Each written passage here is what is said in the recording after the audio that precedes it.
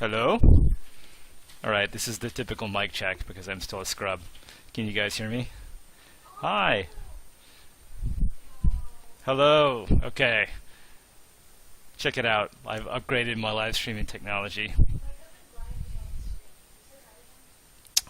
Stephanie, Stephanie's cousin Bryant. Stephanie says hello. Shoutouts to Bryant. And welcome everybody to our last live stream of the Kickstarter. Not our last live stream for sure, but our last live stream of the Kickstarter. This is the countdown stream. We've got 3 hours to go, as you can see from like this little widget up here. I can't do it. I can't use my mouse, but the widget in the upper right, up here, there, that shows the running total and the time left. So basically, this is like 3 hours. 3 hours. Actually, it's more like 2 hours and 55 minutes of kickstarting left. That's all we've got left, and so I'm just here to like hang out with you guys, just to say thanks, because like now we get to make the game, which is super awesome. And I'm gonna share some new stuff with you guys and answer questions, and we'll just like hang out together. We don't have much official planned. Big shout out, definitely to Jeffers for being like kind of the de facto community manager on our forums, which unfortunately are down. And to Steve also for helping out a ton over the course of the Kickstarter with comments. And we actually both made those guys, or we made both those guys mods on the discourse recently, so they'll get to exercise their modly powers when the discourse comes back up. So what's going on with that is we put the discourse, all of our stuff is hosted on EC2. If you don't know what EC2 is, basically it's like virtual hosting, except we own the virtual servers. We don't like, yeah. So Google EC2, it's cool. But we put it in a tiny little virtual server because we figured like we got like 100 visits to our website a day, and then the Kickstarter blew up, and that tiny instance got crushed. So Tony right now is working on moving it to a bigger instance, so we'll be able to handle the load. But until that happens, we're stuck. Yeah, so it'll come back up in a few days, I hope. Someone wanted to say hi to the wombat, so here he is. Let's see. Hi. Wait, there's the wombat. This is kind of our unofficial mascot. He was in the Kickstarter video.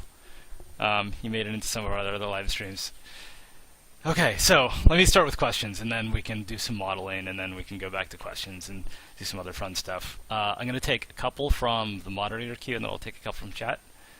Boy, oh boy, oh boy. How are the story modules, scripted encounters, likely to work? Will they trigger at world creation? Will they wait for settlers to stumble on them? What kind of encounters are they likely to be? That's a good question. So I guess there are two kinds of encounters. Story-based encounters. There are kinds that you find and some that come to you. Let's talk about the ones that come to you first, because that's just easier to talk about. So an example of a story-based scripted encounter that comes to you might be goblins who are invading your town, or a particular caravan that comes every season, and depending on how you react to them, they'll do things differently each time they come, or something like that. Let's see, what was the question again? So how do they work? So are they triggered at world creation? No. Generally, the way they work is we have what we call the AIDM, the AI Dungeon Master, which is monitoring the things that you're doing in the game. And based on how you play and what's going on, it'll trigger one of these events. A perfect example is if you start to accumulate some valuable stuff, some resources, and you just leave it lying in a stockpile in the middle of your town and you have no defenses, the AIDM is going to be like, that's a juicy target, and it's going to spawn the Goblin Invasion module, and then it'll trigger it and put the invasion in on your town. And it's not just like we throw enemies at you. That Goblin Invasion is going to have basically a raiding party, and each member of the raiding party is going to have a specific objective. There'll be some goblins whose job it is to like go get the stuff and carry it off.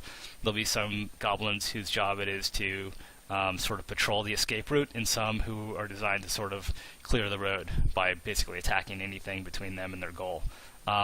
And in the bit of the Kickstarter video where I said that the AIs can coordinate to achieve their goals, that's the kind of thing that we're talking about.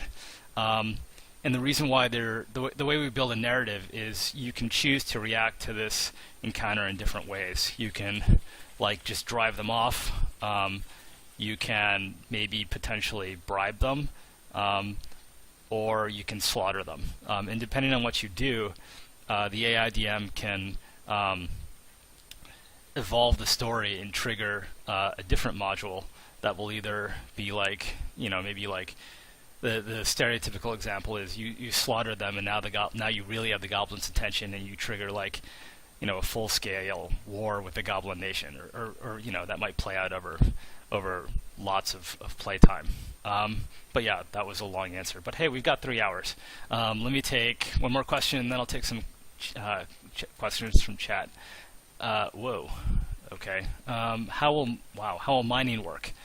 Will you build a mine on the surface that creates resources? Will you have to excavate? How about a mine creates a deep shaft with a lift? Your visuals start creating horizontal shafts. That's an open-ended question. Right, so we're going to have to figure out how to stage this. We know that mining and getting mining-style resources like ore and jewels and things like that, it's a big topic that we can phase in over time. The simplest way you can think about this is there will be surface resource nodes, very similar to the way they work in WoW if you played World of Warcraft, right? Where you just find them and you can mine them, and bam, now you have some ore or silver or stone or something like that. Beyond that, it could get deeper and deeper, pun intended, in the same way that the questioner asks. You can imagine that you have to dig down to get to more precious minerals or more minerals, which means you have to either dig into the face of a mountain or dig a mine shaft and then sort of explore in horizontal shafts to get the minerals.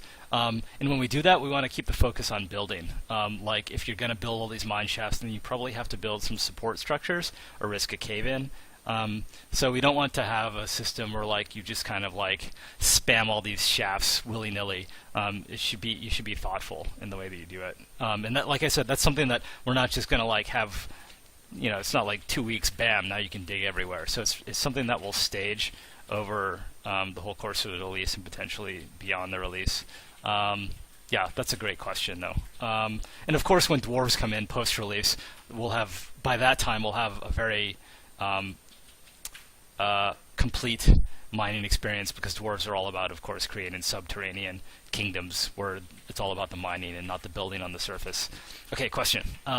Will ores be expendable? Can your mine shafts run dry? All resources are expendable, so including ore. Yes, if resources aren't expendable, then the game breaks down pretty quickly. Question, will there be massive evil armies that appear if you dig too deep? Yeah, digging too deep is always, it's kind of it's a cliche, but it's an awesome cliche.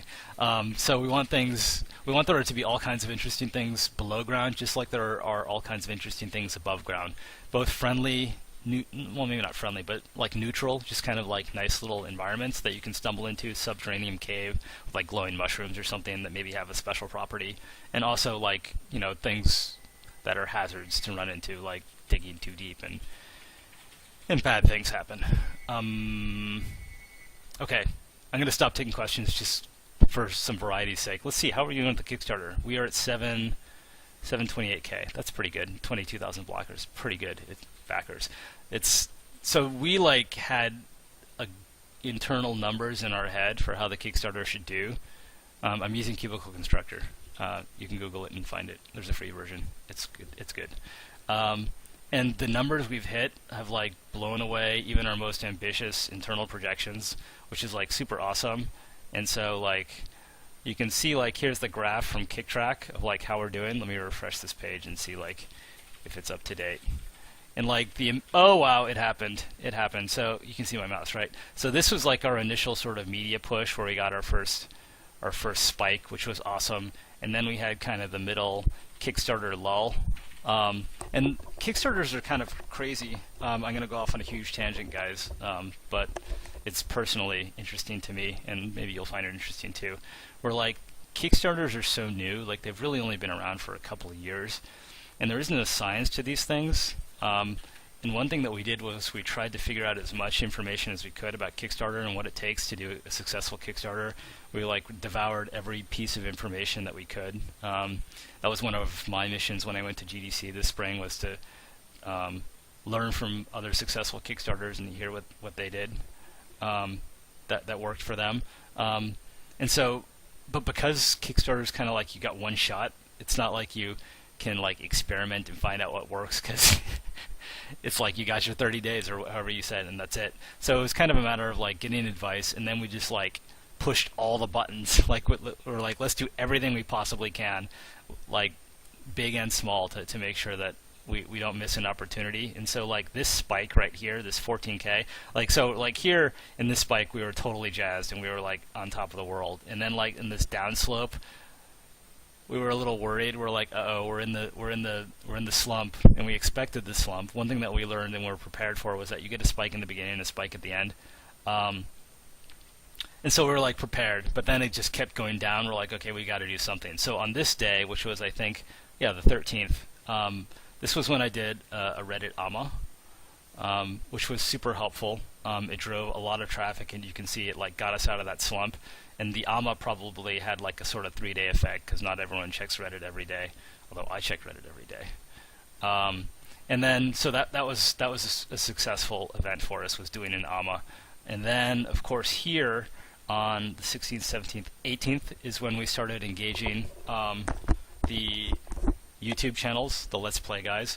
And the only reason we did that was because like so many of you told us we were crazy for not doing it. The pre-alpha that we have, oh yeah, and AMA is Ask Me Anything, where you say, hey, I'm a whatever. In my case it was, hey, I'm a guy who like quit my job to write my dream game, and now 18 months later I have a Kickstarter, ask me anything. And then people ask you questions and you answer them. It's a pretty common Reddit thing. But yeah, back to the Let's Play stuff. We were kind of frankly like nervous, very nervous about releasing that pre-alpha, because it doesn't represent the game. It's really just the top like tip of the iceberg of what we want to do, and we didn't want people to get the wrong idea. But enough of you guys consistently told us that we were freaking crazy for thinking that we just were like, okay, fine, we'll just put it out there. And that's where we got this first jump, where some of the Let's Play guys started playing around with the alpha, and these guys are like the best guys in the world, basically. We sort of sent them this like this tentative email like, hey, if you want to play our game, here it is, here's what it's about. This is in like really early shape, but you know, if you find it interesting, please share it with your viewers. And they totally got it. They totally understood that it was early software, and they were pretty chill about the thing. And they're just all really nice guys, which was really nice to see. And that's where we got this big bump. And then, as a lot of you guys have predicted, this is where, this day, the 24th, is when we got the, I'm going to mispronounce his name, Shin? S-Jin? I think it's like, the S is halfway silent. It's Jin, something like that. Or just Jin. Yogcast play. And he has like more subscribers than God, and gave us a huge bump, which lasted probably like maybe until the end of the Kickstarter. I don't know, but that was a huge. Sejin, thank you. Sorry, Sejin, if you're listening.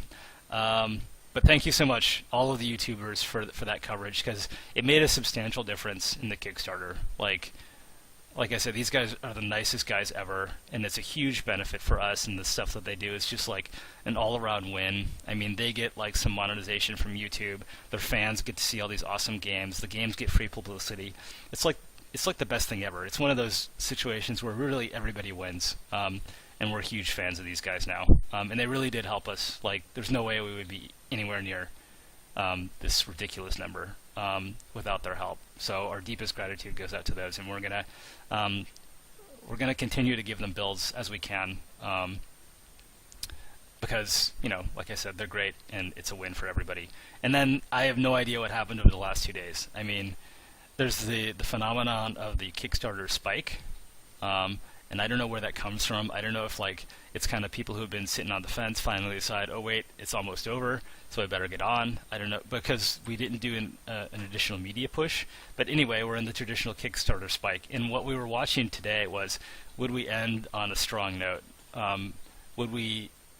Because like yesterday was a ridiculous day. Yesterday was by far our best day of the campaign, and we were like, can we do it again?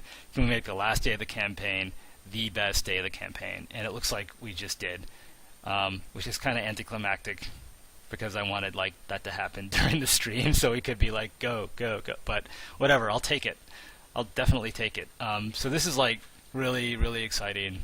And I just noticed that I have like a light thingy on my face, but it'll go away in like a half hour or so. There's a window there. But yeah, so this is a cool chart, and now it's no longer interesting, but maybe we can come back to it throughout the cast. So let's go back to, let's just leave this up, and I can take a couple more questions. If you guys want to see like anything in particular, I've got no strong agenda, and we've got 2 hours and 40 minutes to kill, so just like spam it in all caps or something, and I'll see it, and we can do that. Okay, question. Will there be technology advances, like over time you get better, so you have steampunk airships? No. Well, yes and no. It won't be time-based. Any kind of tech advancement that you have will be because your guys have leveled up. Excuse me, your guys have leveled up. Let me get some juice. Or because you've unlocked new crafters or something like that. So, like airships sound awesome, but it's not the kind of thing that we're gonna have right away. When you introduce air into the mix, it gets complicated. Gameplay. You guys want gameplay? No. The one thing you're not gonna get is gameplay. Maybe you could get gameplay. I don't have a build. Bye. Everybody say bye to Stephanie. She's going home. Oh, everybody say bye to Tony. He's going home. Stephanie's going home soon too, but right now Tony's leaving. Make a build. Sorry, I just heard bye and whatever. Tony's leaving, so that's that. Now there are 2 of us. Yeah, so there will be tech, but tech is going to be like because you leveled up a crafter or because you got some rare resources or something like that. It's not going to be like time unlocked. Oh, should I say that? What was our original predictions of how the Kickstarter would turn out? Why not? I mean, so we thought originally that the Kickstarter was going to get either below $20,000 or around $200,000. Like we literally had been working in a bubble for 18 months. It was like heads down, work on the game. We think it's cool. We show it to some friends, and they say it's cool, but they're our friends. Are they really going to say, hey, that thing you've been working on is really kind of sucky? Probably not, right? So it was like a super tiny bubble, and we didn't know if it was going to be any good or not, if other people would like it too. But we figured if it was going to be successful, we'd probably exceed our goal, but it could have just totally flopped and no one would like it and call us like just, whatever, a clone of pick whatever game you want, and it would just flop. We had no idea if it was going to be a success or not. So, I mean, in the span of like a month, we've gone from, well, this could totally flop and we might have to get jobs again, to like, now we're going to make this game and we're hyped to make it awesome. So it's a life-changing thing, which is pretty awesome. And it's thanks to all of you. Like, literally, it's thanks to all of you. Which is like why I'm happy to do these webcasts. It's the least we can do. And it's good for us because I like talking to you guys. You guys are like, I mean, we're making the game for people, real people to enjoy. So why not talk to the people and ask them what they want? It seems like a no-brainer. So it's awesome. All around. Everybody's happy. Wow. How do I get rid of like these questions on presenter view? I'm confused because I keep going over the same questions again. And I think the check mark is to vote for it. I don't know. I'll just be confused. It's alright. Will there be updates? Yes. We think of this is kind of a catchphrase which I thought that I was clever and invented, but it turns out that it's actually kind of a popular phrase. We think of the game as more like a service, like gaming as a service. It's not a product that you download and then it's done. But as long as people are willing to continue to support the game, mainly monetarily, but also as long as there's a thriving community for it, we're going to keep working on it. So when we release the game in September, that's like 1.0. I hesitate to even call it 1.0. It's just the first release of the game, and then we just keep working on it and we add more stuff, right? And the game keeps evolving. So yeah, there's going to be more content once we finish. And it's not DLC. It's like you're just going to get an update. And hey, guess what? Now there are all these new crafting recipes, or here's a new class, or here's a new gameplay mechanic. Yeah. You want 60-second slow mode? That would be a good idea. How do I turn that on? Slow mode. Hey, look. Oh yeah, slow mode. Slow mode. All right, I think it's slow mode now. Okay. Add fireworks to festivals. How do you know they're not already in there, man? How do you know? They could be. Okay, I'm going to take a couple of moderator questions. What types of landscaping and earth moving will be available? Will we be able to flatten out areas, create hills, plant vegetation? All the above, yes, yes, yes. You can do it. Okay, so think of like the first level of landscaping and earth moving is like kind of real world landscaping and earth moving, where if you have a lot of dedicated people, they can slowly flatten a hill or slowly build up a ramp or something. And that's what your workers will do when they're not like chopping down trees and putting them in stockpiles. So if you want to flatten an area because you want to build like a big castle, you can do that. And then the leveled up version of that is the Geomancer, right? So she is all about she's almost like one of those big like tractor things, like an earth mover, right? But she does it with magic and not with a tractor, right? So she can like raise whole big columns of land, or flatten large columns, or like divide the earth into chasms if you want a moat or something like that. Yeah, and you'll be able to plant vegetables, not vegetables, but vegetables as crops, but also trees and bushes just to be decorative. It's not terraforming lemons. Funny story, like in one of my game dev, so we participate in the game dev Reddit, where we just like talk about what we're doing and post a screenshot Saturday threads. And I described this kind of stuff as terraforming, and someone on Reddit like ripped me a new one, because terraforming is when you take a planet and change the climate planet-wide to make it like more Earth-like, so it's suitable for colonization. And landscaping is where you change the texture of the land. And I was like, really? But now I'm in jest tearing you a new one because it was done to me. Yeah, what Mr. Ellogeyen said. Right. Will there be troop formations, advanced tactical, naval units? TBD. Troop formations are...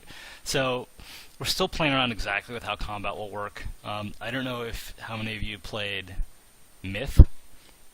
Myth is a tactical game from, I think, the late 90s, which was kind of RTS-y, but it was really all about unit composition, where you'll set up you'd have archers and swordsmen and shield bearers and dwarven mortar units, and it was all about setting up your formations in exactly the right way, and then flanking and things like that. So it wasn't about individual unit control, and maybe combat will work like that. I kind of like the appeal of that, because although I'm a big StarCraft player and I love micro, and really taking super fine-grained control over units, that's not what Stonehearth is about. Stonehearth is more like a relaxed, slower-paced game. But we're still working out exactly how combat will work. But we want it to be more of a strategic thinking and less, frantic micromanagement. Okay. Can you share any thoughts on the new Dwarves faction? Will they start underground? How will they get wood? Will they start with the stonemason, etc.? These are all good questions. And of course, we only came up with the idea of maybe putting dwarves in the game 2 days ago or something, so we don't know. But the point of the dwarves is that they will, they're at home underground, and they're at home carving deep underground fortresses. So that's going to be like the grease path. And it'll probably be more extreme than them starting with a mason. You know, like carving stone and carving tunnels and crafting things out of stone for wolves, or for dwarves, not wolves, is almost like as natural as humans, like just like chopping down trees, right? So maybe every dwarven worker can carve things out of stone, so they don't even have a mason, like they're intrinsically all masons or something like that. But yeah, the idea is that maybe they won't start underground, because then we have to, like, they start off in a cave, and that's kind of weird and sinister, right? Maybe they start above ground, but the idea is that we direct you into the ground as soon as possible, and all of their, not all of their abilities, but they'll have unique abilities that makes it much, much easier to build an underground fortress. Does the pet puppy plus kitten do anything? Or are they there just to look cute and adorable? They're there for looks, just to look cute and adorable. If they did something, I've talked about this before, we would have to, then you as Kickstarters would have a permanent advantage over non-Kickstarters, and that's kind of pay to win, which is not cool in my book. And we'd have to balance the game around. Sometimes you have these exclusive benefits, and sometimes you don't, and that's just a tricky proposition. So they're just for fun. They just look cute. Will it be easier to model swords and other equipment integrated into the game than NPCs? Yes. The easiest thing to do, well, not the easiest, but it is easier to mod a sword into the game than, well, it depends. It depends. So let's look at, like, from easy to complex, and I can, like, actually use this cubicle thing. Oh, wait, let me switch the camera. All right, so let me, like, so say you wanted to mod a sword. Let me, like, copy this sword and make a new file. So here are, like, the rough steps that you go through to mod a sword. You'd, like, start cubicle or whatever voxel editor we ship with. That's kind of an open issue. Cubicle is awesome, though. For sure, you're going to be able to do stuff with cubicle, and then it's just a matter of what other options can we give you, and because cubicle's not free. But we're working on that. We're going to try to do something. And you have to, like, you know, you'll have to, like, put the sword in the right orientation so someone can hold it, right? And then you'll have to, like, name it something. Like, I'm going to name this guy, like, you know, this is so funny because it's, like, half real and half fake. But, like, you have to give it, like, you have to say what bone it attaches to, so it attaches to the main hand bone, right? And then, bam, you're done. Well, you're not totally done, but, like, you save this thing as, like, my awesome sword with a gold hilt. And then you will make a little file that says, here's where to find the model, here are the stats of the sword, here's what it's called, and then that, you put that, like, in a folder, and that's a mod. You're done. Oh, okay. You're also going to have to, like, probably make, like, another file that describes how to make it. Like, this sword requires, like, whatever, some iron, some gold, and some leather. Okay? So it's 2 text files, and we'll probably have a tool that helps you make those text files. We don't have them yet, but we'll have them eventually. So you make those couple of files, you make the model, and that's it. You have a mod, right? And then you shove that into the game, and then bam, your blacksmith can make your sword. That's pretty simple. If you want to make, like, an NPC, like, it gets more complicated depending on how rich you want to get. Like, we can open up, like, this guy. So this is the person model, right? If you want, like, a person, just a normal person, and you want to, like, attach some dialogue to him and some story elements and some AI, that's getting more complicated because now you have to write Lua script to control his AI and trigger when he's going to speak his dialogue or whatever else. So you're going to have to know some scripting, and it's just a bigger, heavier weight task. Now, it's definitely possible. The modding framework is incredibly powerful because we use the modding framework to build the game. There's no difference from the tools that you get as a modder and the tools we build to make the game. But some things will be more challenging than others, for sure. And we'll improve the tools over time. The tools, when we release, may not be awesome because we have to make the game first. But yeah, making things easy for people who aren't sophisticated scripters is something that's important to us. The first priority is to make the game, but tools are important too. Okay, a couple more moderator questions because this queue is awesome. Oh wait, where are we? We're at 7:29.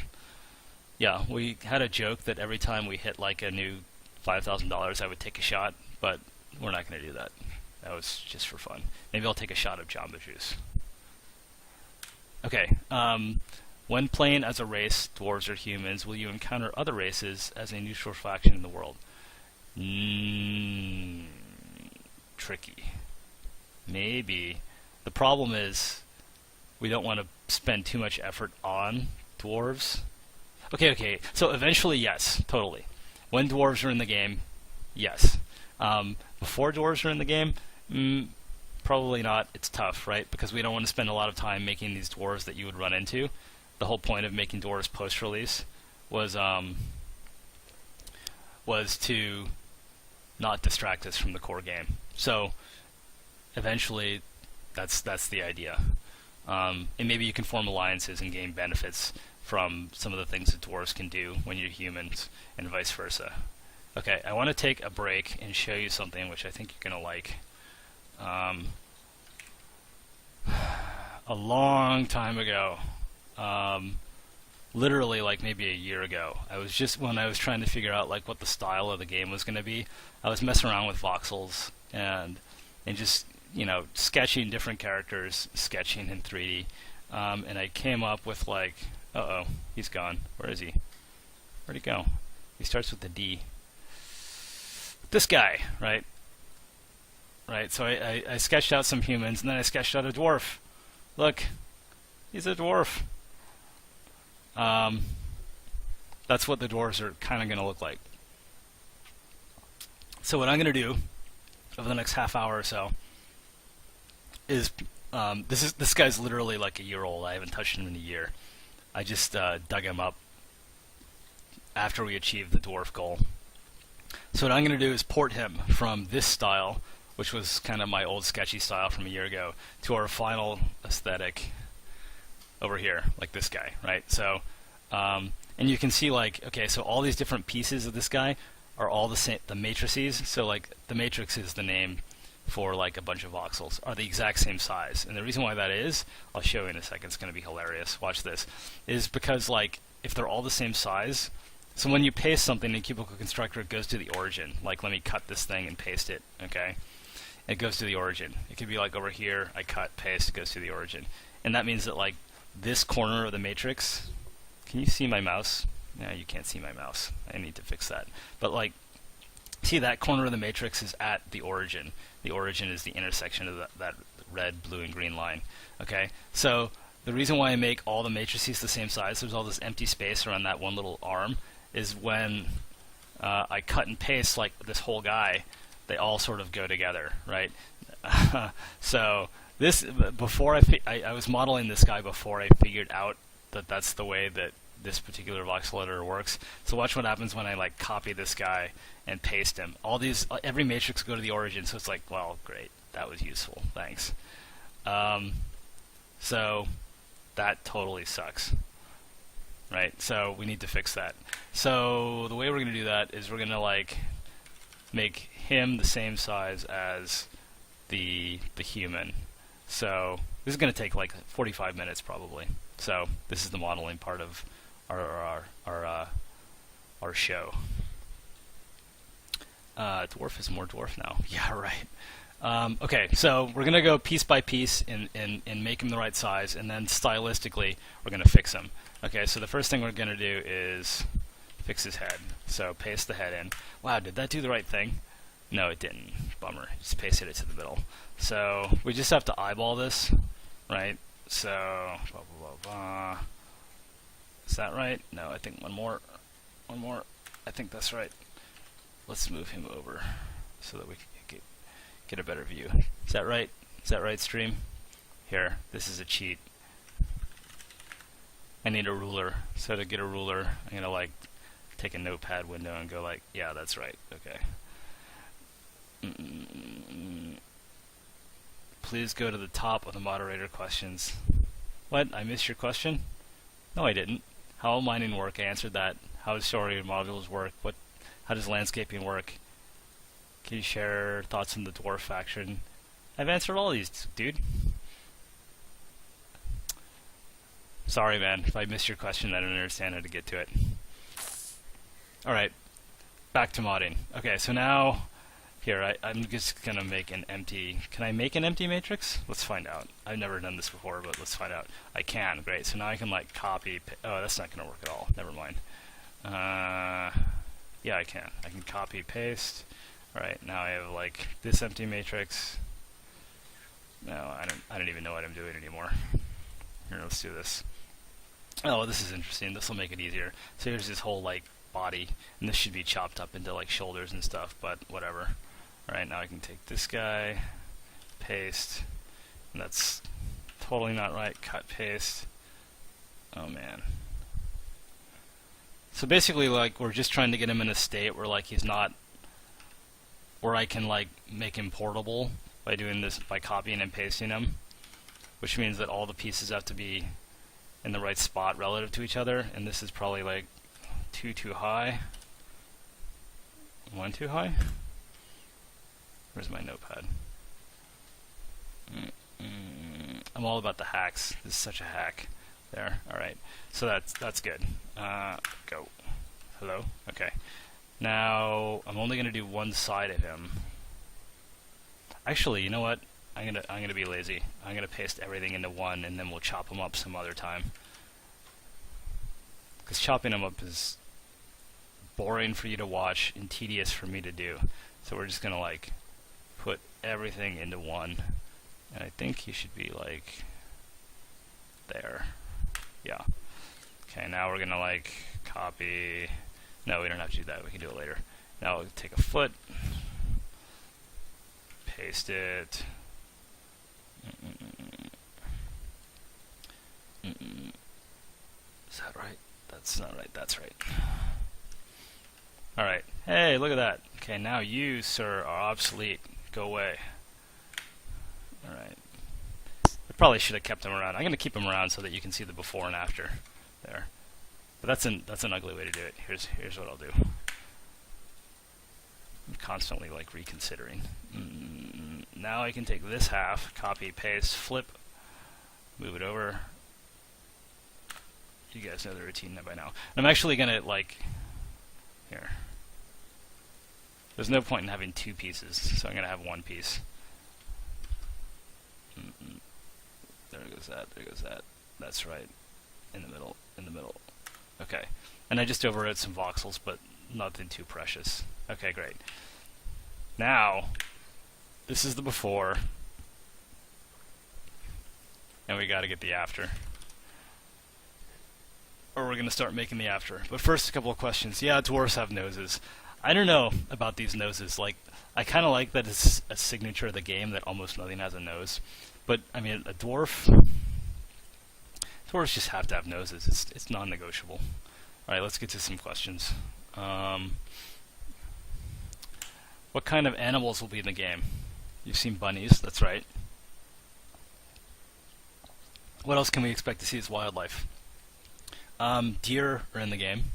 You can expect, deer, things like deer, wolves, bears, and then some more exotic things, like, maybe like slimes, oozes. Yeah. Actually, the whole point of the big game hunter profession or class, if you looked very closely, you can see the big game hunter profession in our Kickstarter page in the tech tree that we show. The whole point of that guy is that he is the hunter of exotic beasts, like maybe like,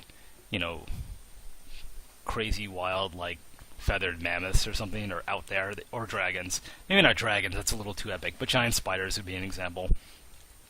And he's almost like a safari type hunter who goes and like hunts this stuff down, and he's got special skills to like down these huge epic beasts. Bye, Stephanie. Everybody say bye to Stephanie. Bye. It's just you and me now. But anyway, the big game hunter will like down this stuff, and then he can like harvest their corpses for like epic crafting materials, like, wow, everybody's saying bye. That's very nice. And you guys are like on slow mode, so you're wasting your 60 seconds to say bye. Not wasting, but consuming your 60 seconds. So that was very nice. So yeah, you can imagine like he can take like horns and bones and hides of these huge epic beasts and use them for crafting materials that like your other crafters can make like epic gear or something, which is totally non-PC, but it's fun. So whatever. All right, let's work on this guy. So we're sort of porting him to our updated graphical style, and so the trademark is that we have these blacked out eyes. So that's a no-brainer, right? Maybe those are too big. They're probably too big. Right, no-brainer there. And he's got like, I don't like what I've done with like, there's too much going on here. First of all, the lighting doesn't even make sense. Like if the light was from above, which is generally the way I like to bake in any lighting, it would be kind of like this. And I don't like, that might not be too bad, but it's probably a little there. Let's like do that. No, I was right the first time. And maybe like this is like kind of a stud or an emblem, so maybe I should stick out some and take advantage of the fact that we have depth, right? That's maybe a little too epic, but it might be cool. Are dragons going to be part of the game? Well, it wouldn't be a fantasy game without dragons. So for sure dragons will be part of the game. And in terms of dragons, at least this is my personal opinion, it could change. My personal opinion on dragons is that if there's a dragon, you've got a big problem. Like, think of dragons in terms of like Smog, right? Where it's not like, oh, here's a dragon, let's send off our archers and it'll be no problem. Like, we almost consider, like, the way we've talked about dragons is that they're almost certain to be game-ending events. And we like to think a lot about game-ending events because they're usually hilariously fun. Like, like a plague could be not literally game-ending, but like if you mess up, it's going to end your game in like a fabulous, epic way. Like the zombie apocalypse is one that we've talked about a lot. Or potentially, some incredible plague that hits your town because you just haven't cared about sanitation or whatever else, and it starts off small, and then you're like, whatever, it's just a couple of sick people, they can take care of themselves, and then it just gets completely out of control, and like people are like, whatever, vomiting and dying in the streets, and it's out of control, and that's a potentially game-ending event. And a dragon is definitely potentially a big game-ending event. So if there are dragons, and we would like there to be, they're going to be like serious business. It's not just going to be another thing for you to kill. It's like Cthulhu level disaster. You guys are saying that he deserves a beard. I agree he deserves a beard, but I was like lazy when I was trying to figure out like this basic stuff, like what do characters look like, and I didn't bother to model the back of his helmet. And now, whoops, my OCD is kicking in. So let's fix that. And I'm trying to be less lazy and actually model like characters in the round, because it's tempting to just model like just the front, and then like you import him and put him in the game, and then he turns around and it's like, oh my god, he looks so bad, and then you feel bad. So I just want to like try to increasingly get things right the first time. And I don't like this helmet, the color, it's a little too green, but we'll fix that later. Okay, but anyway, there, now he has a proper helmet. Alright, beard. He does need a more epic beard. I really like, in fact, I'm just going to cheat a little bit. Not cheat, but take advantage of the good decisions we've already made. And grab the Magma Smith. Just his head. Okay. What are we at? Hey, 7:31. So we passed 7:30, so take a shot of Jamba Juice. Braids in his beard would be epic. That's going to be hard. We'll give it a shot. Alright, so I'm just like, I brought in the Magma Smith just to like look at some of the cues. Like, I like the way the highlighting in the beard works, so I'm going to try to ape it. But I'm not going to use the palette. I like this sort of darker rust beard that he has. Alright, his beard needs to be more epic. That's tough, because the size right now is probably about right. I mean, the longer it gets, the weirder it's going to be when it animates. Like, do you want a beard down to his belt buckle? I don't like that because then you can't see his gear. But we will try to make it more epic by adding some highlights, because I definitely think that it is definitely boring for sure right now. So let's try to like give it some character. Right? Is that too light? It's probably too light, but let's just see where this takes us. Right? So let's like, I don't know. That's probably a bad decision. Maybe they should go like, yeah, kind of in here. Yeah. Or maybe like, yeah. Like, I really like the guy that Tony calls young Sean Connery, our blonde guy with the beard, because he's got like kind of salt and pepper at his temples. So let's ape that. And I don't have a beard. Anyone have a beard? Let's Google beard. Because like, does a beard go like back up behind your ear? Like, this is definitely wrong. It definitely doesn't go even with your ear, and his ear should be bigger. I think this beard should go like behind his ear. I'm just gonna make an executive decision and say that's the way it's gonna go. In front of the ear, really? All right, fine. So in other words, that should go like that, and this should go like this. You're right. You're totally right. At least I think you're right. It looks right, and if it's wrong, we'll fix it later. Whoops. Alright, so that's better. And you can see I'm baking in some shadows in here. I don't know how that's going to work out, but for now it's what I'm doing. Yeah, I like this. And I like being able to put like kind of a crisp edge around this edge of the beard to make it sort of pop. Because right now it's not really super clear where his beard ends. Well, that didn't work out. Where his beard ends and where his sort of body begins. Whoa, wrong way. I wanted darker, not lighter.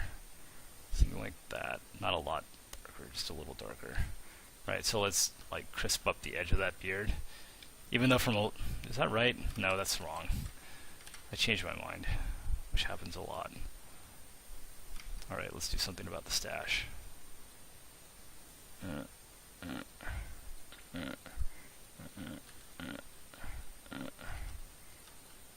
Alright, something like that might work. Let's do that. This bit of shadow is sort of stupid. That's not bad. And his nose should maybe like be a little more jolly. Not jolly, but like, well, you know, he's a dwarf, so he's probably tipsy 24/7. So, ooh, hey, happy accident. You like that? Colored cheeks? I don't know if I like that. That might be over the top. And then we can just like touch his nose like that or something there, like that. That gives him a little more character. Like, already you can see like he's starting to fit in compared to our human dude. So here's the human, there's the dwarf, and these two guys look like they come from the same universe as opposed to that, just with some pretty minor changes. And I probably overdid this. Like, I'd rather like have this highlight kind of follow the contour of his beard to kind of give you a hint of what's going on there. And I think I fell into the trap of constantly looking at the front view. Makes more sense, or it's always, you always have to consider how something looks like in the round, in full 3D, because of course that's the way that the player is going to look at it, not just from the front, right? So maybe something like that. Okay, sorry, questions. He should look angrier. Well, okay, so that's a good point. So like you see these eyebrows, like here, that eyebrow and the other side, that will be split out into a separate piece, and then I'll be able to animate them. So I'll be able to angle them down so that it looks a little angrier. So I talked about that in one of my other modeling sessions. Sometimes the model, as you model it, is not as expressive in Epic as the model will look in game, because you necessarily have to model things sometimes in a way that is boring. Like, because I want these eyebrows to be straight. Like, I could do this, right? I could make him look angrier by doing this, right? There, now he's angrier. But now I've like baked in these sort of stair-steppy eyebrows into the model, which sucks. I don't want those. I want them to be straight, right? So instead I'll model them straight and animate them to angle down and give them kind of that attitude. Someone tell Roshman what program I'm using. Oh, save. That's a good idea. Anybody know? What program am I using? Yes, thank you. The program is called Cubicle Constructor.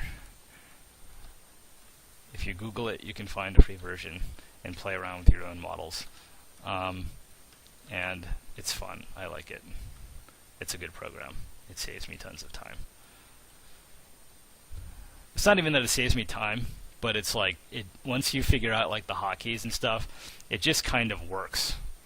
It's like it's really easy to get into like a state of flow where like I couldn't even tell you most of the hotkeys, but I've got them baked into my muscle memory, and it's just like I can focus just on, you know, sculpting. I don't even know if this is sculpting or sure it is. Let's not be.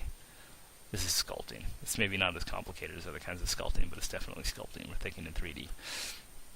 All right, so yeah, he's already looking better.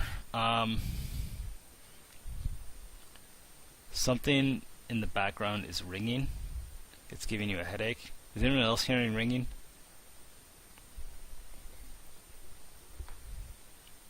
Oh, I bet I know what it is.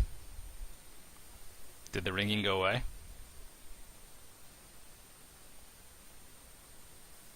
It's gone.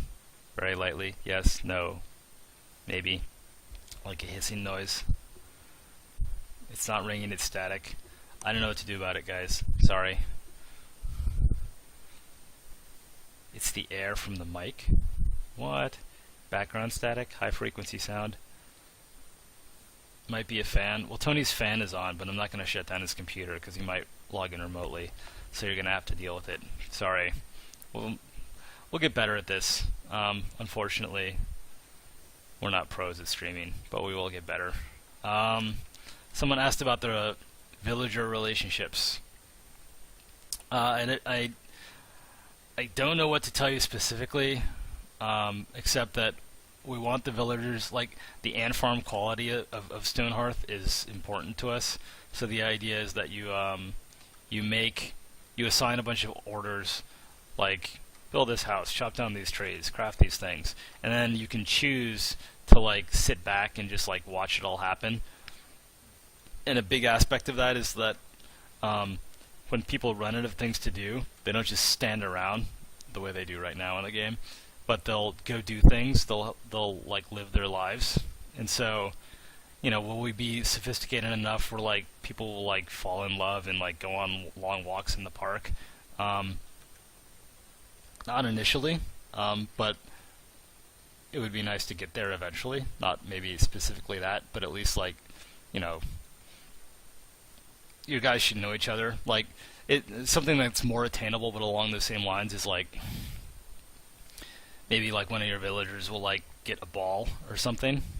What am I going to do at 1K viewers? I don't know. Take a shot. At 1K viewers, I will show you guys something that you haven't seen before. How about that? Yeah. So like, you know, like maybe like there should be interactions. Like if two villagers have like share the same home because you put 2 beds in the house and they just decide that that's their house, then maybe like they should, like in their leisure time, they should like hang out together or something. That's something that's pretty straightforward to do, and that we would like to do. So yeah, I mean, we don't want these guys. These guys aren't robots, right? We want them to seem like real people. Okay, so quick question: you guys get to determine the fate of this dwarf and define at least one tiny bit of the initial dwarven culture. This guy is all in brown, which is boring. So I'm going to give him kind of like an undercoat and maybe like a leather plate on top of that. What color is the undercoat? He's not going to have goggles. Give me a color. Not red. Not purple. Green, blue and gold, blue, purple. I like how I said give me a color and then I shot down the first 2 suggestions. Shed color. Lots of people say blue. There's some gold. I like the idea of gold because there really isn't much gold. And if you think about these guys, like they're gonna be in like kind of brown and gray and maybe like kind of a cobalt bluish kind of environment a lot. So a complement of that would be a gold. Maybe not brown, but complement to that gray-blue tone would be gold. Let's try gold, and then if it's bad, we're going to back up to blue. And as I said before, like I don't like playing around up here and over here in the color square, whatever it's called. I really like to push my colors to be a little less saturated, just because it's just a more subtle look that I personally like. Sapphire blue. Nope. We're going to go gold, guys. Gold 1. And if gold is bad, wow, what happened to my color? I must have hit cancel. That's too bad. I like that one. We're going gold. If gold is bad, the backup is blue.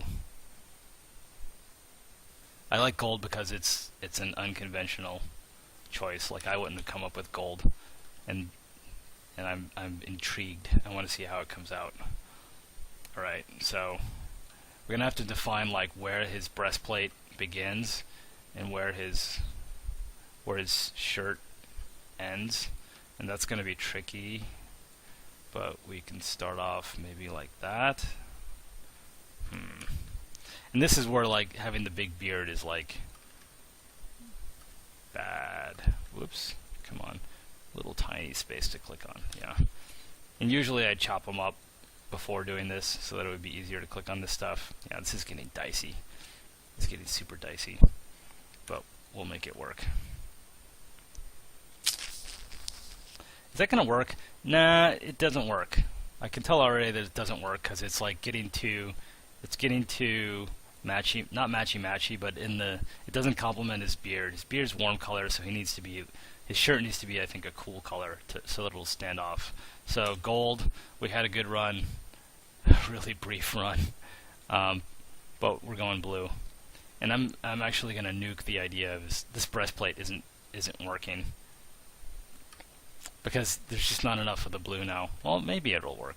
We're gonna go for like, he's gonna be like a worker class dude, so he doesn't have armor. So we're gonna try to put these back. We're gonna try to give his shirt some texture, so it's not just like a big blue mass, or a light blue mass. In fact, if it has texture, it should go the other way. Is that a good idea? It's not a horrible idea. We're gonna do something else. We're gonna undo all this. Uh-oh, I can't undo everything. I can undo almost everything. And we're gonna make... Whoops. Oh, come on. Don't do it to me, Cubicle. Sometimes Cubicle loses its mind and stops accepting keystrokes, and I can't undo that. Okay, there. It's back. We're gonna put the blue there. Let's see. So we're gonna keep this idea of like his leather armor, but we're gonna give him kind of a... And I'm not gonna bother with the other side. Well, I will, just because it's bothering me. We're gonna give him like this blue kind of... Whoops. This blue undershirt, which will show mainly on his sleeves, which is a trick I've used before and it's worked out. No. So we're gonna go back to that old standby. And then one thing I've learned is that, look at this guy's arms. I mean, his arms go all the way down to, or his fingertips go down to his feet, which is crazy anatomically, but it works because he's disproportionately head and hands, and those are kind of the most expressive parts of your body, if you think about it. You know, when people talk with their hands like this, it's like the face and the hands.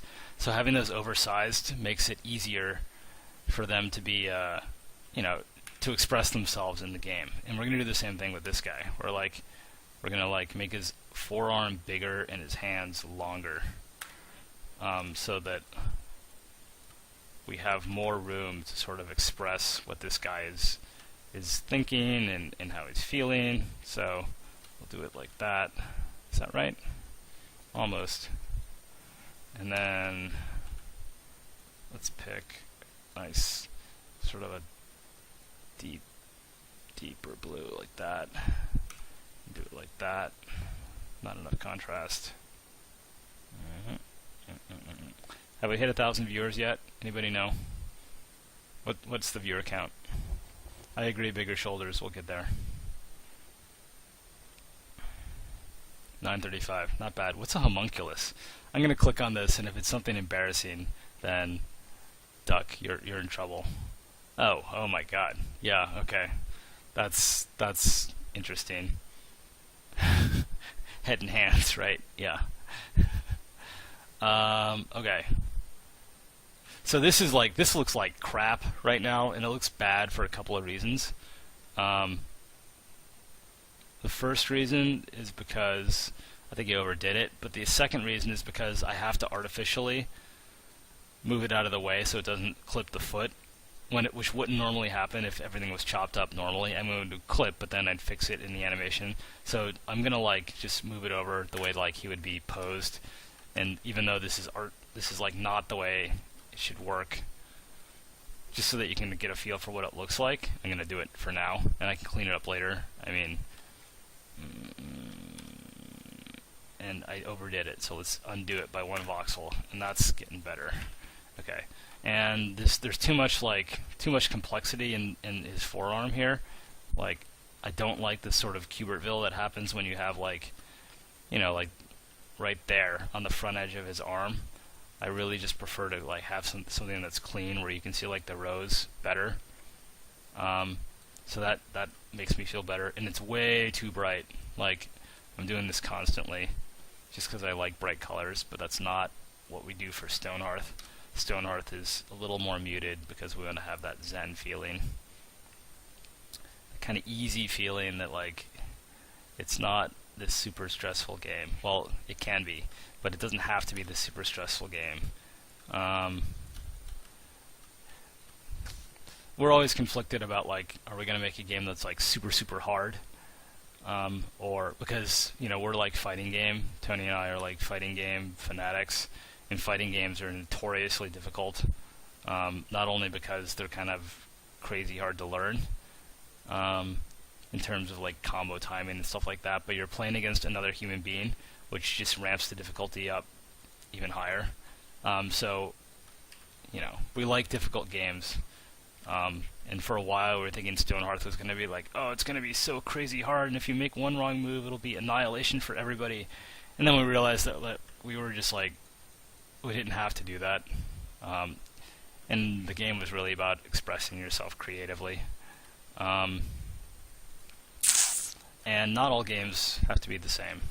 And in a game that's about creativity, if you're constantly under threat of annihilation, constantly from the word go, it's more about fear than being creative.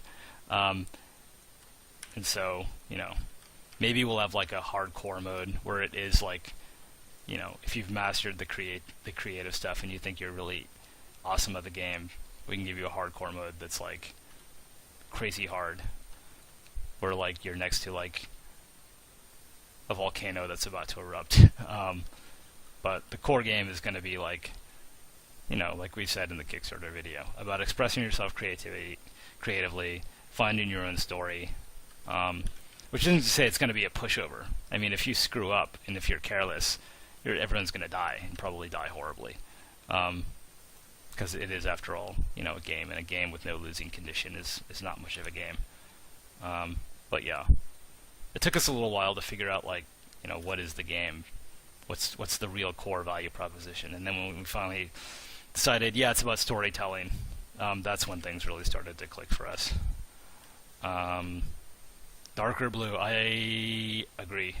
This is way too cheery. Maybe his sleeve or his shirt started off that color blue, and then after 100 years in the mines or whatever, not the mines, but just underground, it's impossible to keep anything that clean. So that was a good call. I like that much better. Okay. And then I don't like what's going on with the feet. Someone on Steam is saying hello.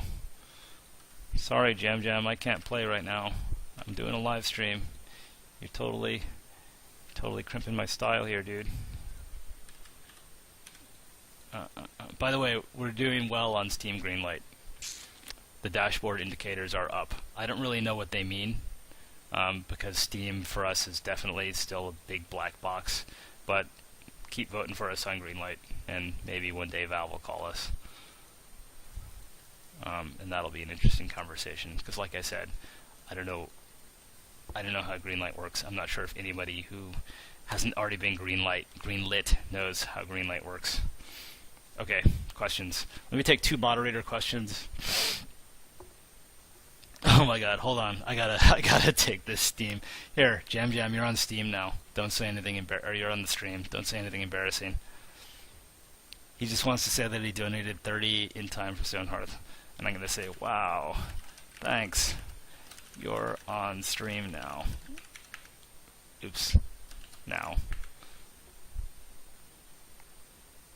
Wow, maybe this was a bad idea. Maybe Jam's about to get 1,000 friend requests.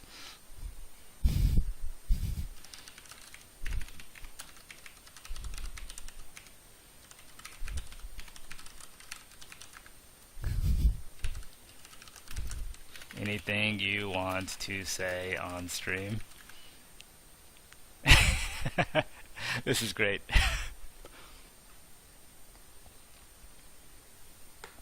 Can you guys see what he's typing?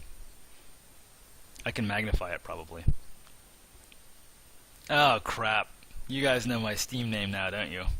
Do you? Yeah, you do. Well, you know what? The joke's on you because I barely play on Steam. I don't have time to play a whole lot of games since starting Stonehearth.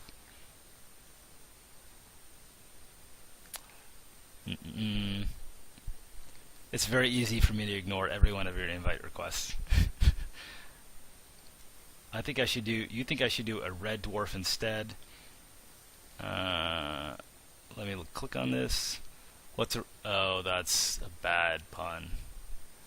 That's so bad. I'm not even gonna put that on the stream. Nice try though. Jam, what's up, man? Type something. The people are waiting. Yeah, and here come the invites. You guys suck. I'm gonna have to close Steam. I'm getting all these pop-ups. Oh yeah.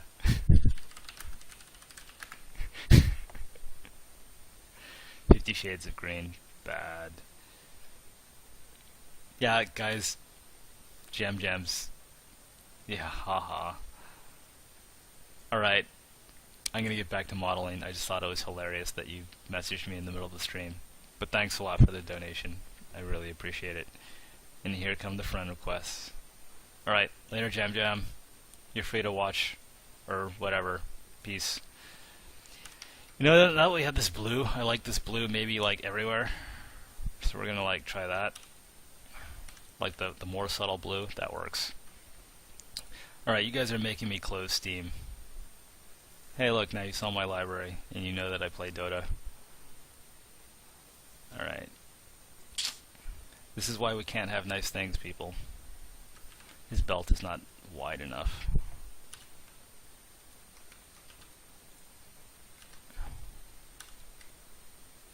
I'm such an internet scrub, I should have known that was a fail move. But maybe now I'll make lots of new friends. And we can like form a Stonehearth Dota team. That's not a bad idea. That is not a bad idea. Alright, sorry, questions. I got sidetracked there. Alright, hold on, I'm gonna flip because I want to look at this guy. I'm not really digging this palette right now, to be honest. I think it's probably like maybe like a 7 out of 10, but it's an improvement, and we'll keep tweaking it until we get there. Like this guy is like, holy cow, he's just a massive brown, and this guy already has a lot more personality. There's probably too much going on with the beard. I think I have a stray dark pixel here, and I'm not really feeling that.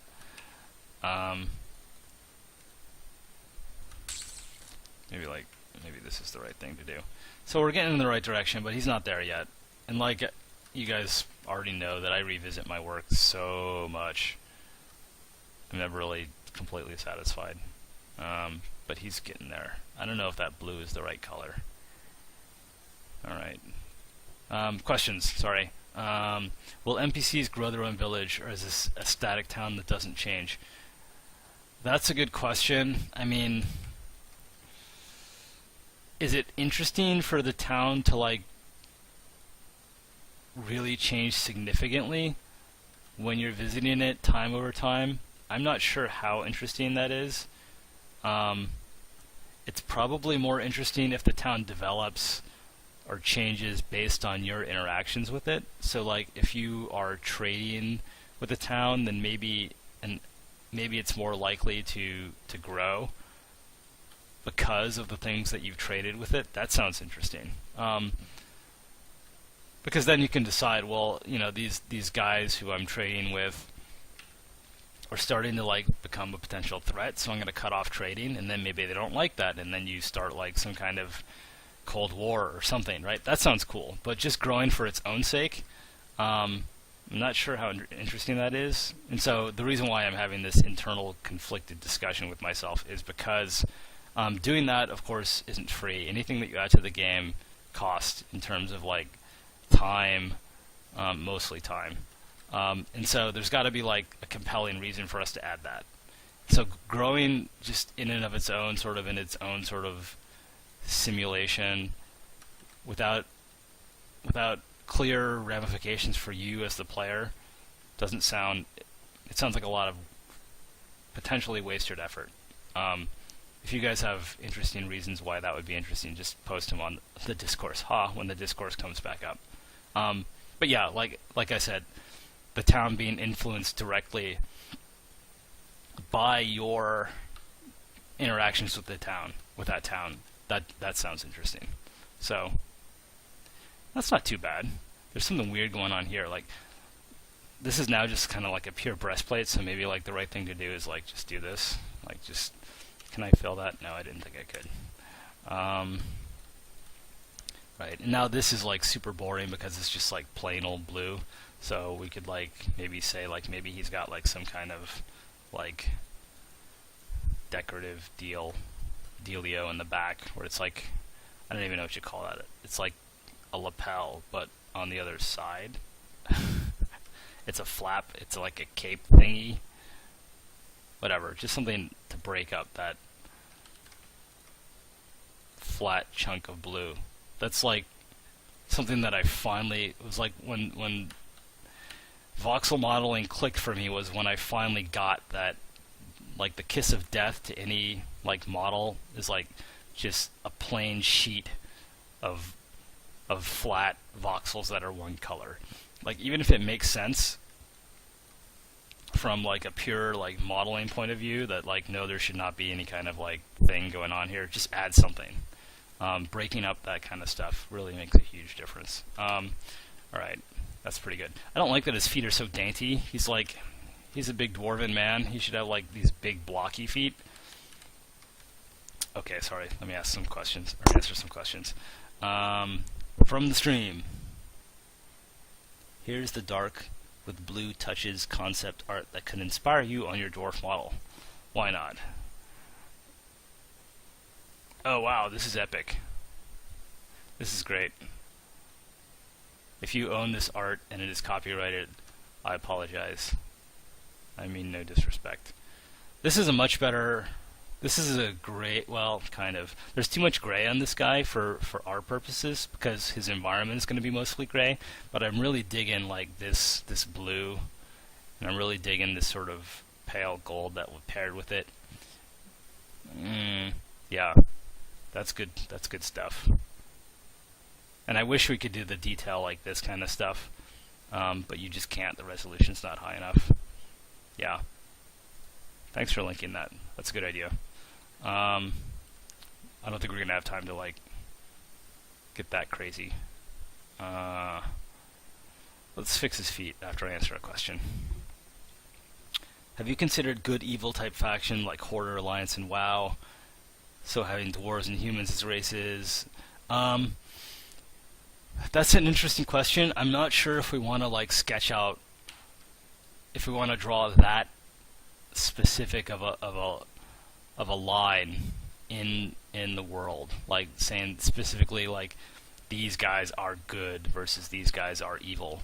Like Blizzard started off that way with Warcraft, and then they kind of backpedaled. Like where in Warcraft 2 and definitely Warcraft 1, the Horde was like evil. They were bad, straight up, right? And then in World of Warcraft, the Horde was like, they moved from being pure evil to more like just kind of like chaotic, right? Where it wasn't clear if they were good or evil, but it was more like they were just embroiled in this conflict with the Alliance. Why did I even go into that? Just because I'm a WoW nut. But for Stonehearth, the idea is that like you can kind of determine your own fate. Wow, this is not happening here. Maybe that'll fix it.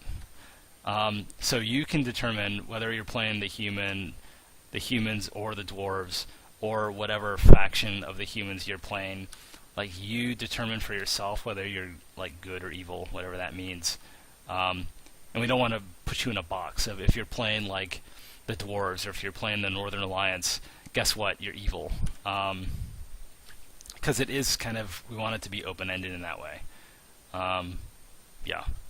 Now maybe like as the game goes on, we can develop races or factions that are just like pure evil, just for fun, for variety's sake. If you want to do that, like forever, for literally like, well, actually every single game that Tony and I have thought about ever since like high school, we've always had this idea of like, you're like, well, what if you could play as like an evil necromancer, right? So in Stonehearth right now, that's horrible. You start off with like 5 guys or 7 guys, and it's like you implicitly are guiding like a civilization, right? So the variant that we've always thought about when we were designing like RTSs as kids, or whatever else, was, okay, what if like there was a faction or a race that was just like one guy and he's like an evil necromancer, but he's like super powerful, and you like summon like skeletons and all this other stuff, and you're just about doing like badass evil stuff, kind of like Dungeon Keeper, I guess. So that's something that we could potentially add, right? Where just for fun, here's a faction that is just from the outside bad. But if we did that, we would like really reinforce the badness of it. Like you would just be doing evil stuff all the time, and the game would be like almost like, how much bad stuff can you do? Yeah.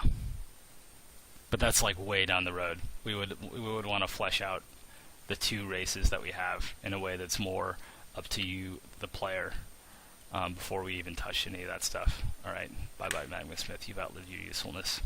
What are we at? 7:34. That's fantastic. With 2 hours to go? An hour and a half to go. Wow. Okay.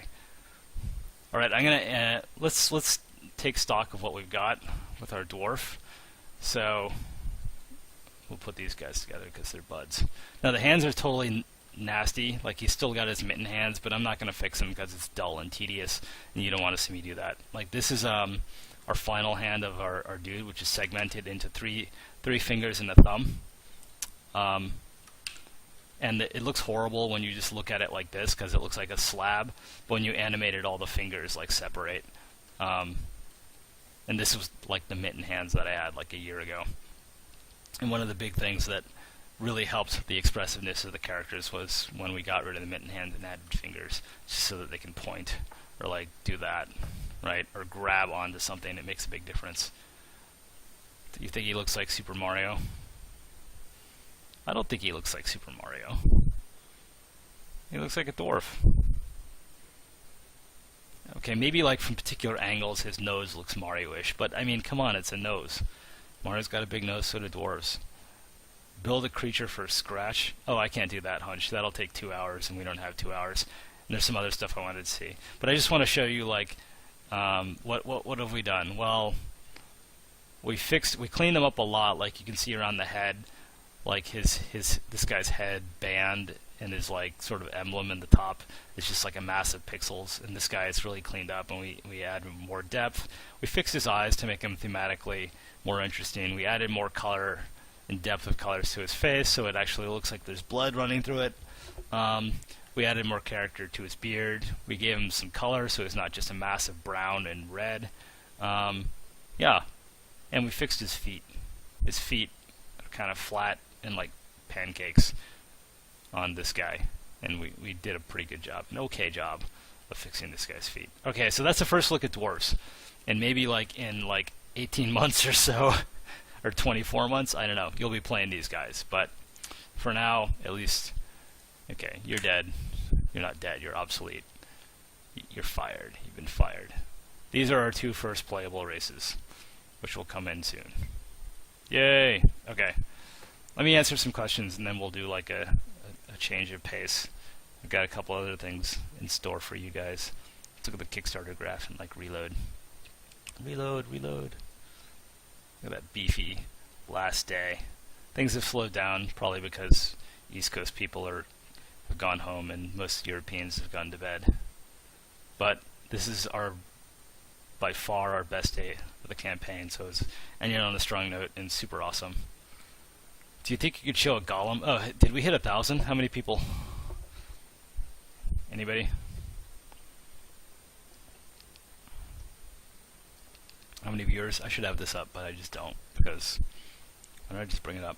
966. Not good enough. Someone connect 30 clients just to get us over it. Way to go, Toshin. Wait, 44 hours ahead of... That's a joke. Oh, 4. Good job, Toshin. Way to stay up. Okay, a couple of questions. Wow, that was disgusting. Are you guys considering doing elves as a playable race? Yes. That would be awesome. We have all kinds of ideas for elves. Like, I mean, one crazy idea we had for elves is, what if they were more like a classic wood elf, where like they lived in trees, and so you were like building like tree houses, but not like out of wood. You were like morphing the trees and causing them to grow in different directions, and like the rooms of your houses would be like from tree branches and stuff, or whatever. That's just my crazy idea. But elves would be awesome. Or we could take them in a totally different direction. Was I a D&D player? I played a lot of D&D in elementary school and middle school and a little bit in high school. And then I moved on to some of the Palladium RPGs like Robotech and TMNT, and I think City of Heroes was the other one. And then when I hit college, I kind of stopped and moved on to computer games. So that's where I really got into RTSs and stuff like that. But yeah, I played a lot of D&D as a kid. And just like I said in the Kickstarter video, we started off with like... I started off first edition just because I'm that old, right? And we bought like, 4 or 5 modules and played through them again. And they were like, well, we can write our own modules. And so we just went nuts with like, writing our own modules and playing them.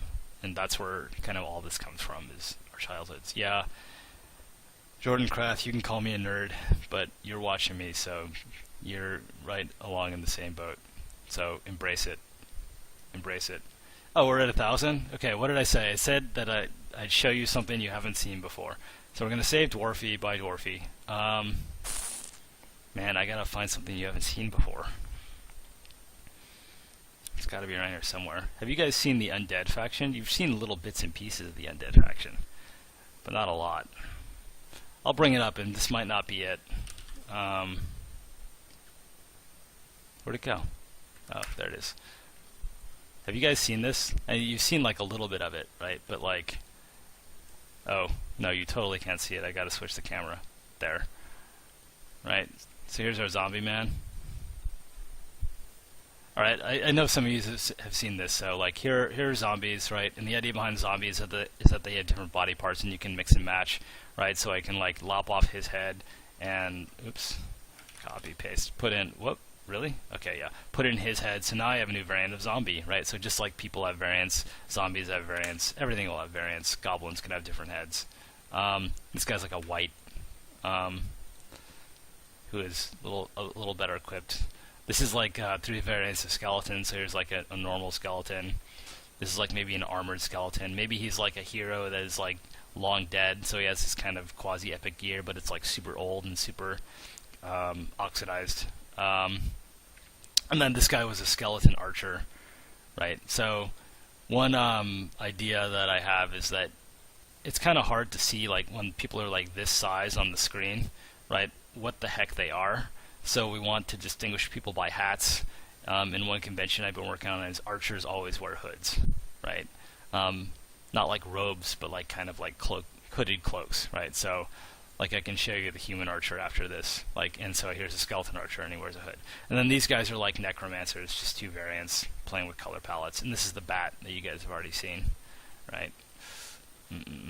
So that's the undead faction, at least the beginnings of it. And they're not like a formal faction, but I'm using faction, overlating the term faction to just mean like a group of related monsters that you would normally see together. Let's see, I have something specific that I want to show you, but it might take a little while for me to find it. It might be in my old stuff. Oh, here's the very first version of like our guy that I made, like ever.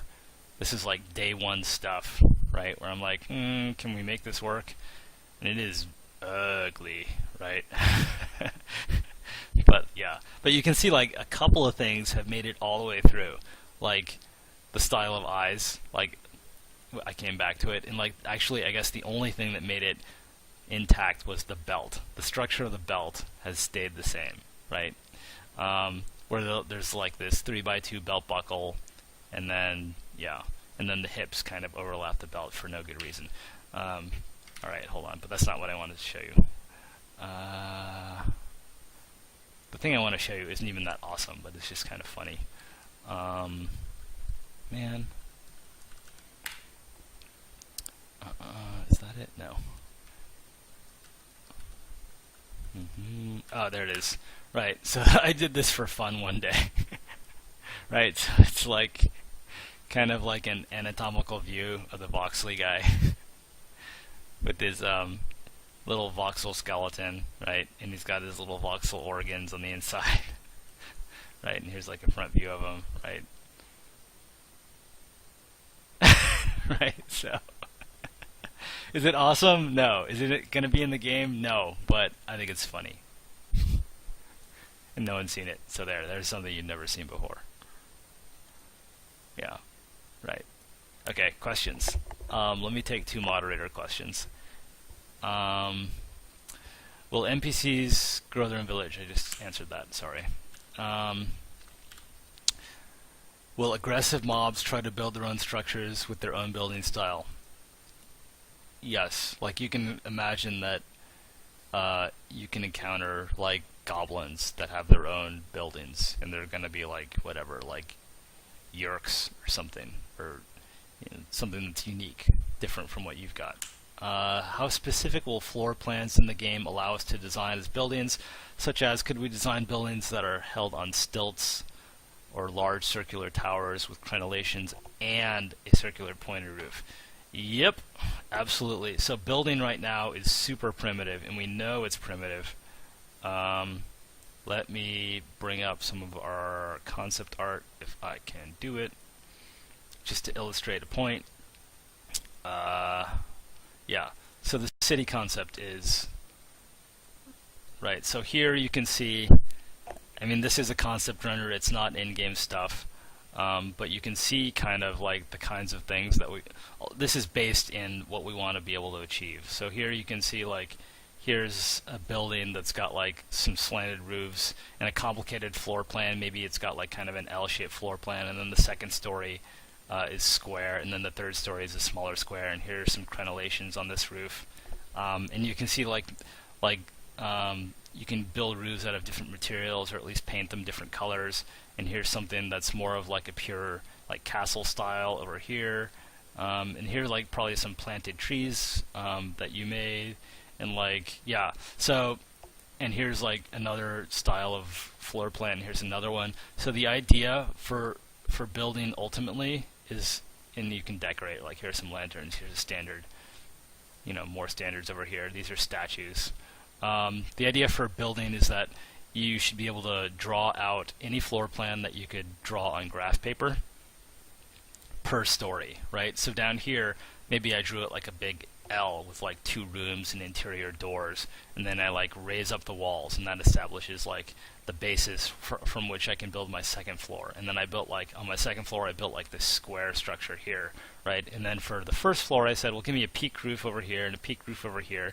For the second floor I said, well, give me a crenellated roof, and that established a third floor. And then on the third floor I drew a smaller floor plan and said, give me a peaked roof, right? And then I carved out some windows, and I said, give me a gate over here, and put some lanterns on the side, and put, you know, a standard with my guild emblem or whatever over here. And you can see like there's a lot of detail here. Right now we're really getting into it. Here's like kind of a mage guy, and here's like a weapon stand, and here's a crate for storing stuff. So building right now is super, super primitive. It's only like the tip of the iceberg of what we want people to have. Golems, of course, we've already announced golems kind of in the Geomancer will be able to make golems who kind of replace your workers. You can imagine they're workers who are charged by like some kind of resource or some kind of magic instead of being charged by food that they have to eat every day. Okay, another question. Fish people, I don't know. Anything related to water is like down the road. Water is a whole separate subject. We will have water in the game, but it's very tricky for a lot of reasons. Sort of a 3D simulation of water that's fast and efficient and doesn't melt your computer is tricky. So it's something that we will get to, but it's further down the road.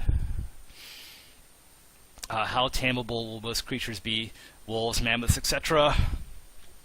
The idea behind the animal trainer and the shepherd are both around domestication of animals. The shepherd is more like not harvesting, but collecting things like sheep and cows and mammoths for like materials, like you shear them and get wool or something that you can use for crafting. And then the idea behind the animal trainer is that you do the same thing, but you not for resources but for utility. So you train them either to be like beasts of burden, or you train them for combat or something like that. Yeah, so there'll be forms of training animals in at least 2 ways. How much time do you have? An hour and a half. Okay, so we're like halftime. It's halftime. So I am going to get a drink of water, and then I will be back in like 30 seconds. Flying mounts, no, not initially. Flying is like a whole other ball of wax that we will not do for the first release. But flying mounts, airships, flying structures, it all sounds awesome. But not for the first release. We're definitely pushing the limits of what we can do in the first release, so we don't even want to open that Pandora's box. But I need a drink of water, so I'll be right back, guys. Let's play some music. Let's play another. Actually, let's just play another music tune by Raj. Raj is an awesome composer who's building like all kinds of like fan music. Is that the right way to put it? For Stonehearth, just on his own. And they're really cool. So here's another one of his tunes. Let's see if I can do this. No, you can't hear it yet. How about now? There we go. Alright, thanks Raj. I'll be back in a bit.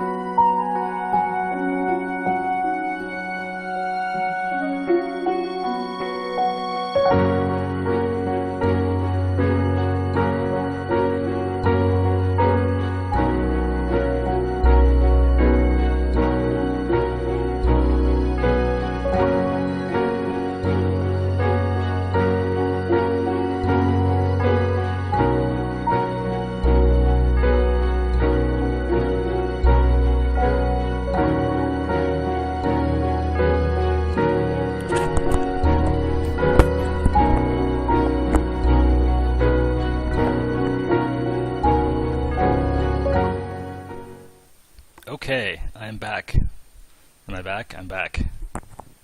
Wow, you guys just kept asking questions. You know, like I was gone, right? So I don't see like any of the scroll back, but that's okay. Let's see where we are at. Where are we on the Kickstarter? We're counting down the final 90 minutes, well, 81 minutes of our Kickstarter. And here we are. Here's the graph. Let's refresh KickTrack. 736, which is nuts, crazy nuts. Our last day is still the highest. Well, of course, it's still the highest day, but you know, reaching new bounds. Super cool. Let's answer some questions. Did you guys miss me? Probably not, because I wasn't gone long enough to miss. I'll take like 3 from here. Let's go back to something more interesting than that. Is that interesting? That's not really interesting. Let me find something new for you guys. Actually, the funny thing is, there's not a lot new, because we sort of we fired every missile we had at this Kickstarter. But let's show the crafting screenshot mock-up. There, that's kind of interesting. You can see a little blacksmith working on a bronze helmet while we answer some more questions. A couple from moderator and then a couple from chat. Is this going to be an endless game? As in, will there be a definite end to gameplay, or can I play until I'm bored? We don't think of the game in terms of win conditions. We think of the game ending in terms of losing conditions. The idea, so it's not like, you know, you got 100 citizens, congratulations, it's game over. But as you unlock more of the game, unlock meaning as you progress, we want to throw bigger challenges at you, which sort of ups the stakes of the game. So it increases the chance that something really bad is going to happen to you, and then the game ends in like an epic disaster. But we want there to be like kind of clear gates behind that. Like one example of that would be magic. We've talked about internally, like, is magic something that's just everywhere, or is it more rare? And we're really leaning towards the rare variety, where magic initially is something that you have to sort of discover and work hard to unlock. But it's kind of like nuclear power in our world, where like you can get these benefits, but there's some it's dangerous stuff, and if you mess it up, you know, you could have like really bad unforeseen consequences. And then we talked about, like, you know, dragons and bosses being endgame scenarios, right? So we think like epic disasters are fun to manage, and if there's sort of, you kind of understand that there's a risk, and then oops, guess what, you know, you actually tripped the booby trap or whatever, and now things are going horribly wrong. We think that's fun. But it's not like you play for a specific goal, you achieve the goal, the game's over. Definitely not. How will hunting work? Will you create hunters? Individual villagers automatically hunt?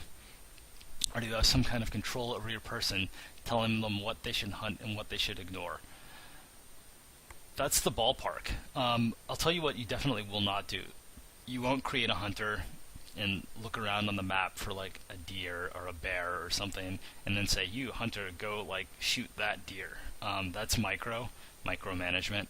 And in general, we don't want to have any micro outside of combat. Combat, there'll be some, but for like your crafters and your sort of citizens, we want you to be the orchestrator, where you say, here's broadly what I want to have happen, here's the floor plan of the building, or put your farm here and farm it, but you shouldn't be involved with directing your units exactly. We want you to think of your settlers as like sort of hardy, smart individuals who are smart enough to do what you want them to do. I like the idea of giving them kind of a hit list, right? So I'm interested in you hunting deer, rabbits, and wolves, right? Because I really want whatever, leather pelts.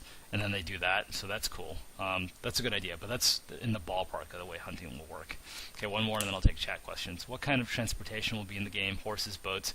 Transportation is something that we haven't thought a whole lot about, and it's not a real priority because it is a game about city building.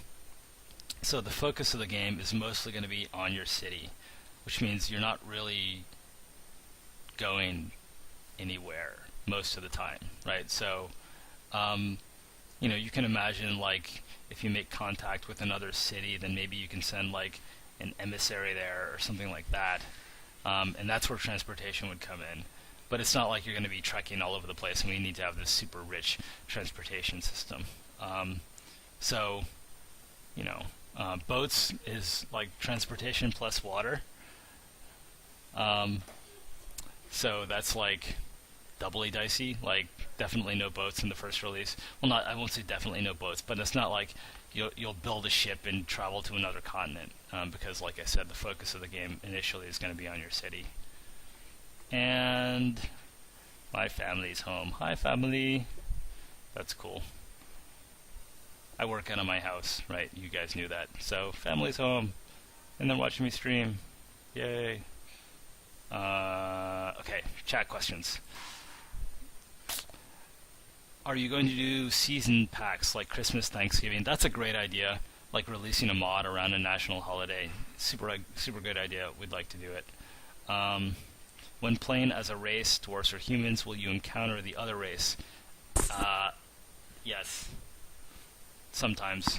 It's not like you encounter everything, every possible bit of content every game, but they'll be around for you to meet and potentially, you know, trade with or conquer or whatever else. I mean, if we have two races, it's just a waste if you never see them if you're the other race. By building foundation by foundation, that sort of eliminates any kind of overhang or large archways to connect buildings. Not necessarily. For instance, you could imagine, in fact, we've imagined this. Say you have like your let's see if I can put this, well, that's going to be way too difficult. But say like you have a foundation, right? It determines kind of the envelope of how far out you can build above, right? So if I'm building here, all right, it's time to bring out the NFL chalkboard. How do I do this? I'm going to do it in Photoshop, which is a total overkill, but what the heck. Let's go.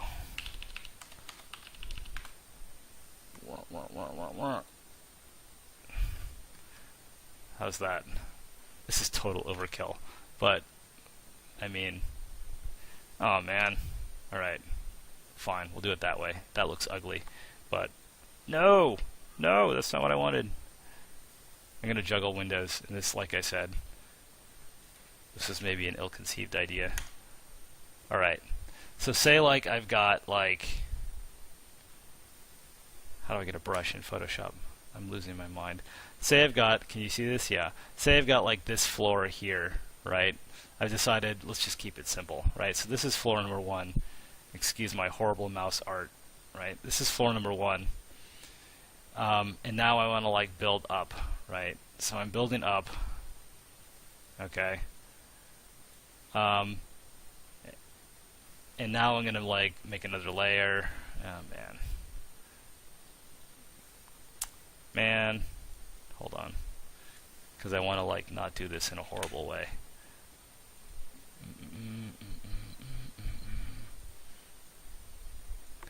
This started off as an awesome idea, and now it's becoming too much work. Okay, so that's floor number 1.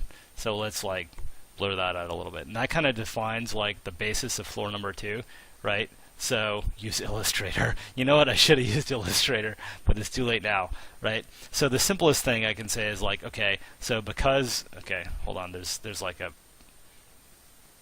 not there. There's like another pillar like back here, right? So these are kind of the walls, right?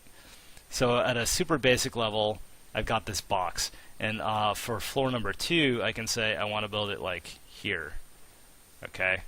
And that's like the simplest thing. But maybe I want an overhang. Hold shift. I know hold shift for straight lines, but it's just a sketch, man. It's just a sketch.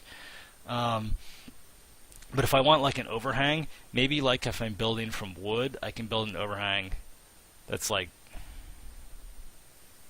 You guys are making me want to use straight lines now, but forget it. We've got other things to do. Maybe if I'm building with wood, I can make an overhang that's just that big, because wood only has a particular tensile strength, right? But if I wanted to like build from like steel. Okay, this is getting crazy, so let me just move on. Maybe like if I wanted to build a longer overhang, we'll let you do that, right? So like you drag out a floor that's like that, so now I have this big balcony, and we'll go, oh wait, that's longer than what you could build normally with wood. So in order to support that, you're going to have like 2 more pillars here and here, right? And we'll just pop them in for you, right? So now I've got like a balcony, right?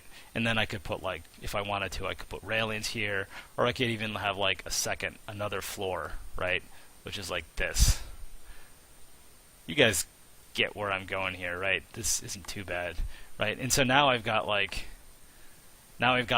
this sort of walkway where people can like walk. Whoa, that was supposed to be an arrow. Can walk under this thing, right? So that's how we would handle something like that. Another example is if you wanted like, let me like nuke all this stuff. If you wanted like, say you had like this big, huge floor plan here. Let me draw something other than a square because, right? You could have this like a great hall. So maybe you want something.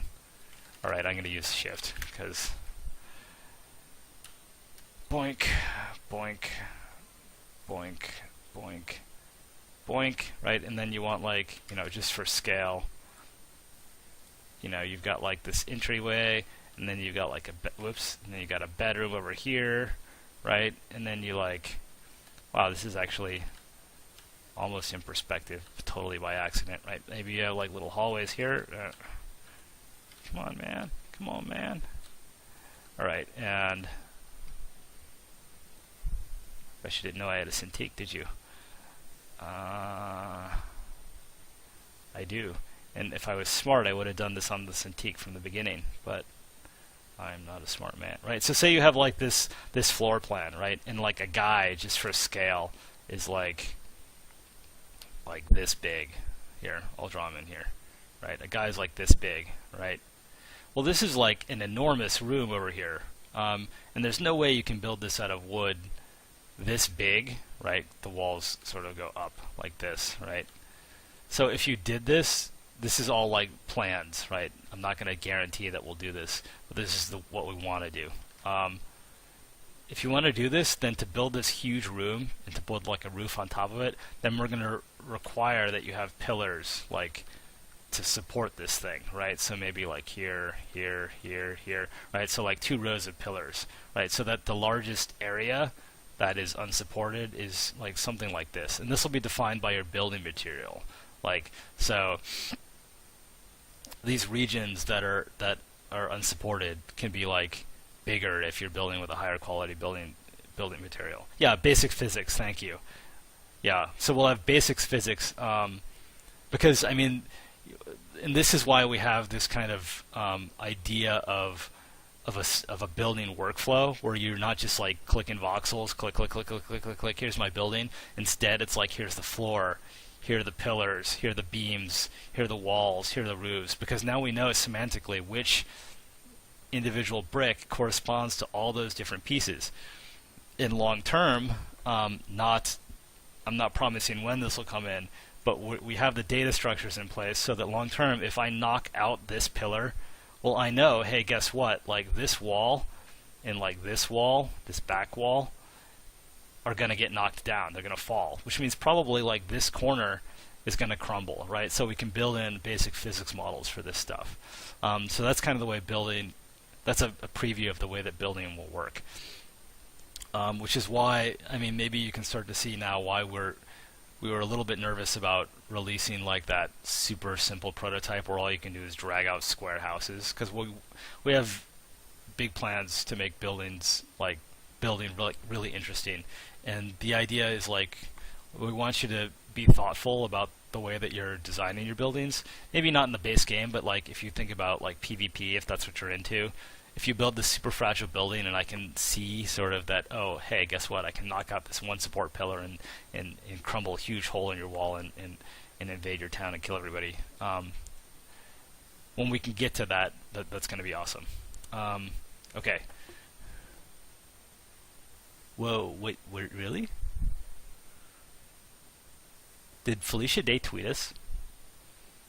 That would be cool. Oh. At Felicia Day. That means you tweeted to Felicia Day. Really? Someone find a Felicia Day tweet if she tweeted, because that would be super cool. Part of me doesn't believe it. Okay. Oh, I want to do something else for you guys because we're closing in on like an hour left. I wanted to do kind of like a running commentary of the Kickstarter video, and this could be a disaster. This could be horrible, but I'm gonna give it a shot, and then we'll go back to questions. Okay, so I'm gonna like I'm gonna walk you guys through the Kickstarter video and give you kind of my take on it, and sort of and we'll see what happens. And if you guys find this boring, just all cap something and we can do something else. But it's only 6 minutes. Plus I'll pause it, so it'll take probably 10. Whatever. Okay, so yeah, so this is the demo that we did. And these rabbits actually were the last thing to make it into the demo. I mean, you saw them in our prototype video, but we had this sort of burn down list of important things to put in the Kickstarter demo, and it was like we have to, and we were basically porting things from our prototype to our production code in priority order. And of course, like the rabbits are like, they're just eye candy. They're not functional at all. They're not related to like important things like combat. So they were the very last thing to make it in, like literally like probably like hours before we cut the final video. But you know, I think they add a lot, and you saw it in the Let's Play video, so I'm glad that we got them in. Yeah, this you can kind of see. This is our building, and this is old news to everybody by now. We were able to put in variants, like the different hairstyles and things, for the video, because we wanted to make sure that before the Kickstarter, everyone was like the same. They all looked like this little guy right here. They all had brown hair and the same hairstyle, and we knew that we could do the variants, and it just wasn't a priority because, like, if there's something that's easy to do and very straightforward, like in the early part of building software, you just like don't do it because it's just busy work. You want to eliminate the risk. You want to do the big, risky, hard things first. So we just didn't get around to it. And then for the Kickstarter, really, like we have to show video. We have to show variants. And it was one of those things that oh, here's Cthulhu. That really added a lot, and it's like when you put it in, it's like, okay, now this thing is starting to come to life. So that was super cool. And then Cthulhu was another thing that made it in kind of late. Like we knew that we wanted boss mods, or we wanted bosses, but we hadn't gotten to them, and they were like, we have to show like something that's like shows the ambition for the game. So that's why we sort of jumped over a lot of things that we would normally do before Cthulhu and just shoved them in there. Which also seemed to have worked out because a lot of people like Cthulhu. Okay, wow, I can't believe I paused it on me. That was a really bad decision. Yeah, so more building. And we agonized over our video quite a bit because there's a lot that we wanted to say, and we had to like kind of slow ourselves down and put it out in the right order, so that we weren't talking about like all these crazy things we wanted to do, like modding, before explaining to you like why we wanted to do this stuff and what the basic game was about. So we shot, like, our friend Richard Lee, who's worked with us on Evo production videos. He's this awesome videographer, helped us a lot with this, and we ended up shooting like, I think like literally 5 hours of video. Okay, let me pause this. 5 hours of video to get like the final 6 minutes of like content, because we were just like spewing like just all kinds of crazy thoughts. So we like totally went OCD and overboard on that side of it, and Richard was great. He was very patient with us, and we owe him a lot for helping. But yeah, this was something, this whole thing is mocked up. I mean, this is a Flash movie that I just like did in Flash. And then, you know, we use Premiere to slice it in. Does anyone like, you're probably not, no one probably knows this, but like this presentation style of like having a cute little character that sort of breaks into like a chalkboard chalk talk was inspired by actually Gunbuster. If anybody knows that, it's like an ancient Gainax anime, and they had about giant robots, and like in front of all of those episodes they had like little like chalkboard talks like this that were super chibi and super cute, where they explain like the theoretical physics behind the warp engines of the ships and stuff. And I am super old and watched that stuff when it first came out, and it was just like kind of a very obscure homage. Oh wait, let me stop for a second. So hidden references that a lot of you got, but maybe not all of you got. I mean, a lot of you have no reason to get them. So like, let's see. Okay, so I'm just gonna spoil everything because no one's ever gonna watch this video again. Hey, someone knows Gunbuster. Thanks, level 0 user. Okay, so I can't really seek in this, so we're just gonna have to watch Tony. Okay, wait. So hidden reference number 1 is Tony's shirt.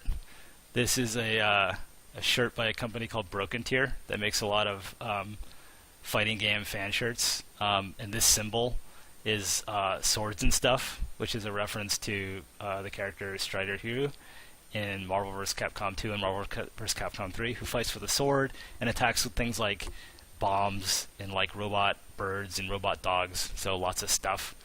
So that's like fighting game reference number 1. Thanks for the link to Broken Tier, brokentier.com. They have cool shirts. We like their stuff. So that's like hidden fighting game reference number 1. Okay, hidden fighting game reference number 2 obviously is, you know, this vaguely Chun-Li inspired character, Chun-Li with crossbows, right? So lots of people got that, but if you're not like, if you weren't paying attention, you could easily miss it. Right, so we talked about this, you know, Gunbuster homage, very subtle. Yeah, this was the Rabbit Clan, obviously. And we were sort of, yeah, Mr. Vec, thanks for the spoiler. So, okay, so Easter egg. So this is the Wombat, right? He's our unofficial mascot. We wanted to make sure he made it into the video. Another super subtle Easter egg is like the pig is like on the desk here, and later on he's gonna move, and we were just moving stuff around while we were shooting, just for fun. Tony in his swords and stuff shirt again. Oh, someone noticed that this book right here is the Hyrule Historia, which has like all kinds, a ton of lore about Zelda and a lot of awesome art. So I wanted to shove that in there because the look of Zelda is actually, of course, a major inspiration of our art style. And someone actually saw that in the video and mailed us about it. So I was like, yes! Way to catch the reference. Especially since the Kickstarter video, like in the webpage, is like super tiny, so that book is probably like a total of 20 pixels. 1 hour left. 1 hour left, guys. It is 1 hour left in our Kickstarter. This is super exciting. 59 minutes. That's me again. I can't believe I'm pausing it at the worst spots. Okay, so hidden fighting game Easter egg number 2. This one, or number 3 actually. This one was pretty obvious. Like this Cyclops character is modeled obviously after Zangief, Street Fighter character, and I can actually show him to you if you want to see him. Is he here? Yeah, right. So here he is. So he's actually a palette swap of this guy, who I did a speed sculpt. Oops, that's his jaw. I did a speed sculpt of this green guy, right? You can find it in our YouTube channel. And then like I did basically a palette swap of him. Yeah, right here. And of course, you know, he looks, oh look, he has a hole in his back. Sorry, dude. And yeah, this is me being lazy again. I didn't even bother fixing his colors in the back because we were only going to shoot him for the front. But yeah, Zangief, yay Zangief. And he'll probably make it into the final game. Maybe we won't leave him exactly like this. But okay, back to the Kickstarter video. Yeah, and we were originally actually, instead of like this like modeling thing, we actually wanted to show code. So that as we originally shot this, there was like scrolling code going by that showed you some of the modding APIs, because we thought that would be cool. Like the geeks who watched the video would like basically see the API for the first time, and they'd probably like comment on it. But we decided that was way too geeky and maybe too intimidating, because you don't have to write code to make a mod. Oh yeah, we'll do more speed sculpts. That's a good idea. We'll definitely do more speed sculpts. Yeah, so instead we were like, okay, that's just way too complicated. People are going to be freaked out if we just show code, naked code on the screen. So we decided to show me modeling Zangief. There's the zombie variants, and these are the people variants. Shout out, please. Shout out for what? Shout out to what?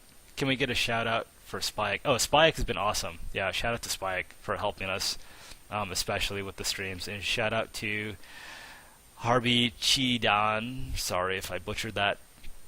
For doing the moderation of questions, which has also been super helpful. Show us some more of the modding API. I would, but it's changing. It's changing a lot, so I don't want to show you something that is completely obsolete. If you want to see something that is obsolete but in the right direction, you can check out Tony's modding live stream, which is archived on this channel. Here's a shot of the crafting UI, which is, again, kind of a swag. It's not going to look exactly like this, but you can see the idea. You have recipes categorized into different areas, and then you pick an item and craft it. And there'll be different ways you can craft. You can do something immediately, say like, give me 10 now. And you can see like this UI doesn't make any sense because like this option is craft whenever stocks fall below, and then there should be a control to like say like when they fall below 10 or when they fall below 2, but that control totally isn't there, so you can see this is just a mock-up. But yeah, whatever, crafting.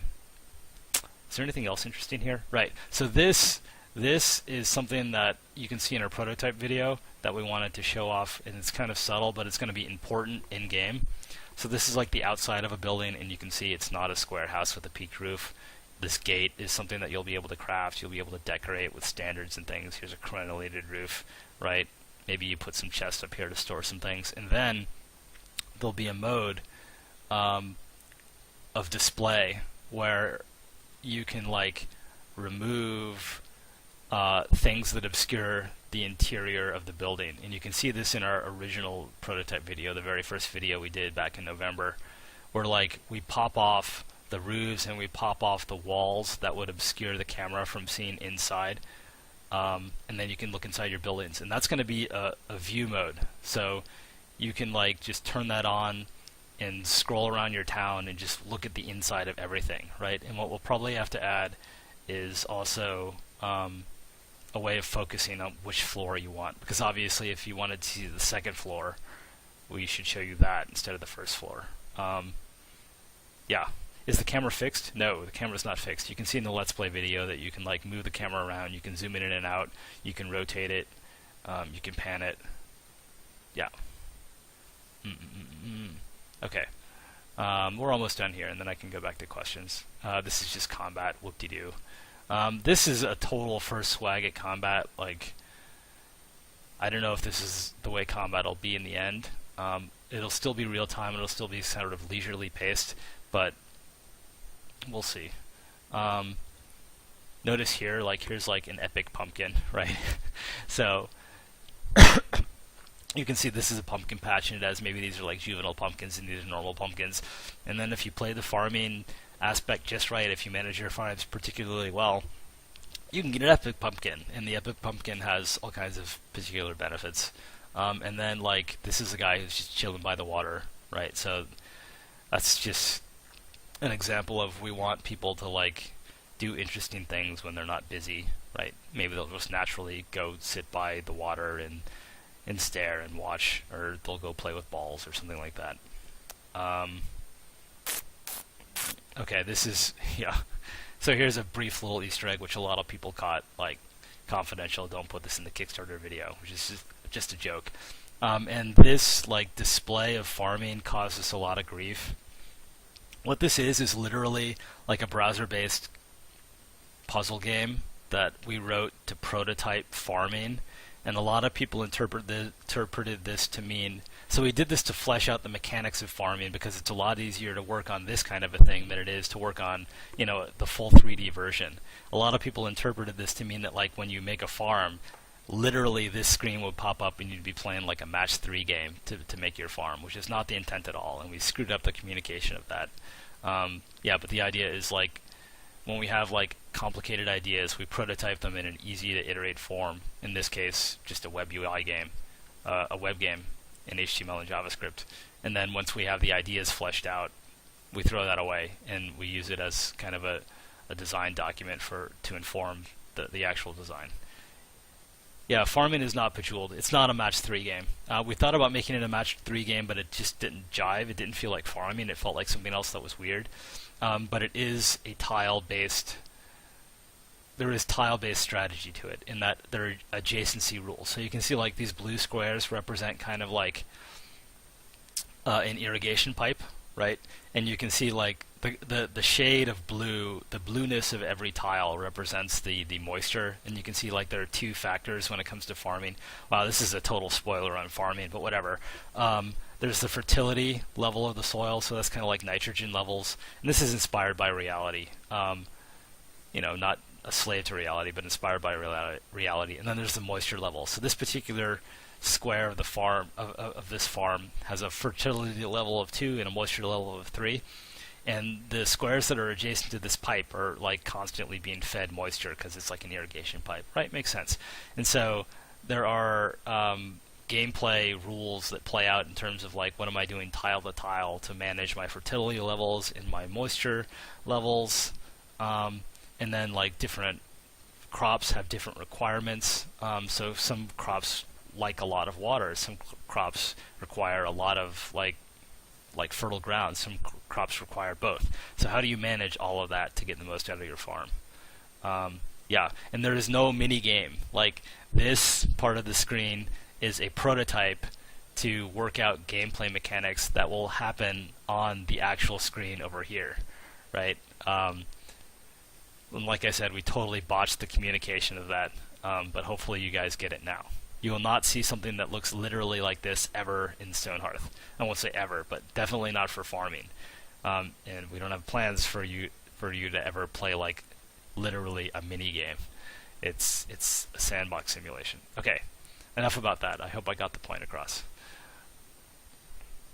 Yeah, this was just showing progression, right? There are going to be different suits of armor and things that you can do. Okay, so remember the pig. Hold on. There's the pig. He's still down there. And there's the wombat. Right, so concept art, yay. There's the swordsman, there's the shepherd. There's like a titan, maybe that you don't know about yet. You'll find out about him later. And this is totally staged. Okay, now look. Yeah, so this, like us on the whiteboard, is obviously probably totally staged, right? Staged for the Kickstarter video. But this is actually how we work, where we just kind of all sit around the whiteboard and hash out ideas like related to implementation or the design of something. So it's staged, but it's represented. And the pig's up here. We moved him, right? Nobody caught that. Did I pass the final fighting game Easter egg? I think I did. No, there it is. Perfect, right? So these two, this is the final fighting game Easter egg that we just sort of shoved in. Is that this is a custom painted Chun-Li skateboard deck, and this is really hard to see, but it's a custom like Goken and Akuma deck, which are super awesome, and they're just decorative, but we just threw them in there like, hey, we like fighting games. Yeah, the graphics of the staged thing suck, right? Okay, I think that's it. Like, we wanted to make sure we had shots with the wombat. And look, the piggy, he's back down there, right? Hold on. He's back down there, right? So we moved him around, and no one caught that, but whatever. Not everyone catches every Easter egg. This is totally staged. This bat was done like a year ago, but now I'm tweaking it around like I'm working on it.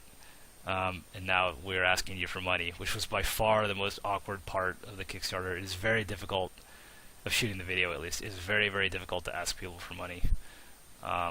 It's just a weird thing to do. Okay, so whatever. There's the sneak peek behind what we've been doing.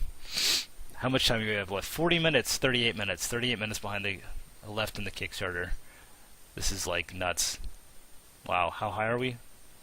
740? Almost 740? Does that thing auto refresh? It does. Oh man, now I've screwed everything up. I've really done it now. Let's see if I can fix this. Here, I'm gonna there, so I don't accidentally reveal my password or something. That would be bad. Oh man. Oh man. Okay, I think I fixed it. Let's see if I fixed it.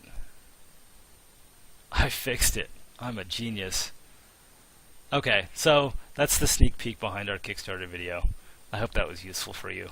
Now you never have to watch it again. I don't ever want to watch it again. Editing that thing was painful.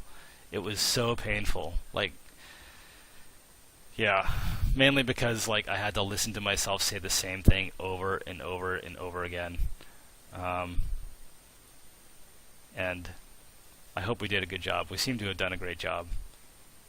We certainly exceeded our own expectations. But I will be just fine with never having to do that again. Live streams are much easier than being on camera and having to speak to like this lens. Okay, questions. Sorry, let me get to a couple of moderator questions and then I'll take questions from chat.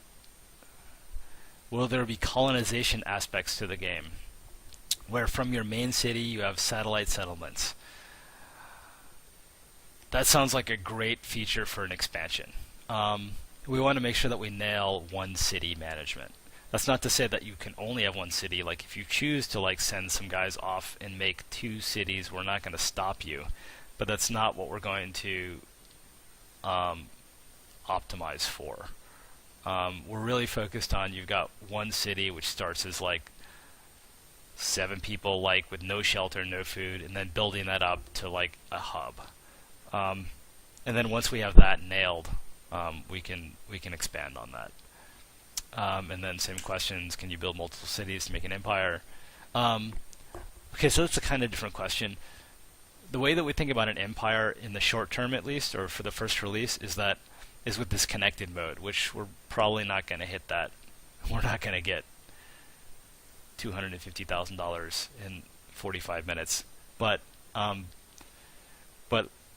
the connected mode is something that is exciting to us and we would like to be able to do eventually.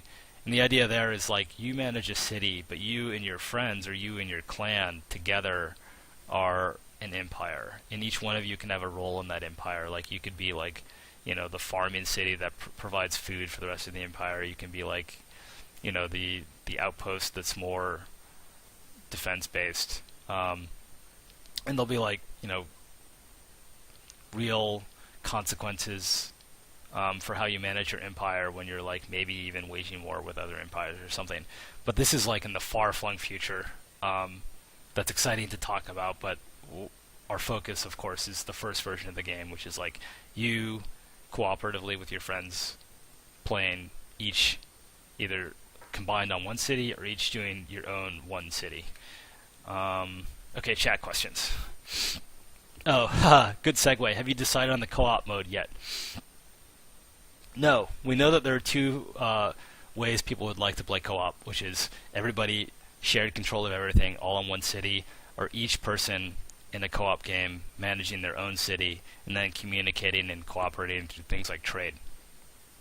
And we think we have ways of accommodating both kinds of players, but it's still the early thinking. And I mean, the key is that we know that you guys want that different people, different fans, players want one kind of co-op or the other.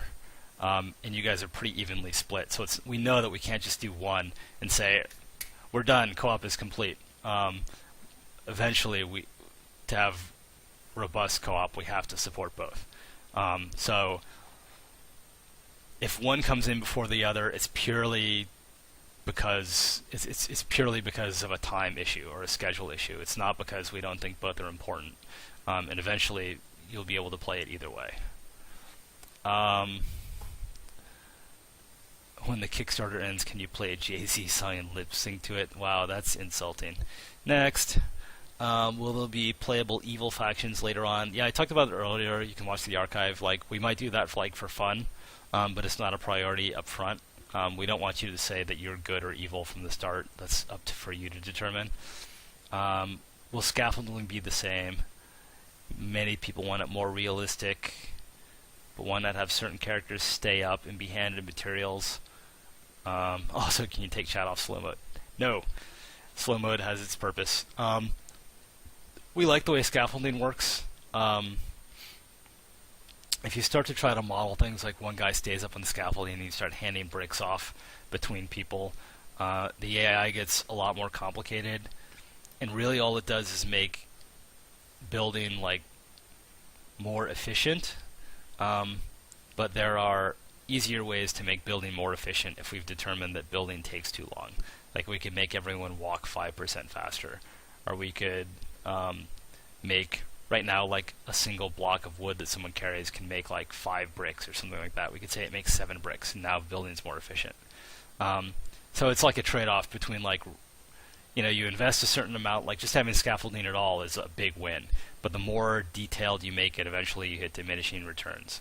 And we want it to be cool, but eventually you're kind of wasting time making it like 1% cooler.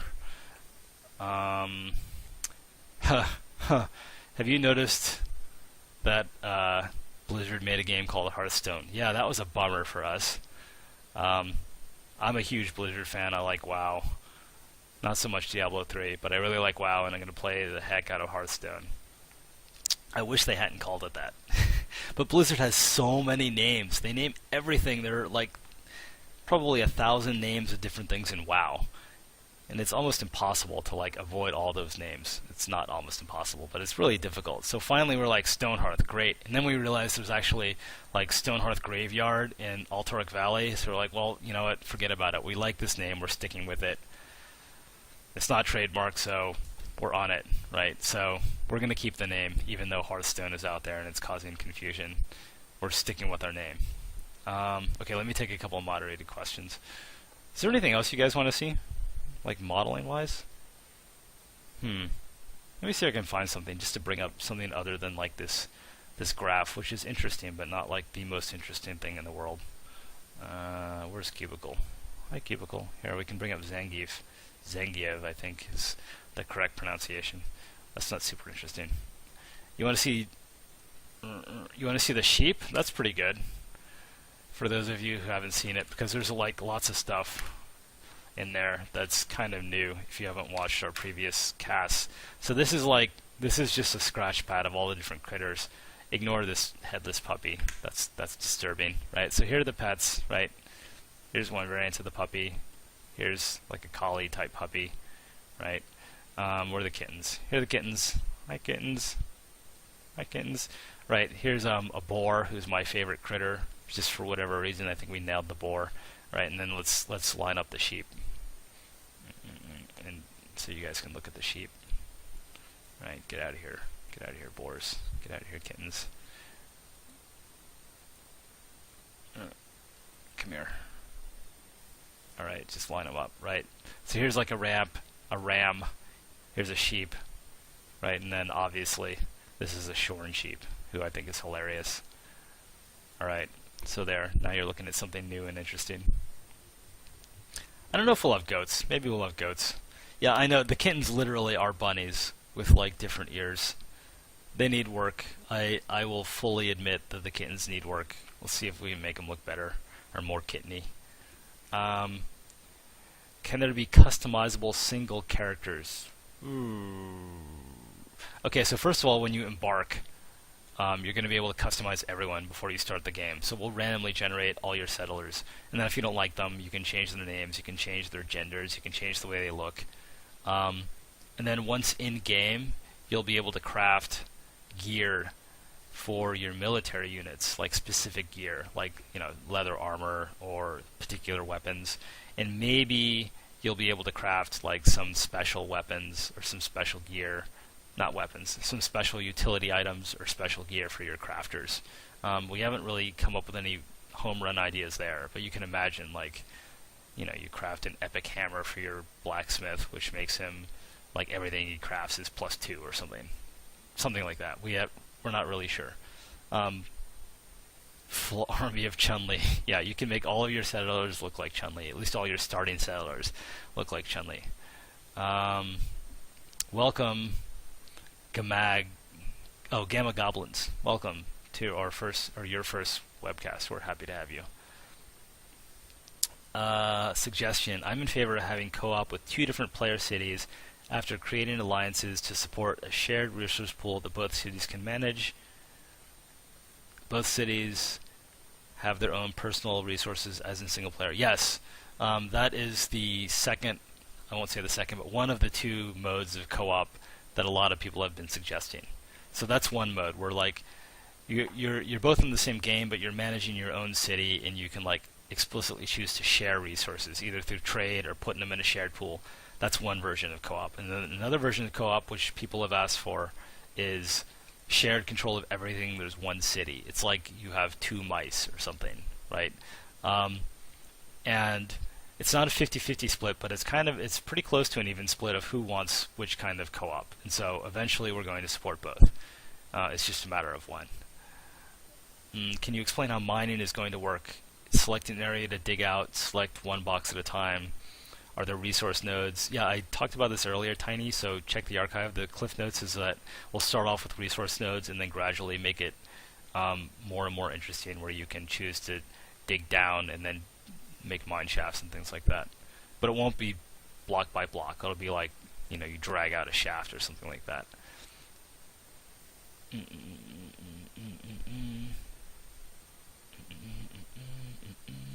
Just do that.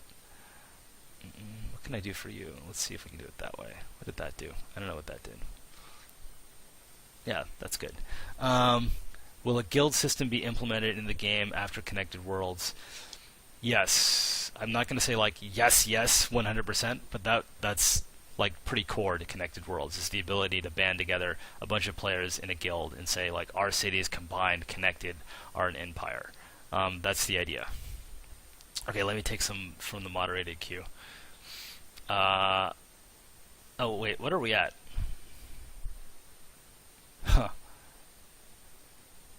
7:42 with 92 minutes. You know what? Let's make a goal. This isn't a super ambitious goal. Let's see if we can push this puppy to 750. Think we can do it? That's my request to you guys, is to somehow, I'm not saying break out your wallets, this isn't a telethon, but like tweet your friends or something. Let's see if in 93 minutes we can get this thing to 750. And if we do, like, then I'm not gonna dance or be your monkey, but we can all celebrate. That'll be like a capper, right? 750 is a nice round number. Wombat pet goal. Yeah, I don't know. I'll think of something.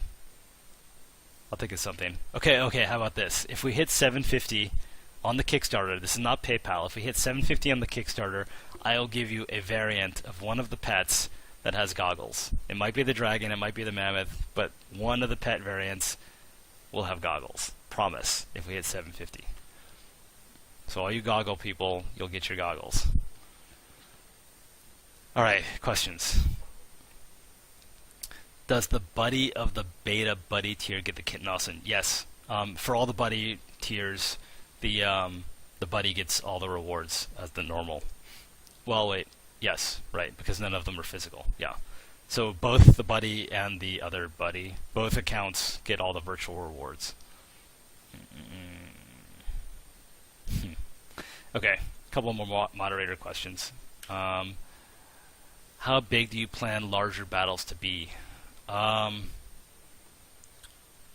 We don't have a great feel for it. Like hundreds, too big. Dozens? So, I mean, this relates to the size of a city. And right now we're thinking that a big city would probably be 50 to 100 units. People. Beyond 100 people, it starts to get kind of crazy, because we want you to, like, be able to recognize people on site and say, oh yeah, there's Mer Burley Hands. He's like my worker that I promoted to a carpenter, and now he's like a master, like carver or something. And we think that you can wrap your mind around 50 people, but after that, it starts to get like, they become sort of mindless resources and not people. So yeah, that kind of puts a cap on it. With the introduction of additional races like the dwarves, will we eventually see the NPC factions like the Rabbit Clan become fully functional playable factions? That's a great idea. I would love to see that. What I really hope, and this is wishful thinking, but I hope that once we release dwarves, there'll be enough of an example sort of an example of how to do it, that someone else or a group of ambitious modders will make another race. That's what I really hope for. And it might be something crazy. It might be like, now you can play as the goblins. That would be fantastic to see. Goggle people, you have work to do. TikTok, TikTok. Will there be magic? Yes, I've talked a little bit about magic. We're trying to figure out how to handle it. For sure there'll be magic in the game. We want magic probably to be rare and exotic and hard to get and hard to manage. So it's not like, bam, you're a wizard, now you can cast lightning bolt. We don't want that style of magic in the game. Like the Geomancer is an example of a magic unit. So the idea is, like, to get a Geomancer, you're going to have to exert some effort, right? You're going to have to work to get that Geomancer. And once you have her, I say her, just because I think of the Geomancer as female, but all classes, most classes, the norm is that classes can be male or female. But once you have a Geomancer, like, you know, there's going to be some risk to using that Geomancer. Maybe if you overuse her, she like goes crazy and like starts and raises a volcano in the middle of your town or something. So there will be magic, but it's going to be like exotic and have a sense of mystery to it. Is the Magma Smith a magic unit? Yes, for sure. I mean, come on. He like spoons magma out of the earth with his gauntlet and like, you know, raises walls of glass and crafts obsidian gear. He's totally a magic unit. Could the Geomancer be used as a combat unit? Yeah, I mean, I can see how it would be useful to, like, you know, raise to, like, what am I trying to say? Like, cause a split in the earth in front of, like, some potential invaders. That sounds useful, right? Now, will she have, like, combat spells? Probably not. I mean, the spirit behind her is that she's a big buff to your domestic side. She crafts golems that can boost your productivity, and she helps clear Earth much faster than you could do without her. So she's not designed to be a combat unit, but you can imagine like her as a support unit to do things like help you with defense. Turtle Pets is a great idea. Sounds like an easy mod to make. Okay, let me grab some from the queue. Hi, Sheepy. Look, oh look, here's a bug. Let's fix that. There. I feel better. Alright. Let's grab from the queue. Will there be biome... Oh wait, no, I missed one. With the introduction of additional... No, I did that. Biome-specific races. That's tricky. I mean, anything... I mean, there will be biome-specific, like, critters and animals, and you're more likely to encounter, like, goblins probably in, like, the foothills in the forest than, say, like, a river delta.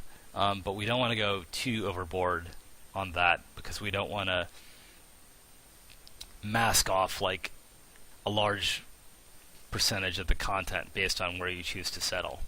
So each biome will have its own feel. But it's a balancing act. I guess everything's a balancing act, so that goes without saying. Will your citizens elect a mayor?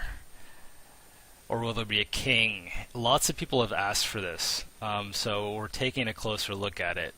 I mean, it's kind of dicey for us because we don't want you to feel like you have to, like, babysit or even necessarily care about your settlers' like feelings if you don't want to.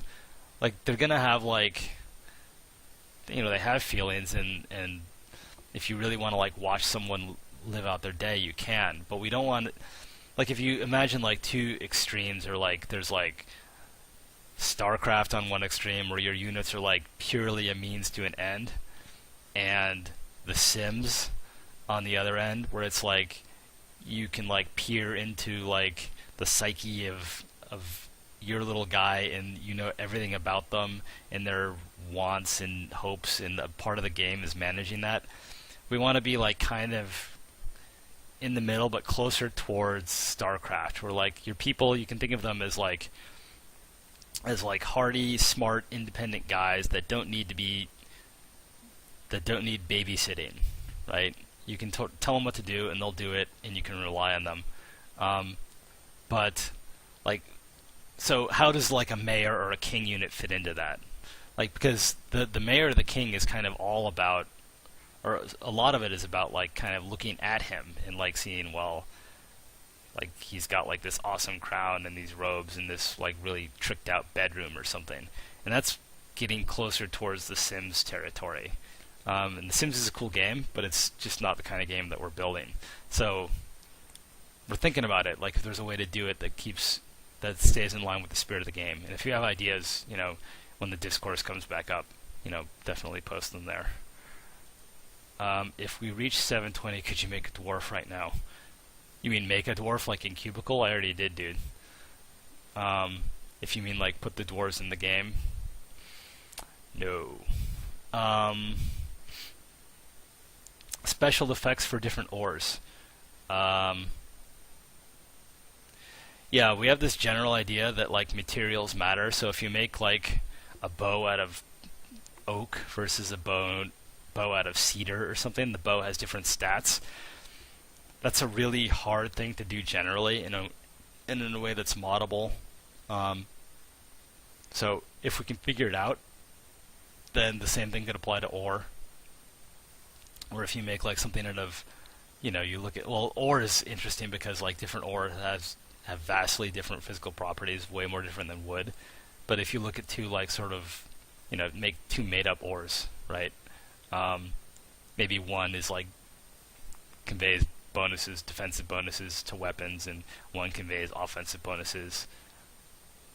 This is just, it's kind of a pipe dream. It's an idea we have and we haven't figured out how to do it, but if we can figure it out, it would be awesome. I have a feeling, my gut feeling is that we're not going to be able to figure it out for the first release, but we'll keep working on it.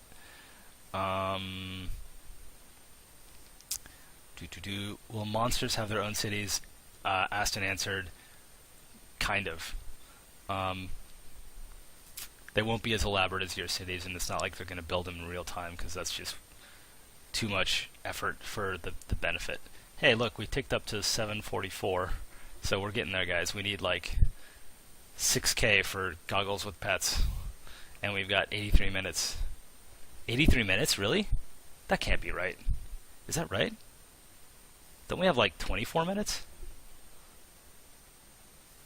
How much time left do we have on this thing?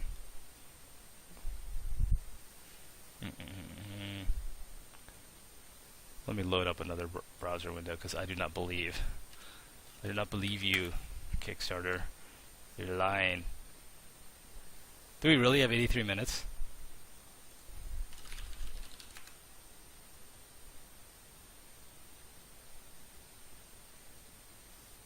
Oh my god, we really do have 83 minutes. I gotta be on it. No, I'm just kidding. I'm kidding. The reason I'm glad we have 83 minutes because there's a greater chance that you'll get your goggles. But for some reason I thought that the Kickstarter ended at 9 o'clock my time and it ends at 10 o'clock my time. Oh, well, that's great. Maybe we do have time to model something else. Will seasons and things like rain affect the growth of crops? Yeah. Rain affecting crops is something that is easy and obvious and works great, because we like to think of like our simulations, or the fun for us in the simulations is we set up the rules, you learn the rules, you build a system, you're like, okay, this is totally awesome, and then we like kind of like knock over your sandcastle with some random event, right? And you have to react. And rain is kind of like, or drought is the kind of thing where it's like, okay, I thought I was like master of the universe and now there's this drought, so how do I react? That's the fun of a simulation game for us. So, rain and drought makes a lot of sense. What should we do, guys? We have 82 minutes. Maybe I could answer questions for 82 minutes, but my voice would give out after about 15 more. What do you think? I want suggestions on what we should do. We got 82 minutes. We could like watch TV. I could bring up Netflix or something. Gameplay. You guys want gameplay? Let me see if I have a build. I'm not sure if I do. I nuked one a little while ago because I'm like, I don't need this build. This is old.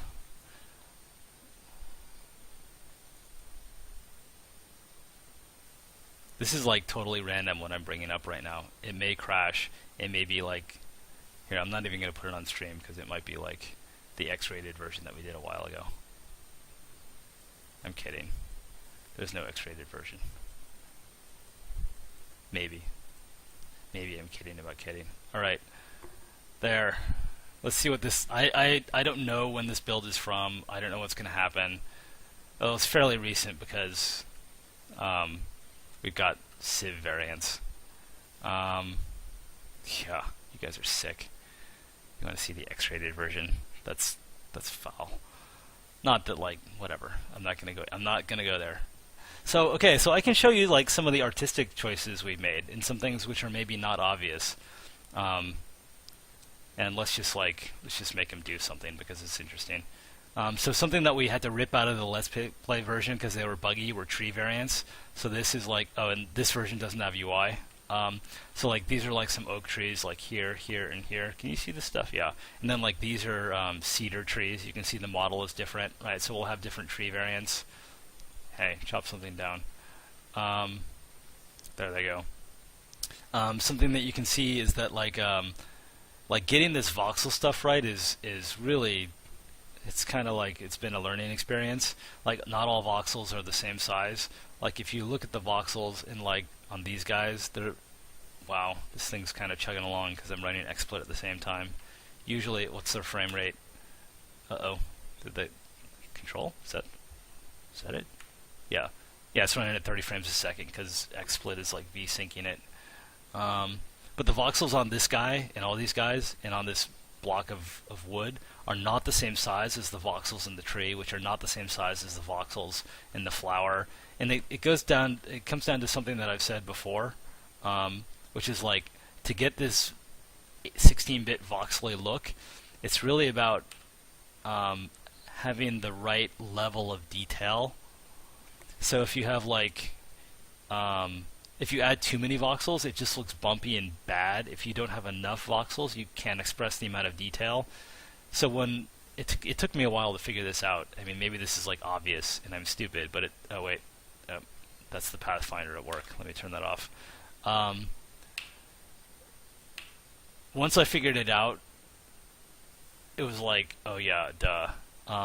So what I do is I don't model everything at the same scale. I model at the scale that the minimum scale possible to express the amount of detail that I want. I try to use as few amount of voxels as possible, but not too few.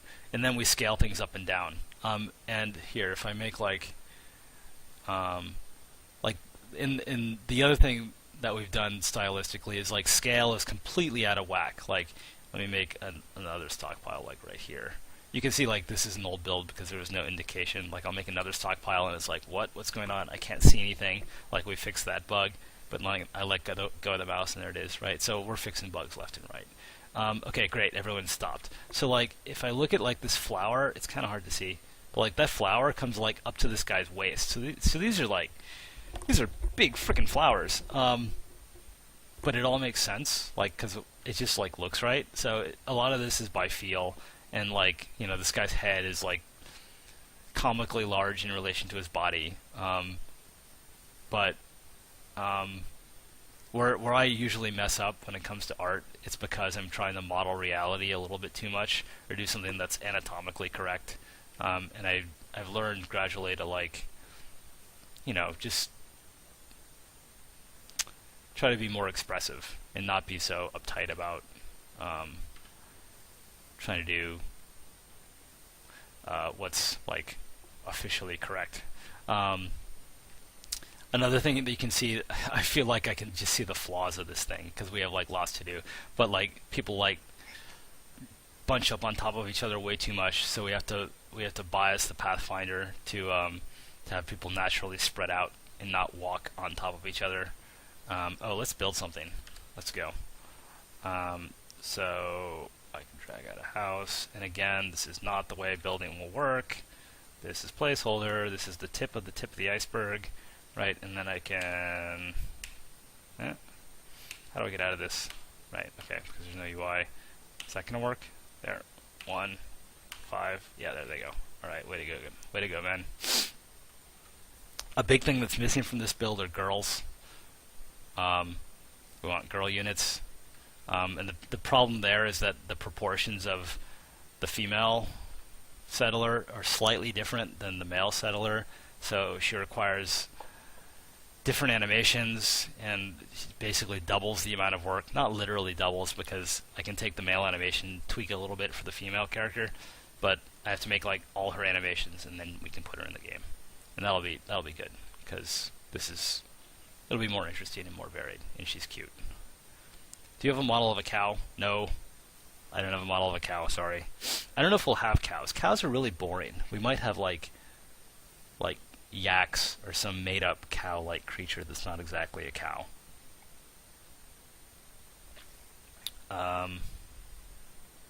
Heating system. Could I boil water in my town square in a boiler room and pipe the hot water to heat homes?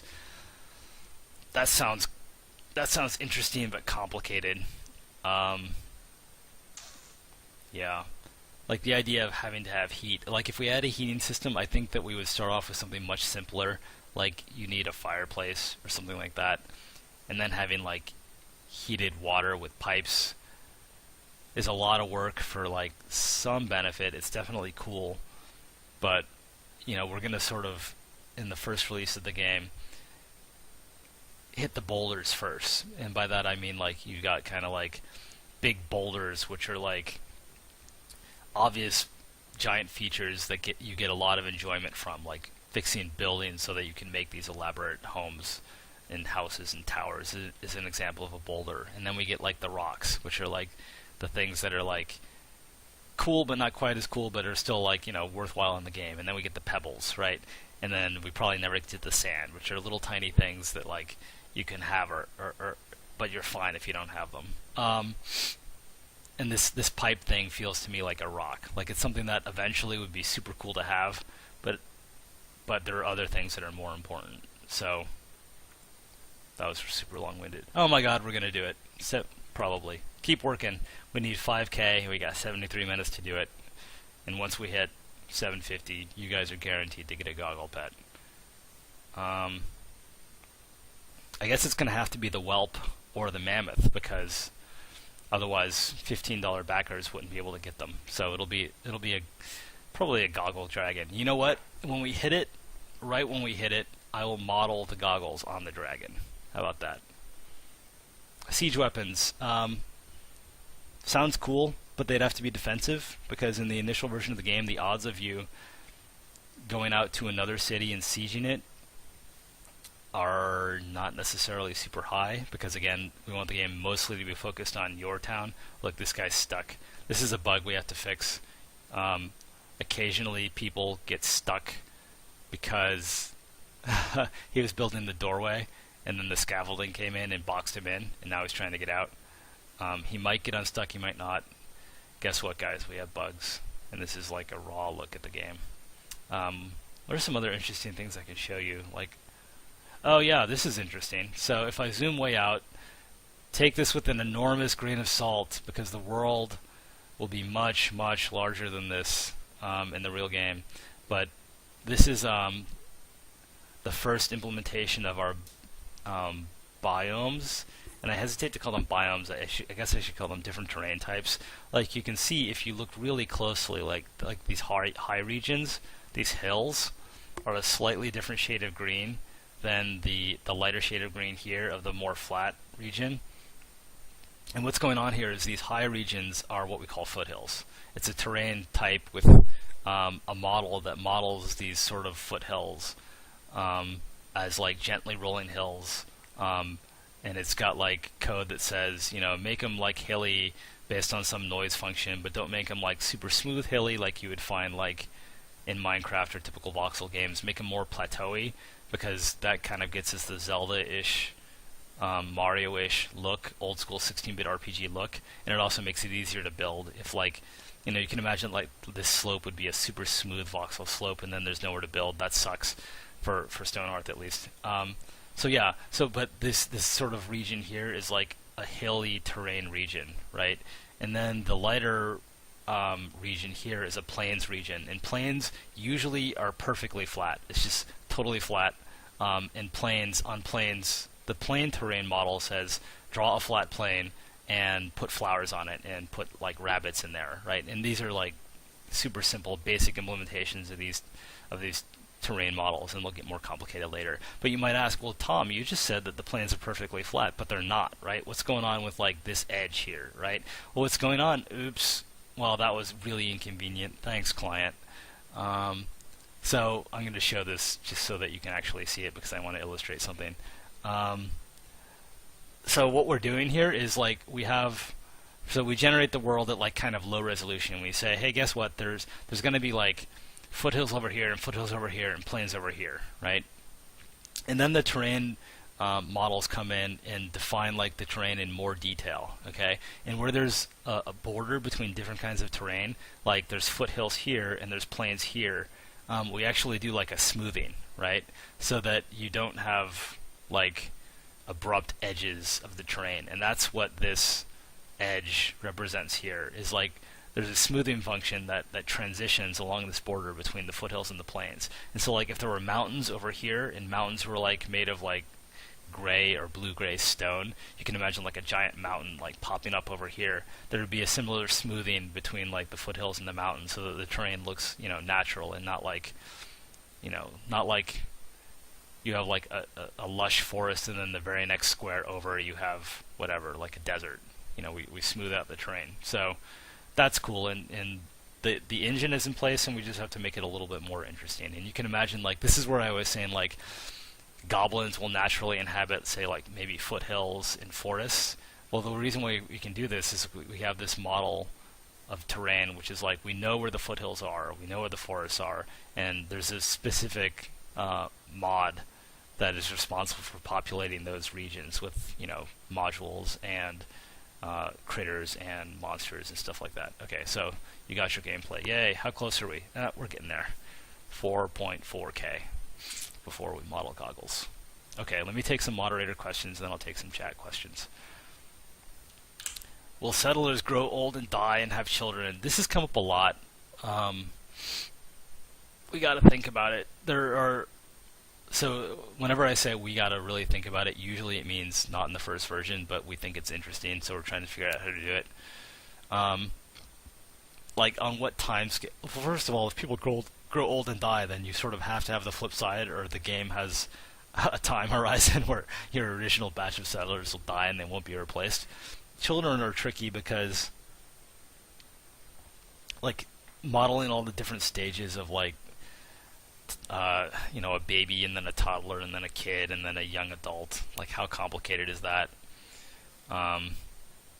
There are lots of complicated issues, but it's come up so often, and it's so intriguing that we're going to keep thinking about it. Do model something. Okay, really?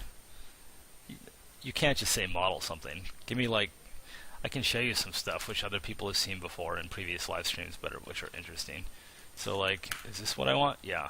So here's like an early concept for a carpenter's workshop, and it's interesting because we've been thinking about crafting more seriously now that the Kickstarter is wrapped up, and we're going to transition to like heads down working on stuff. And this is, like I said, a concept of a carpenter's workshop. So let's ignore the floor. Just ignore the floor, because it's not really meaningful. Here, should I delete it? No. So here's like the carpenter, and you can tell this is old because he has mitten hands. He doesn't have real hands. And this thing right here is his workbench, right? So you're getting like literally thinking that is less than 24 hours old as we refine this stuff. And our idea, which is not unique, lots of games do this, is that every crafter has a workbench where they do their stuff, right? So you need a crafter and a workbench, and then it's kind of like, a fixed place where you can be sure that like the crafter will go when he builds things. And this is a carpenter's workbench. And then each crafter will have an outbox, which is what this sort of blanket represents. And the outbox is a sort of built-in stockpile that is tailored for that crafter's crafted goods, right? So you can see like in this carpenter's outbox, we've got a table, we've got a chair, we've got, this is a model for wooden planks.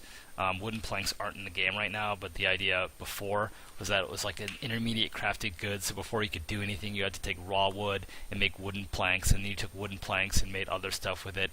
And then we decided that was stupid and annoying to have this intermediate thing that only purpose was to make the end goods, so we got rid of that. So now you take wood and directly make things. Yeah, and then here's a bed. And the bed is so tiny. Why is the bed so tiny? But the idea is like, I'll get to that in a second. The idea is that the carpenter will like pound away on his workbench, and then when he's finished with something, he'll take it over to this outbox, which is a stockpile specifically designed for his crafted goods. And then if you have another stockpile for, you know, furniture, a worker would come and take it out and put it there. So why is that bed so tiny? It's so cute. And I've said this before, but whatever, repetition's good. Not everyone saw our other stream. Let me show you more about the carpenter. So this is a more recent just scratch sheet of things that the carpenter can make. That's the wrong one. Let me show you the real one that I meant to show you. Is that it? This is it. Okay. So this is kind of, this is a little dated. You can see this guy in a bed. Is this the right one? This isn't the right one either. I have a lot of different variants of this stuff. This is the right one. Okay, so right, so this is kind of a brainstorming sheet of different things that the carpenter could craft, mostly furniture. And you can see, like, for every one of these things, like here's a chair, and here's like the little chair. Here's a bed, here's a little bed. Here's a table, here's a little table. The the idea behind these little versions is like, look at this frickin' bed. It's like, it's right sized for people. So if we crafted the bed at this size, and like you had to put it in a stockpile, and you had to take it from a stockpile eventually and place it where you wanted the bed to be, it's complicated. Like, one guy carrying this bed would look ridiculous. If you wanted to be more realistic and have like 3 guys carrying the bed, then you have to coordinate all of their AIs to carry the thing, and you have to like make the animations look correct. And it's just a serious pain in the butt for something that doesn't really add any gameplay. It would just look cool. So instead, when you craft things, they will craft at this size, which we call an icon. And it's literally like an icon on your desktop. Or if you guys played WoW or practically any other MMO that is WoW-like, like when you make something and you put it in your backpack, you see it as like an icon in like your backpack in WoW. Let me see if I can bring up a screenshot. I use WoW examples because like I played a lot of WoW, and oh wow, there's the Kappa Reddit. World of Warcraft backpack images. Let's see what we got. Let's see what we got. There we go. Can we open that in a new window? Okay, this is a bank screenshot, but it gets the point across. Is that big enough? Hey, look, it's WoW Insider. Here, can I view that image? I'm sure most of you guys know what I'm talking about because, like, you probably like the same kind of games that I like, which means that you know how items are handled in WoW. But just in case you don't, like when you look at like items in WoW, you'll never see like something lying on the ground in WoW. It always goes like from your inventory, from the store to your inventory to your backpack or something, and they're always displayed as icons. You can think of our icons as being exactly the same way, except they actually show up in the world, right? So when I was running the game, let me just run the game. Wow, I'm juggling windows left and right.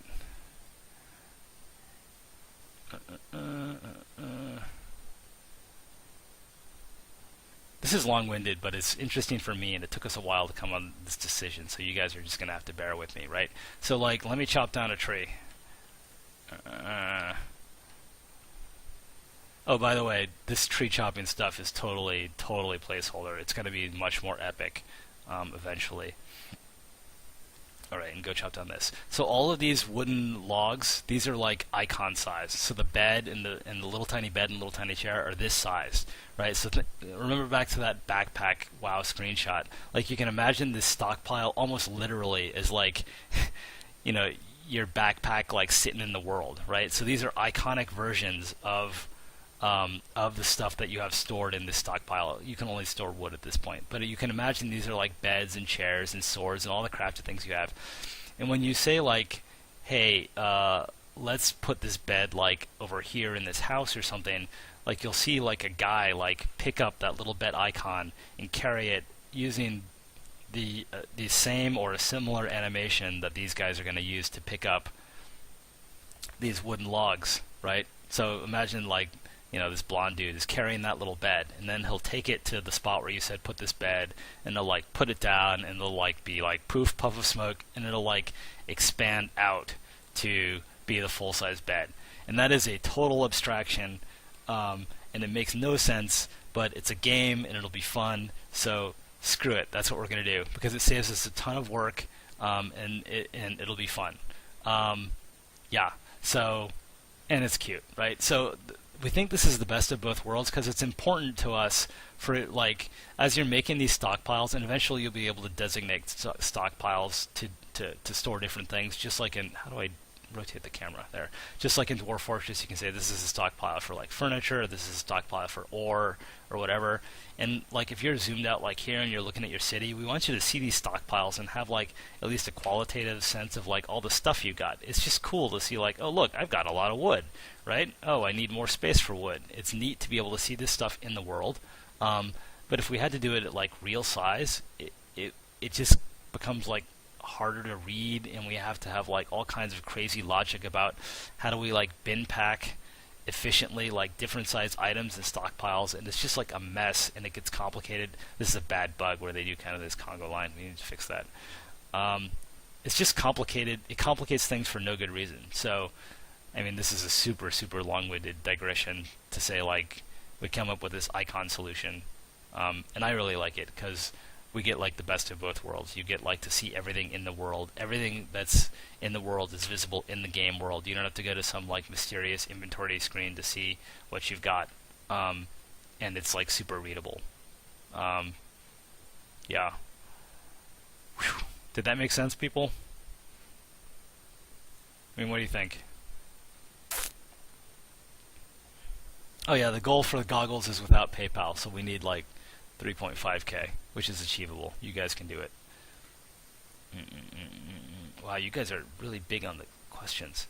Alright, this is a good question. Question, how will... Oh man, I don't know how to pronounce that word. I know what word it is, but I can't pronounce it. So I'll just say, how will gates work?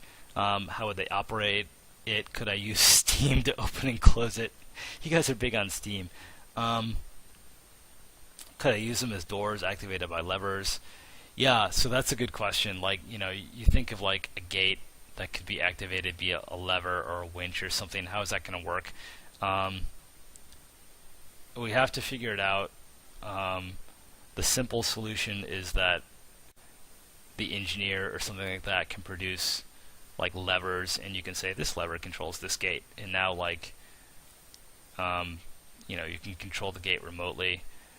You could do something that's much more complicated, where you need to drive like steam pipes or winches and pulleys in order to do that stuff. Lots of options that we have to think about. And remember, think about means is code for. There'll probably like be a basic version in the first release, if at all. But then we'll add more after the game is out. Okay, let me take some moderator questions, because otherwise I'm going to be, well, these are the ones you guys voted on, so they deserve to get answers. Can we paint our own flags and emblems and place them on buildings? That's a great idea, which we want to support, but it's like, it's a pebble, right? And remember, we're talking about boulders, rocks, pebbles, and sand. It's the kind of thing where if we don't have it, you'd miss it, but you're not going to like be really pissed off. And then when it comes in, you get happy. So eventually we will support that, but it's not high on the list. Fires. Yes, we'll have fires in the game for sure. like torches, like cooking fires, like I've talked about fireplaces. Wildfires are interesting. Yeah, fire in general is just interesting, so we'll have fire in the game. Will you have specialized buildings like a guardhouse, a blacksmith, or a mage tower? Or will good for you? Or will they instead be defined by the items that you put in them? It's the latter. We don't want you to build a barracks or build a smith. We want you to like design your buildings and then determine what each room in the building is for, or what each building is for, by the things you put in there. Something is a smith because you put your forge and your anvil and whatever else into that room. That's what makes it a forge, right? It's not that you like click some button in the UI.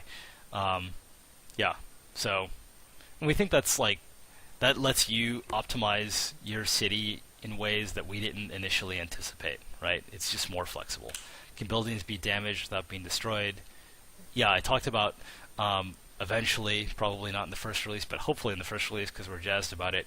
We want to have a physics model behind the building, so when you knock out a pillar, we know that, oh, this pillar was supporting these beams, and these beams are supporting these walls. So like there's a physics model and the right thing collapses, so the building's damaged. And then for sure when buildings are damaged, there'll be some easy way to say fix it. You won't have to like manually tear the thing down and replace everything, because we know what the building should look like. You'll just be able to say fix it and it'll get fixed. Oh yeah, I was going to model something. What was I going to model? What did we decide I was going to model? Work faster. Yeah.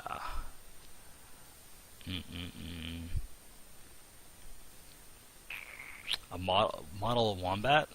That's not going to be very interesting. Model some weapons? I can show you some weapons that I got. Let me show you some classes. I've shown this like a lot, but I'm sure a lot of you guys are new, so I'm going to show it again. Where'd it go? Where'd it go? Where'd it go?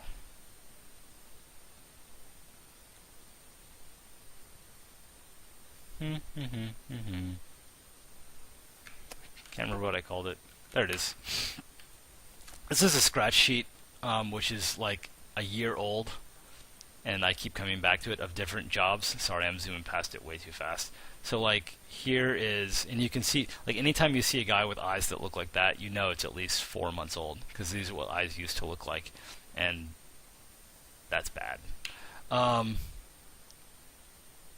These are much better, and they may not look better, but I've got a surprise that some of you know about how they'll work, and it's going to blow your mind when you finally see it in a year and a half. So here's a blacksmith, and he's got mitten hands, so that gives you an indication of how old this is. This is an herbalist, right? And then the herbalist upgrades like to an alchemist. You can see that on our tech tree on the Kickstarter page. And then like this is a failed idea of, well, here's a farmer, and you can see like he's got like kind of like a little sunburn going, right? He got some sun, whatever. And then this is the brewer. He's a little tipsy, right? And whenever I see these things, I just want to fix him because his eyes bug the heck out of me, right? Come on, man, right? And then this is a failure. Like, here's the brewer, and here's the brewmaster, and we wanted to make him like a little bit bigger and a little bit fatter. The problem is like at this resolution or this zoom level, it kind of works. It's cool, right? He gets more detail, but like practically, he's going to be like probably like this big on screen. No, probably like that big on screen. And there, like the difference between the brewer and the brewmaster is pretty darn subtle, right? So like the amount of effort that it would take to like change him up is just not worth it. So instead, like, you know, everyone kind of has pretty much the same size, and then like when we go big, we're going to go really big, like with the Magma Smith, like if you remember that model, where it's like significantly different, significantly bigger and epic. This is a cook. We have an idea for a cook in the tech tree. His hat is a disaster. Like here in this hat, you can see like the cuberty stair step, which I absolutely hate. It's my pet peeve when it comes to voxel models. So that he needs a lot of work. And like the front of his apron is totally horrible. It's like ridiculously flat and painted on, whatever. I mean, I'm kind of critical of myself, I guess, but this is stuff that I did a long time ago. I've improved with time. This is this little guy is like a trapper, right? And he's got like a raccoon hat. And then the idea was that he upgraded to a hunter, and he's got like a bear on his head, a bear hat, right? They're pretty close together. Like this guy is really close to this guy, so maybe like in the end game we'll merge them together, because they really are. I'm really happy with this guy, the shepherd. I like his voxel feet. Like I managed to make voxel sandals with like big toes and stuff, and that works. So pretty happy with the voxel shepherd. And you can actually see this guy with different hair in some of our like actually you can see him right there, right? So there's the shepherd. Same model, different head. Yeah, I like that hairstyle better for the shepherd. Questions?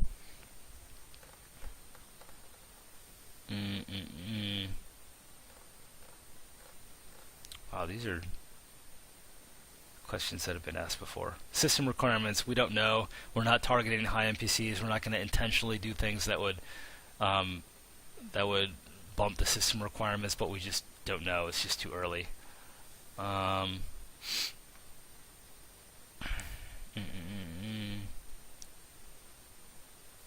Vampires and werewolves, and can your citizens become one of them? That's interesting. I hadn't thought of that. It's a good idea. Given that you intend to abstract some of the low-level Lua programming, will those who are interested be able to deep dive for more power? Yes. The modding tools that you're getting are literally the tools that we use to make the entire game. So if you want to go like in, and I mean like really go in and make like something super complicated and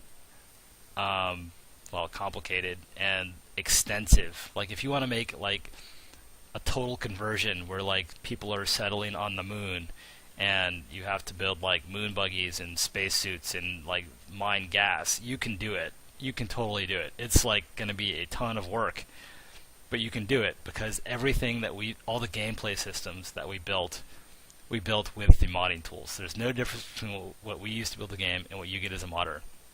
Now, there is a tiny bit of difference, which is that you don't have access to the engine source. But the engine is as small as we can possibly make it. The engine handles tasks like rendering to the screen, like handling keystrokes and mouse input, and like, what was the other one? Pathfinding, right? But we give you access to the Pathfinder in Lua, so you can say, find me the nearest piece of wood and give me a path to it so that I can go there. But all the gameplay systems, all the classes, all the crafting, the way building works, all the UI is built on the modding framework, and you have access to that. So if you want to go like super deep, you can do it. And that's the point, right? Is that if someone is super ambitious and wants to do crazy stuff, we want to let you do that. Here's a concept for like knights, and I like this sword. I think I've shown it to you before, but for some reason I like this sword. I think I like that it's got like different colors. It's colorful, and this is like pushing like the different genders, right? Like she looks maybe a little silly with this enormous helmet. Maybe she should have a different style of helmet. But I like that she's like wearing plate, and like plate that makes sense and not like a plate bikini. Right, so here's like concept for a swordsman, concept for an archer. This is like an old concept for an archer. Let me show you a more recent archer. Right, which is, I think no one's seen this before, right? So this is the more, this is like, this guy's got a visor. This is like, no bueno. This is the more recent concept for an archer that you can see actually from our Kickstarter page. And before I was saying how we want to have like iconic hats that represent your role, and this is the cloak / hood that is iconic of an archer that the skeleton had. And this I'm pretty happy with. I mean, he looks kind of rangery and badass. And this was like, these were different variants which totally are off the reservation. Like this was like a sniper unit and his eyes are kind of bad, so maybe that's no good. And this was gonna be like a bombardier, and these are like stylistic here. And like this was like maybe like, I don't know, like a tactician. Yeah, goggles. You guys got goggles. Congratulations. But like, stylistically wrong, right? I mean, no, right? No. Yeah, this guy's kind of badass, right? I really like this, but it makes no sense. This is not a game. This looks like something out of like almost Foxley Call of Duty or something, or Ace of Spades, um, which are great. It's just not what we're doing. So, right, I love how I'm deleting all this stuff, right? Um, okay, so this is interesting. Like, these three were a concept for kind of a trinity of melee units that we were thinking of. Like, we were thinking, like, okay, there's like a footman who's a basic melee unit there. And then depending on what you give him, he gets different abilities. And this is like an old idea. This is not the way that we're not sure if it'll still work this way. It'll probably be something like this, but not quite to this extreme. We're like, this is a swordsman. He's kind of like a melee fighter, like a melee damage dealer, and this is like a melee disabler. Because you gave him a mace, he's a melee disabler, so he has like more stun-based attacks. And this is like a tank because you gave him a shield. So by nature of giving him a shield, he became like a tank, and he gets tanking abilities, right? And we wanted to make it super clear with like, you know, because he's a tank, he gets the tanking helmet. Because he's a disabler, he gets kind of this Viking helmet. And because he's a melee damage dealer, he gets kind of this, you know, like martial arts headband. But that was like way too opinionated and specific, because wouldn't it make more sense that you craft the helmet and then he gets this helmet because he's wearing that helmet? Yeah, that makes more sense. So we scrapped that idea. But the models are cool. I kind of like this guy, even though stylistically he's wrong. Oh, and look, here's our dwarf. He's in bad shape. I don't know what's going on here. This is just a failed attempt at some armor, which just looks bad, but whatever. Not everything we build is brilliant. Yeah. How does water work? We don't know. Roshman, haven't you asked that before? Maybe you asked something else. The problem with water is building like an accurate model for water in 3D with like pressure and things like that is really expensive computationally. So we have to simplify. And the trick is going to be simplifying enough so that it doesn't run like a dog on an average PC, but have it be an interesting, a reasonably stylistically accurate modeling of water. Like, it does what you expect it to do. Like, if you have like, you know, like a dam and you poke a hole in it, water should probably come out of the hole, right? So we have to figure that out, and it's an interesting challenge, but we don't have a handle on it yet. Right. OCD about the eyes. Oh, how did the mammoth animation turn out? I think it turned out okay. I can show you. Yeah, I did fix the spastic back legs. I can show you some mammoth animations. We got 45 minutes and 2.2K. Okay, I've got to take a break. 1 second, guys. Time for break number 2. Let me see if I can find some music for you. Nah, I can't find some music for you. But I'll be back in a sec. Duty calls. Bye.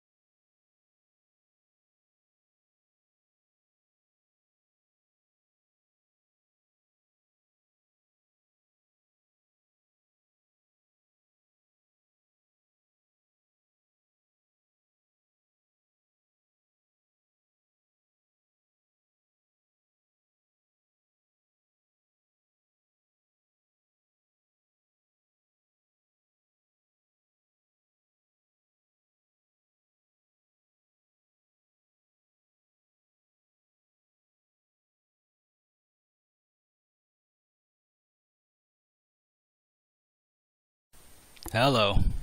I think I'm back. Thanks for bearing with me there.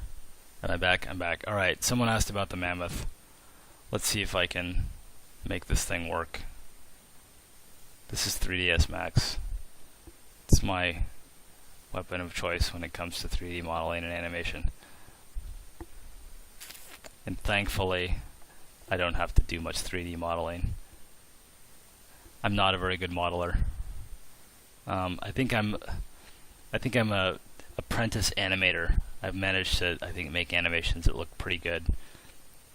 I'll say like not terrible and like reasonably expressive. But I am a horrible 3D modeler. But whatever. That's neither here nor there. Someone asked about the mammoth. Let's find him.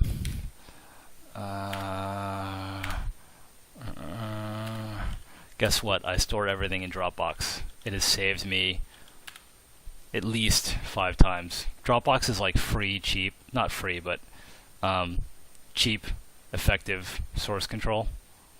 That's not right. What are we doing? Not scenes. No. Where are we? Assets. Models? Models. Mammoth. Okay.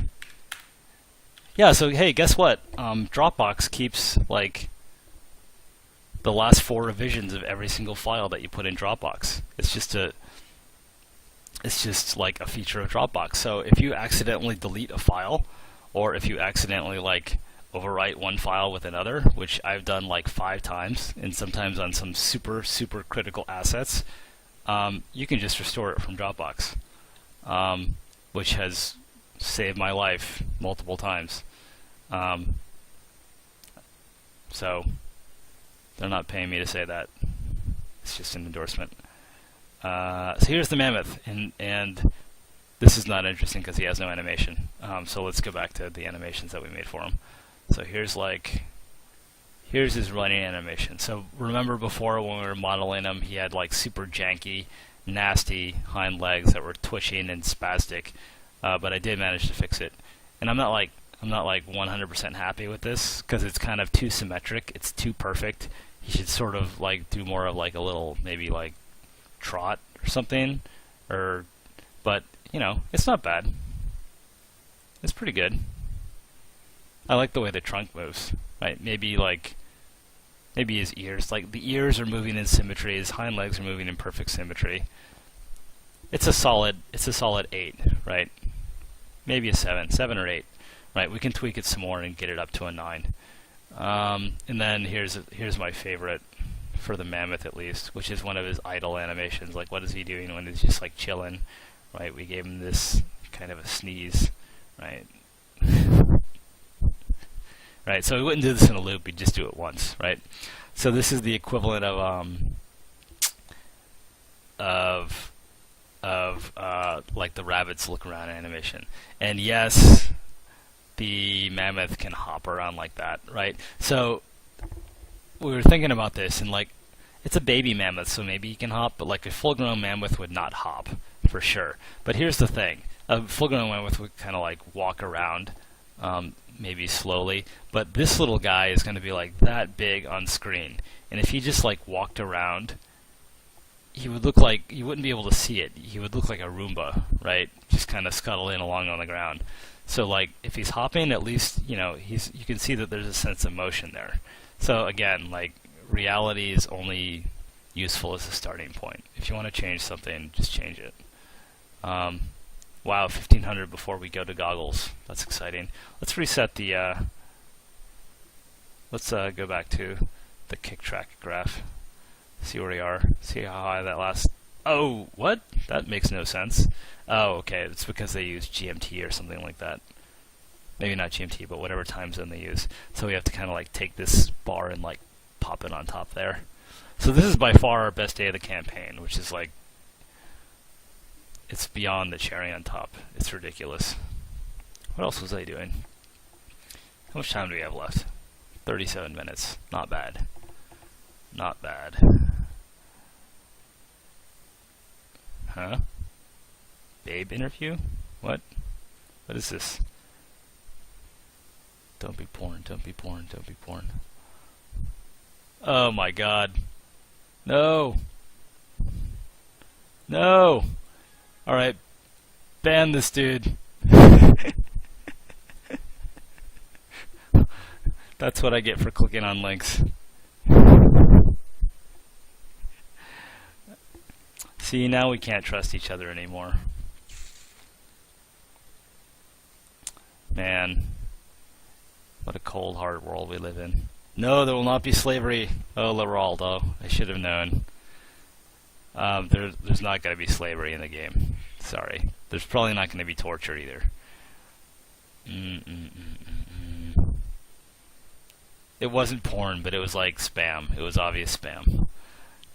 And Firefox's pop-up blocker is inferior, which is why I normally use Chrome, but for some reason I'm using Firefox right now. Okay, this was interesting. Let's go back to Cubicle. We're so close. We're so close to goggles. Let's go, guys. Yeah, the master. I know my mic is not that great. I've heard that if I put it like up here, it's not as bad, but then people tell me they can't hear me. Is that better?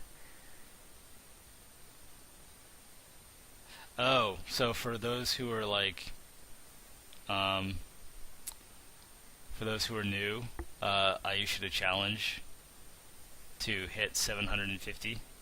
If we hit 750,000, then I will add a variant of one of the pets with goggles on, because for whatever reason goggles has become a meme, or meme, however you pronounce it, and people want goggles on a pet, so I will model one and it will ship in the game if we hit 750 on the Kickstarter. Obviously the PayPal doesn't count, because if the PayPal counted we would already be there. You can't hear me? See, this is why I do this, and now you're gonna have to put up with me breathing. That's just the way it is. Maybe I can like buy a podcast mic, but I can't do it right now. Equipables on the pets. No, the pets are just for fun. They're just cosmetic. If they had any utility to them, it would be tricky, because there's no way to get some of the pets after the Kickstarter, so you'd have a permanent advantage, and that's not fair. What were the cultural inspirations of the game? I think it's pretty clear that let's bring up for the game in general. That's a good question. I mean, we wanted something that was that started off in like sort of classic high fantasy, but then had its own quirk to it.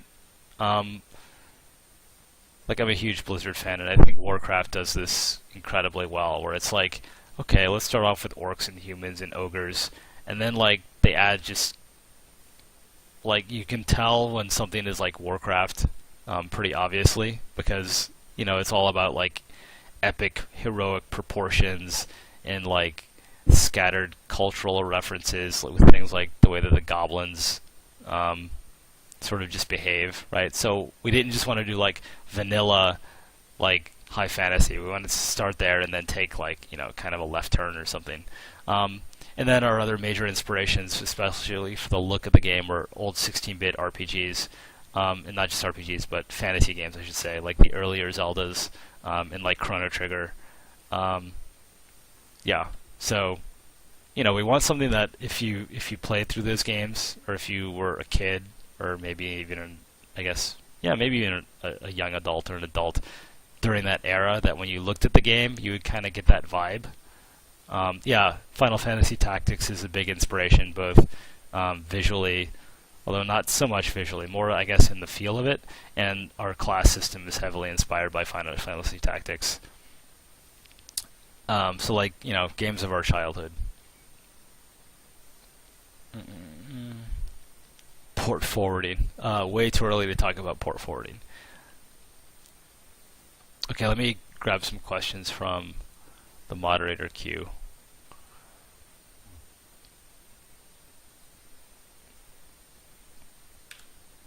How varied will the environments be? Is the environment in the Kickstarter video what the current environment is?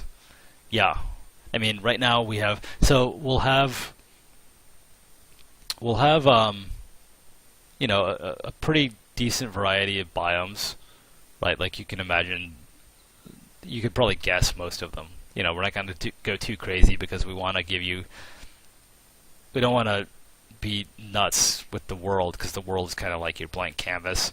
So we'll have like plains and hills and mountains and swamps, and then of course we all earn the Arctic biome in the stretch goal. And right now the only environments that we have are what you see in the Kickstarter video, which is a mix of plains and foothills. In the end, we'll have a lot more varied environments. Will mob-generated structures provide opportunities for raiding? Yeah, but it's not the main focus of the game. I've said this like 10 times already, I know, but it bears repeating. The main focus of the game is not going out of your city and adventuring. It's really like building your city and experiencing the things that come to you, be it invaders or be it like friendly factions you want to make an alliance, or like random events like caravans, or there are crazy things that are going to happen with rabbits that you don't even know about yet. Yeah, so there will be opportunities where like you can go off and raid like an enemy camp or something and bring back some loot. And that'll play into like the AI Dungeon Master, where that's going to trigger some events, but that's not the focus of the game. It's kind of like, side quest. Oh, there's some stuff there, let's grab it. Will there be updates to the game, like adding new things? Yes. It's not like we ship the game in September and then I'll go sit on a beach. We're going to keep working on it and keep adding updates. And for some amount of time, all those updates are going to be free. Like, I don't want to say too much because the future is unpredictable, but we're not going to nickel and dime you with like expansion packs every 3 months or something like that. Yeah. What will the rabbits do? I can't tell you. We have to leave some surprises. We're less than $1,000 away from goggles. This is exciting. Okay, right. I gotta get ready. I gotta prepare.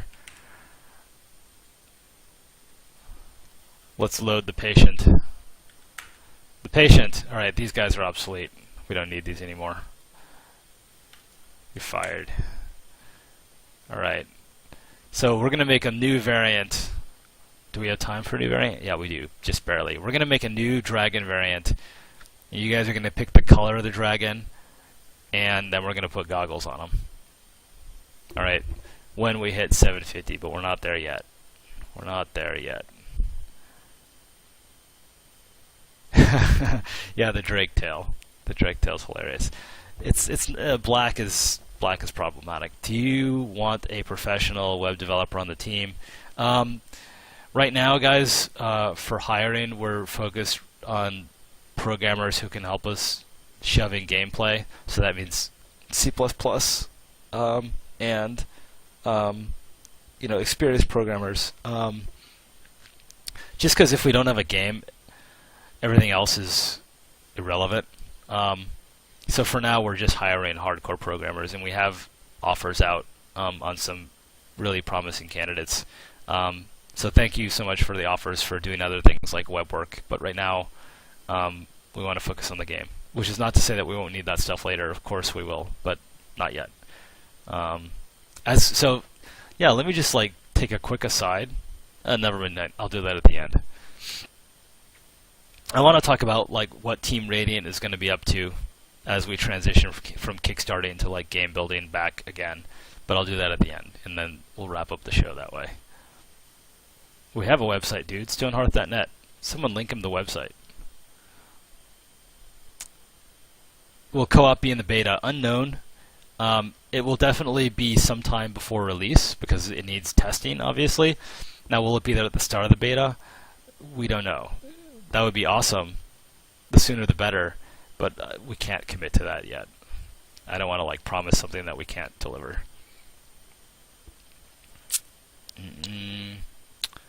Do separate floors in a building have a purpose other than aesthetic? Are there tactical defensive advantages gained by station? Yeah, well, obviously, like, if you guys are on like level 5 of a tower, then potential invaders have to go through levels 1 through 4 to get to level 5. So there are just natural advantages and potentially disadvantages for being on a higher floor. Like if level 1 is on fire and you're on level 3, you're kind of in trouble. Yeah.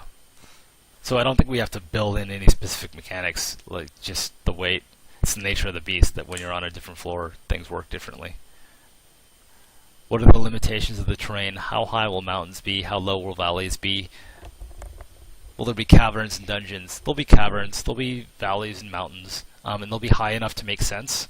Like, as you can tell, our aesthetic is like I said, 16-bit RPG inspired, which means proportions are just skewed, right? So a mountain will be big enough so that it seems like a mountain, but obviously we're not going to use realistic proportions where it's like, because it would just it's just a waste. Yeah. So I mean, you know, the height will be based on a combination of aesthetic and gameplay concerns. Like you want to be able to like see the peak of the mountain when you tilt your camera in a certain way, and not have to like tilt it all the way up just to right, because otherwise the thing is just a big obstacle and it's stupid. Can you recruit other races to your villages? Not once we have the other races, probably yes, but that's like we're talking way down the line. I mean, I talked about this earlier. It would be cool if like if you're playing human and you ran into the dwarves, maybe you can like, you know, bribe some dwarves to either potentially work like for the season to craft some dwarf stuff, or maybe like even get them to join your town if you're really nice to them. That sounds cool. Are we there? No, we're not there. Wait, are we there? Oh, the money went down? Wow, that's depressing. Someone must have like updated their pledge, which happens, and I just broke it. Hold on, let me fix it again. I guess I could log out and that would fix it, but here, let me fix this thing. I should never manually refresh. I should have learned from the first time. Did I fix it? I think I fixed it. Oh wait. Wow, I switched over and then like totally broke it again. I'm a stream scrub, but you guys knew that.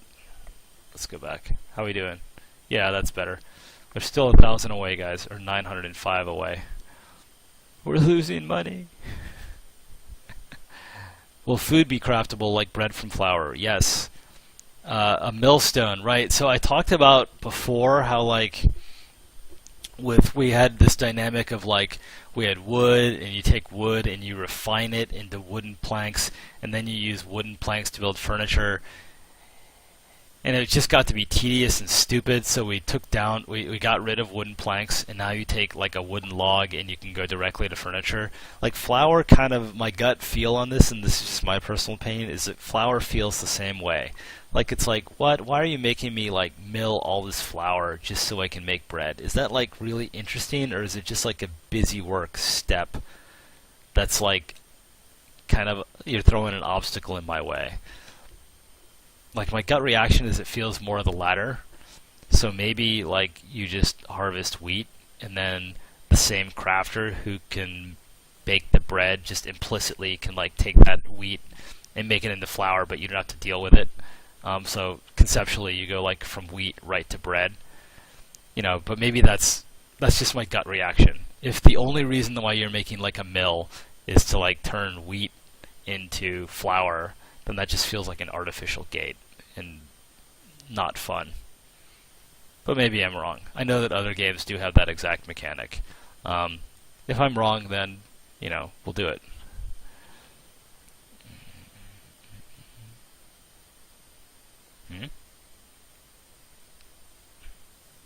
I don't understand what you're linking, Hazataza. That's just our Kickstarter page. Did I break this thing again? No, I didn't. Oh wow, $699 away, or yeah, $699 away. This is exciting. We're gonna do it. Will it be possible to make animations on the weapons? Yes. Yes. You'll be able to attach animations and particle systems and all that good stuff onto weapons and all kinds of items. Green dragon, please. I like the idea of a green dragon just because we seem to have this sort of theme going of like red, blue, and green. I mean, the three factions are themed that way. Green and gold. I like the idea of both of those, but I'm leaning towards green. Hot pink. No. A bone dragon. That's interesting, but a bone dragon wouldn't be more than a palette swap. I'd want them to be like, kind of like an animated skeleton, and that's going to be too much work. I don't think we can do that in 20 minutes we have left. Right, you know what? We're going to make this. Obviously, no, not obviously. I'm confident that we're going to make it. So we are going to start this guy, and I will only put goggles on him if we reach the number. But just so that I don't have to so we don't go too late. We're going to go for this. All right, so chat, give me a 1 for green and a 2 for gold.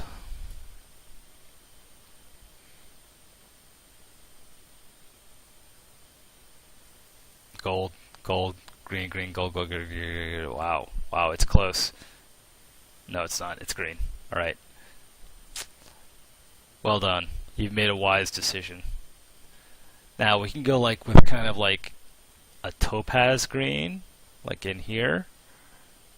Yeah, we're going topaz-y green, just because I feel like it, like an emerald green is just cliche.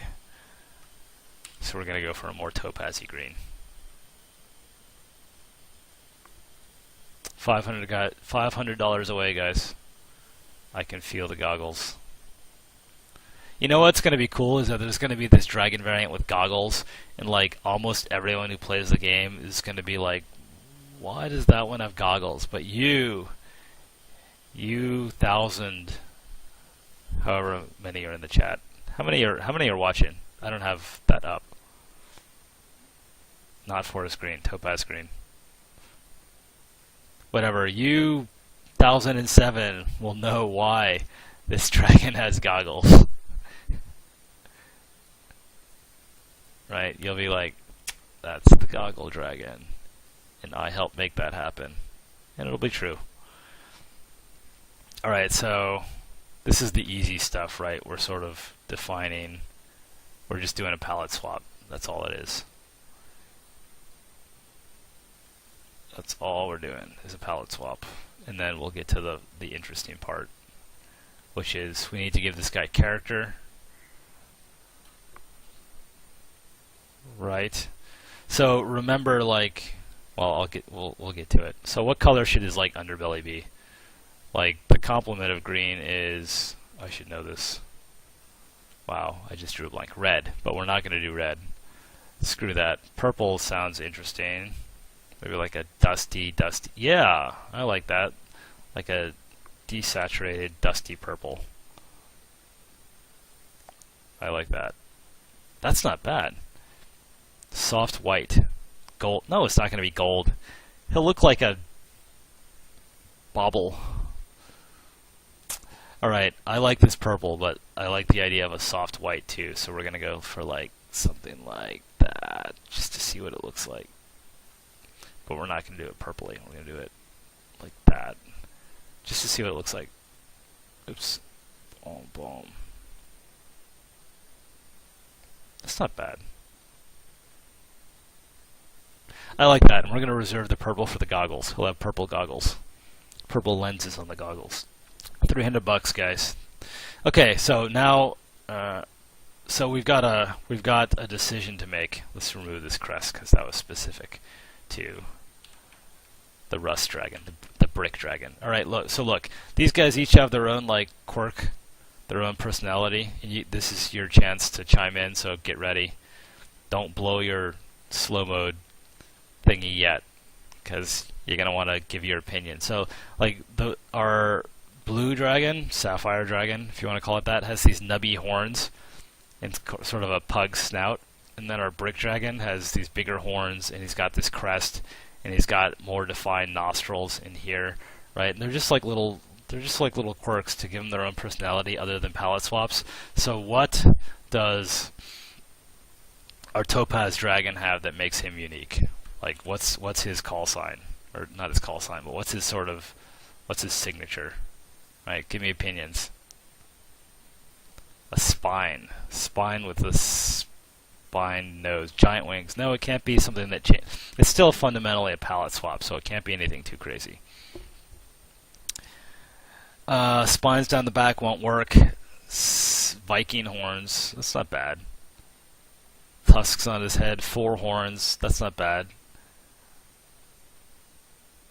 A longer muzzle, That's not bad. He can be more lizardy. That goes with the topaz greenish theme. Sharp spiral horns with spike so look, spike bumps on his back, not going to fly because he's an even number of pixels or voxels. And I went over this like in the original modeling. Like you can't put them down the middle of the back, and we don't have enough resolution. They look like tumors, so that's not going to fly. But I like the idea of Vikingish horns and a longer snout. The longer snout is going to work particularly well because those goggles are on his face. And he needs a longer snout so they stand out, or so the goggles don't overwhelm his face. Wow, $80 left. We're gonna get there. You like those horns? This better not be spam. It's a pig image, so it's good. What? Really? Really? All right. I'm not gonna show that to anybody else, but I'm gonna ape them. We'll give it a shot. All right. What color is horns?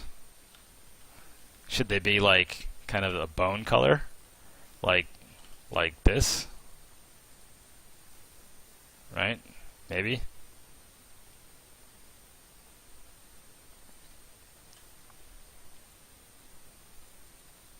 Let's fix this. No preference on the horn? Or did you guys blow your, Yeah, I'm sorry we're in slow mode, but we kind of gotta be, or it's just like, I can barely read the scroll now. Alright, so let's, like, nuke these horns. And let's give them... Alright. So we want like horns that kind of go out, but not like, I mean, we could like do like something like this, which is like, right, but that's like, it doesn't read. It's too tough. Our resolution is too small. And I like the small resolution because he's simple. Yeah, make the dragon one more voxel wide. We tried that and it doesn't work. There's something really endearing about the 2 voxel eye span. It's key to his design, so we can't make him any wider. We tried literally that suggestion, make him 3 wide instead of 2 wide, and it didn't pan out. Alright, so I've got an idea for how I want these horns to look, and I'm just going to execute, and then you guys are going to give me feedback, I'm sure. I'm sure you'll give me feedback. I like something like that, but not exactly like that. See, this is like where it's kind of fun, where we are seriously pushing the limits of what we can do at this particular resolution. And I think that's where you get like cool voxel art, is when you're clearly pushing the limits, and then like you get the right combination, and it's like, you know, it's a good feeling. All right, so I think that's not horrible. We're definitely gonna have to do something with color to help you understand what's going on. Did we do it? We did it! We did it! We got those goggles. Congratulations. I knew you could do it. I'm excited. I'm excited for all of us. I'm actually really excited because now maybe I can stop hearing about goggles. I doubt it, but maybe. Alright, so let's get some shading on the inside of that horn to kind of push it back. Up on the horns. What does that mean? The horns need to have dark faded orange and gold. No. Wow, another input on how...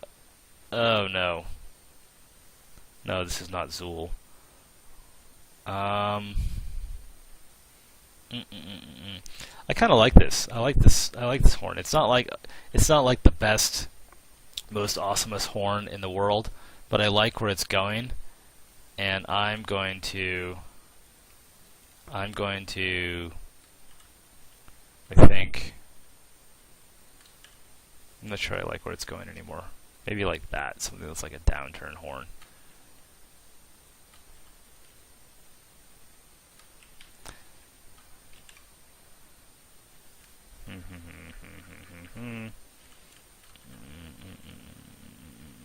Something like that, but I feel like it's just like it's got to like fill in here. But now, does that read an ear? No, not necessarily. Like maybe we just make it too wide, right? Because I mean, you gotta like think it's gonna be like he's gonna be like that big on screen, right?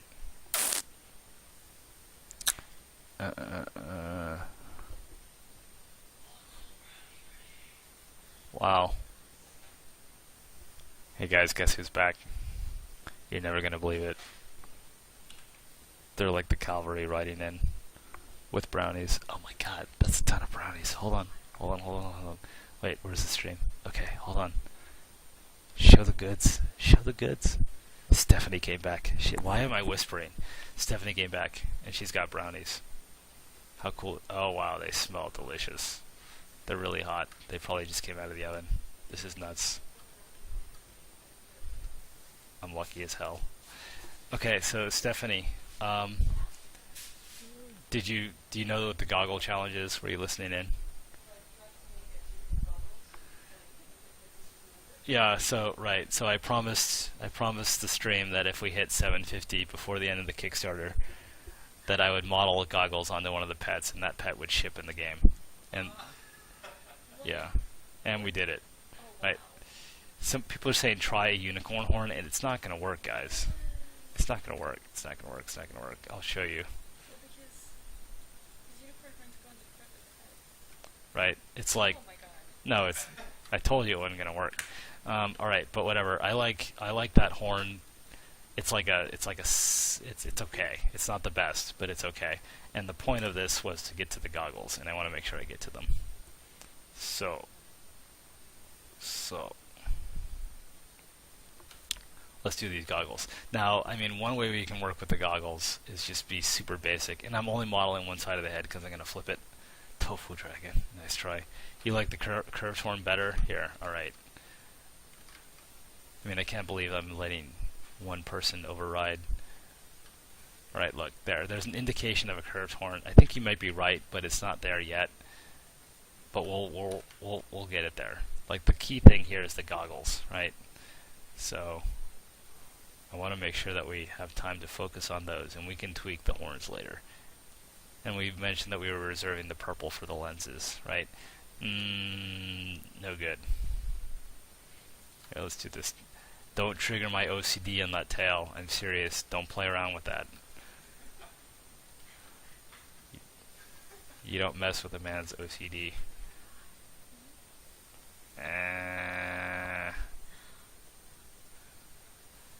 Are these too big? Are these like too goggly? What do you think? Have you ever looked at Gogglelore? No. He's from Psychonauts. Just do Google search for him. How do you spell that? Goggle.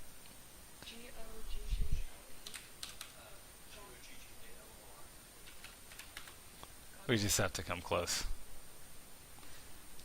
I'm Googling Gogglelore. Say that. Say that 5 times fast. Oh, this dude? Yeah. Yeah. I don't think I have enough resolution to do that, but I can try. Alright, hold on. Give me like... You want saber teeth? No. I mean, this is getting like, no. You gotta edit, man. You gotta edit. If you do too much, it just, you know. Alright, let's see it. I don't know about this. Hold on. This will improve it a lot. But maybe not so much. Is that too much? That seems like too much. I liked them better when they were smaller. Right? How do you claim the goggles? That's a good question. So basically, when you get like a kitten or a puppy, it's not like you get a kitten or a puppy. They're going to be variants, just like there are variants to your settlers. There'll be variants to the kittens and the puppies and the dragons and the mammoths. And this will be one of the variants. And so when you start your settlement, you just scroll down to the topaz dragon with the goggles and pick it. And that'll be that. Alright, dude. Yeah, it's funny. This is like our highest stretch goal. Is the goggle dragon. Alright, we're going to do a quick A/B test. Which direction do you think? Like, this to me is like over the top. And this is maybe too subtle. But give me 1 in chat if you like this version. And 2 in chat if you like that version.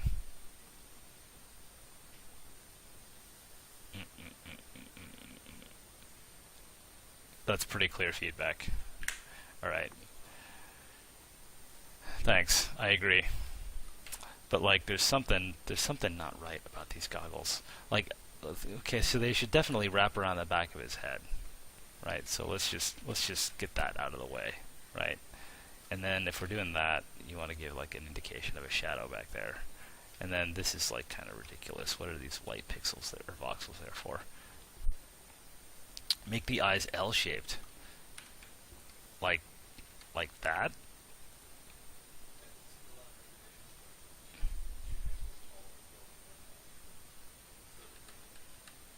Hmm? I mean, we could do that. That's horrible, right? I mean, so we could give him a visor. Aww. Someone's saying the other way like this? That is even worse, right? I like the visor. Those aren't goggles anymore, but right? I mean, someone said inset them. That's a good idea. But you got to be careful with stuff like this, right? If we inset them, and then you're like, well, now they're gone, right? You got to be really careful with stuff like that. But maybe you would work with the visor because you have more area to work with, right? So now we're like, no, it still doesn't work, right? So a red visor. I like the purple, but let's give it a shot, man. Let's give it a shot. You know, like this is now we're getting into serious Cyclops territory. We don't ever pick a pure red because that's just not the way we work, right? But no, that's too matchy in terms of like, oh, red complements green, so of course the visor's red, right? It like vibrates. I don't know. I think this is about. Let's put that other horn on and see where we're at. He looks great from the front.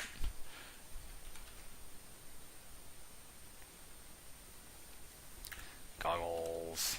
Goggle dragon. You guys keep linking me images for inspiration. Yeah, Jordy. He is definitely not Jordy. Yeah, the steampunk goggles that someone linked are awesome, but we just don't have the resolution. Like, okay, so we can use their colors, right? We can use the palette from those steampunky goggles. I don't like the long snout. It just looks weird.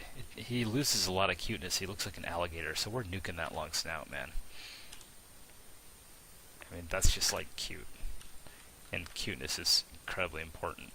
So we're going to try the palette that's a little more steampunky, which means he's got kind of these amber, not really amber, but amber gold lenses.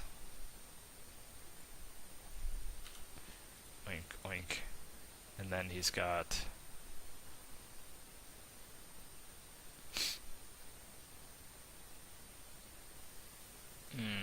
it's kind of like a reddish, leathery, not too red, but a red leather strap.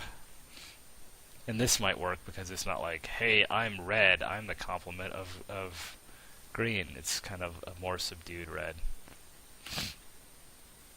That ain't bad.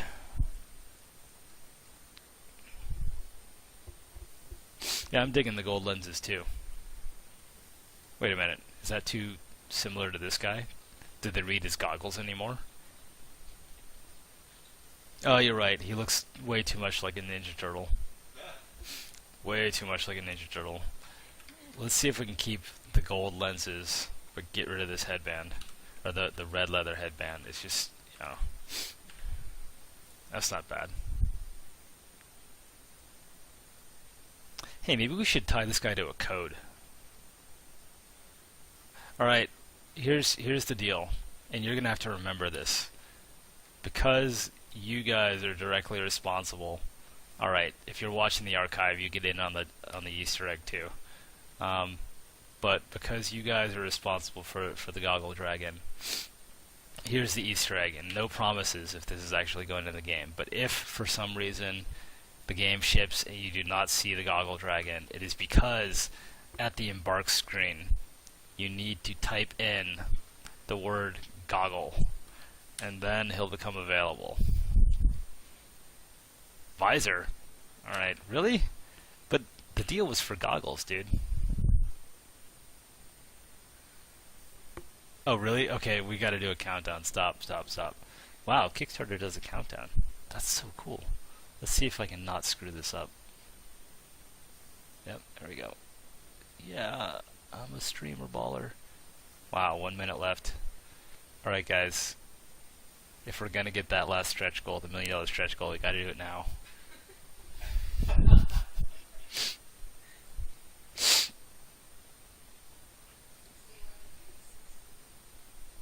Yay! 55, 54, 53. Can we get 152? Can we get 152? It doesn't matter. 150 is like, or 750. If you told me that we could get 750 a month ago, I would have like, well, certainly not believed you. But yeah, this is super nuts. LaForge visor. I like the goggles, man. I gotta overrule you, and I'm gonna go goggles. No, I've changed my mind. I don't know. We'll see. But hey, 24, 23, 22. I should announce right now that we'll give like some special benefit to the last backer.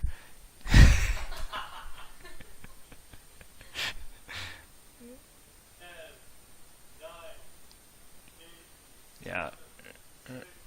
5, 4, 3, 2, 1. Oh, you know what I forgot to do? I forgot to change the page because now we can't edit it anymore. Yay, it's done. The final number of the Stonehearth Kickstarter is amazingly, shockingly, unexpectedly $751,860 with 0 seconds to go, and a very intimidating 22,842 backers. This is like, this is nuts. Yeah, I have 1,000 new best friends that I'm broadcasting to now. So like, I was telling you guys earlier, the guys who were at the start of the stream, that like Tony and I had kind of like you know, a betting pool, not a real betting pool, but like if we were betting, what do we think we would get? And like our best estimate was that the Kickstarter would get either below $20,000 or maybe we would get, if we were really successful, like $220,000. So this is like beyond our expectations and what we thought that this game would do. So yeah, like I was also saying, like we've gone like in the span of a month to like is this gonna work, or do we have to like go out and hit the streets for jobs again, or are we gonna be able to like, you know, make this thing for real now? And now we know, and it's all thanks to you guys. So this is like life-changing stuff. So thanks a lot, everybody who backed us and everybody who like upped their pledge so we can get a stretch goal. Thank you. We're gonna try our best to like not just like, you know, deliver something, but deliver something that we can all be like, that we can be proud of, and that you guys will enjoy for a long time. You guys are still talking about the Goggle Dragon. We're trying to have a moment here. What the hell? Oh, the PayPal total. Let's look that up. Let's see if I can do it in a way where I don't show you my PayPal password. PayPal password.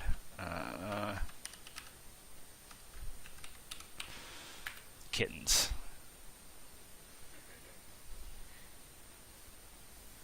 Alright, and I can't type. Take two. I don't mean to be anticlimactic, but yeah, the password is CanonPass123. Alright, our official PayPal total is $46,154.39 because PayPal takes a cut. So that's like a grand total of like $497,000 and change, $498,000 basically, or 700.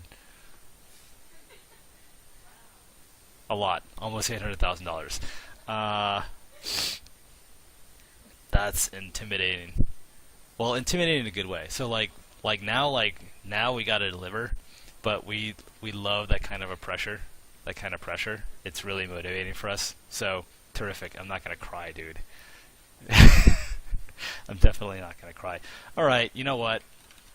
I'm not gonna promise anything directly, but we will maybe do both variants. Maybe we do the goggles and the visor. No promises, but maybe. If you only see one, don't come beating down my door. You know what? I like these black wings. That was a happy accident. We didn't change the wings, but they look good. All right, so I'm gonna have to wrap this thing up pretty soon because I can barely talk anymore. I've been talking for like 4 hours, and it's crazy. Let me quickly jump over here. What did that do? Oh wait, that's the wrong button.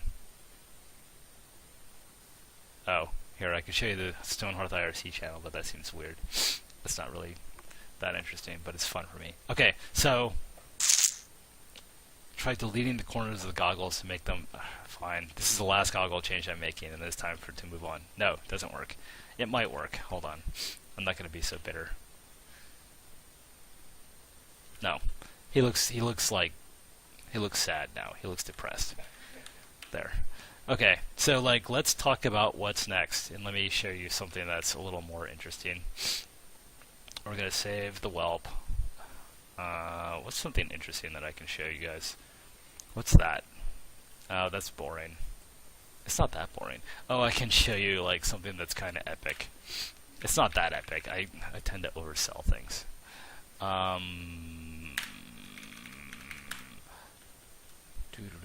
Just some out there, not out there, but a little bit out there, ideas for different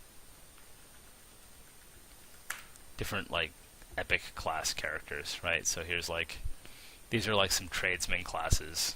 Who knows what they do? This is just brainstorming. This is an older collie, but I don't like him. He's going away. These are workers. You've seen them. They're boring. Let's nuke them. Let's concentrate on, right?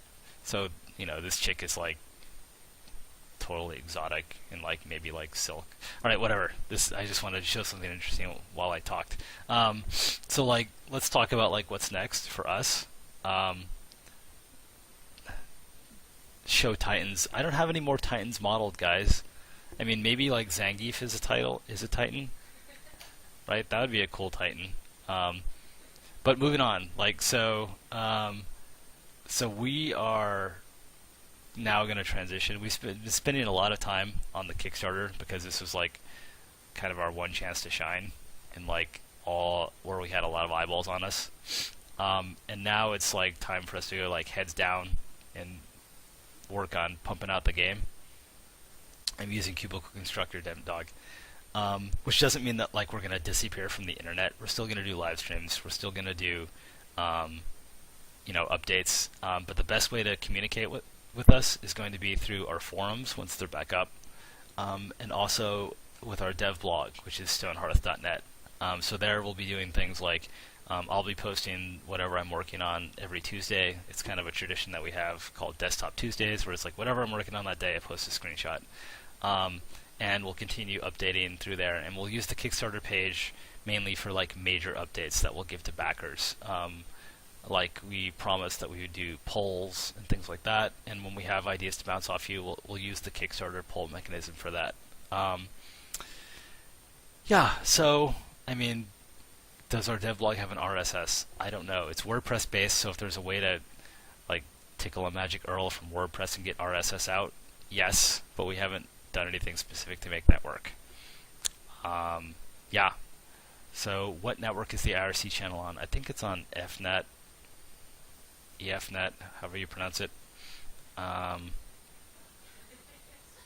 Schmar, yeah. Tom, will this be your only game? Oh, I hope not. I kind of want to be a game developer for life, right? So we would like to make other games, but that's way in the future. Why no alpha? Because, Mikey, the beta represents for us the first viable game that is a first cut of what we want the game to be. So basically what we're saying is as soon as we have something that's mature enough in terms of building and crafting and the core features, we're going to put it out, and that's called the beta. So by definition, it's the first best thing we can put out. Now, would we produce something that's like incomplete and call it alpha and release it? We could, but it would be a distraction. Like, no matter what anyone says, when you put out a release, it costs something, because you fix bugs that you wouldn't normally fix that soon, because they're just annoying little things. So we don't want to distract ourselves from the real goal, which is getting that beta out as quickly as possible. So that's why no alpha. That said, we'll probably put out like some kind of preview video or something just to update you on our progress, but we're not going to have a wide release alpha because we're focused on beta, and we don't want to distract from that goal. Oh yeah, and by the way, if by some miracle the PayPal pledges will stay open for 2 weeks, and all that money counts towards our stretch goals, we are really not expecting to hit the $1 million stretch goal. That was a moonshot. But if you didn't get a chance to pledge through Kickstarter, you can pledge through PayPal for the next 2 weeks and get all the rewards. The forum's up, so go there while you can, because it's probably going down in 5 minutes. Could the beta be released before December? It is possible. December represents the date that we are confident we can hit. I would not expect it before December, but if it's in great shape before then, we wouldn't hold back just because we said December. Count on December. Don't count on an earlier date, but anything's possible. Yay! I don't know, I could keep talking. You guys are asking pretty good questions. I don't see any reason to shut up. I'm just kind of giddy right now because, I don't know. I mean, the money's super nice, and the money means that we can hire people to help us put up the game faster, which was the goal of the Kickstarter, but the validation is really good too, right? To know that, you worked on something and other people think it's cool. I haven't had a brownie yet. I want a brownie. Somebody give me a brownie. Oh yeah, everybody say hi to Ponder. That's Tony. He's watching. He's got a sword by his name. Should I take off slow mode? I'm going to take off slow mode and see what happens. If this thing goes nuts, I'm turning it right back on, so don't abuse it. How are we going to handle backer purchases? Yeah, I guess I'll talk about this. We'll put out an update definitely this week, hopefully tomorrow, to talk about how we'll handle backer purchases. So the physical stuff, we're going to send out a questionnaire to get your t-shirt sizes and things like that, and we'll do that soon, definitely within the next month, hopefully within the next week or two. And then we will get out the t-shirts and the posters and all the other physical rewards if we have any. I think we just have t-shirts and posters sooner rather than later. I would be disappointed if we couldn't do it within a month. It's going to take a little while to print the shirts, but there's no reason to hold back on that stuff.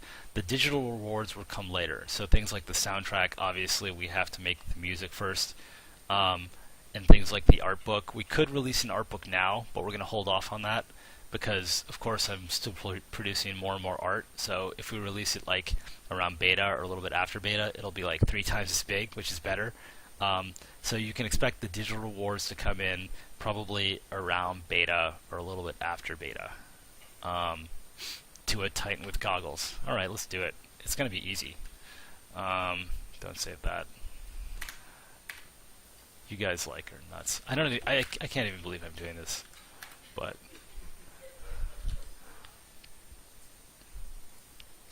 oh, I don't think you guys meant now, did you? But I'm going to take you literally, and so let's say that Zangief is a Titan, and you know what? He's going to be a Titan. Oh, thanks, Stephanie. Stephanie got me a brownie, and it smells delicious. So, Zangief is going to be a Titan. I'm making an executive decision, and maybe we'll give him a palette swap because Capcom will sue us. I don't think they would, because they're kind of a cool company. But let's just say he's a Titan, and now we're going to make okay, I should copy and paste him. We're going to give him goggles. Why am I doing this? What is wrong with you people? Why are you making me do this? We're not going to give him goggles because I that's just badass, right? Okay, and we'll give him a leather strap or something. That's the wrong shade of brown.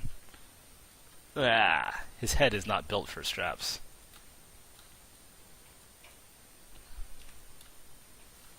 Alright, did that work? It didn't really work.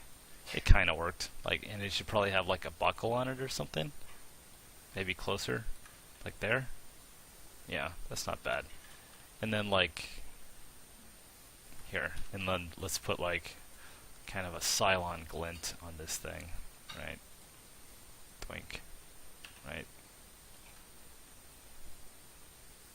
That needs work. Red? No, because his loincloth thing is red. Really? I mean, it might work thematically. Let's give it a shot. Yeah, but now like he needs like this thing needs to be like silver or something. So let me grab like one of my stock. No, maybe like that. And so this is why I tend not to go up here, so that like in the color square, so that when I need to go up there, that those super bright colors are available. Like maybe this thing is like emanating light, right? So now I can go up there, and now it like pops. It like really pops. See? Plan ahead. That's hilarious. There's no way this is going to go in the game. But this guy might go in the game. That's a Titan. Cylon Zangief. Yeah. Okay. He needs a pink mohawk. Oh boy, we're only doing this because it's the end of the Kickstarter, and why not? This is the only time where we're going to be able to do this. Do things that would never, ever, ever make it into the game. Right, Cyberpunk Zangief. That's ridiculous. Yeah. Right, I mean, we could put a t-shirt on him. Oh, right, so I'll show this again. I've shown it in the past, but I'll show it again. Where'd I put Cthulhu? Right, I put him somewhere else. Before I was talking about scale and how I like to model voxels at the lowest possible resolution, because that's how I found we can get a look that's reminiscent of like the 16-bit games. Where did I put this guy? I don't even know where I am anymore. Alright, so here's Cthulhu, right? He's like, I am Cthulhu, I am epic. First, I mean, he looks a little droopy now, because I had to model like his tentacles in a straight line so that they would be nice and clean. And then he looks much better when he's animated, because then the tentacles sort of come alive and stuff. So, I mean, that's just, I mean, like, that, people were commenting that the dragon whelp looked a little droopy too. That's like normal. You can't always literally take the pose when modeling as, you know, the way it'll look in the end, because animation adds a light. But let's compare Cthulhu. I cut him so that I could paste him next to it. Like, how big do you think Cthulhu is compared to the dude? And if you've seen this before, don't spoil it. Like, in chat, just like, you know, do you think he's like 10 times bigger, or 5 times bigger, or about the same size? Like, yeah, that's right. He's smaller. He's like way smaller, right? Like, why? Well, because like he's not as detailed as the Civ, right? So he didn't need, like, if I tried to I call this guy the Civ, that's just his nickname. Like, if I tried to model him like this big, like, which is how big he is normally, he wouldn't look like 3D pixel art. He'd just look like a lumpy normal model. So yeah, so, you know, we model at the resolution that is the smallest possible resolution to get the detail we want, and that's how you make things look kind of old school. At least that's how I make things look old school. There are probably other techniques that I don't even know about, because I'm still a beginner. Yeah, Cthulhu pet. Well, we could do it, right? We could scale down Cthulhu and he could be running around. In fact, someone from the Kickstarter page had a pretty good idea, which was that as you defeat these titans, maybe like they leave an egg behind or something that you can like nurture and hatch, and then it's like a little mini version of the titan that'll run around as a pet, and it's like a trophy. So like as you defeat the titans, you have like these little pets running around that are like, you know, little trophies on legs, basically. What are you guys, top hat and monocle on Cthulhu? No, I'm not gonna do it. There's nothing sacred to you people. Oh, delicious brownie. Thanks, Stephanie. Alright, I'm gonna shut this thing down because it is late. and we have a long day and a long month and a long rest of the year ahead of us to get to beta. But like, let's like all reflect on what this ridiculous number means. Thanks a ton for like, you know, a great Kickstarter, which has surpassed our expectations. And now it's up to us to deliver the game, and we are super hyped to do it for you. So that's it until we do our next live stream. You know, tune in on stonehearth.net, follow us there, and we've got links to Facebook and Twitter pages. Do all that social media stuff, because I don't know, it's good to be in the loop, right? Okay, later.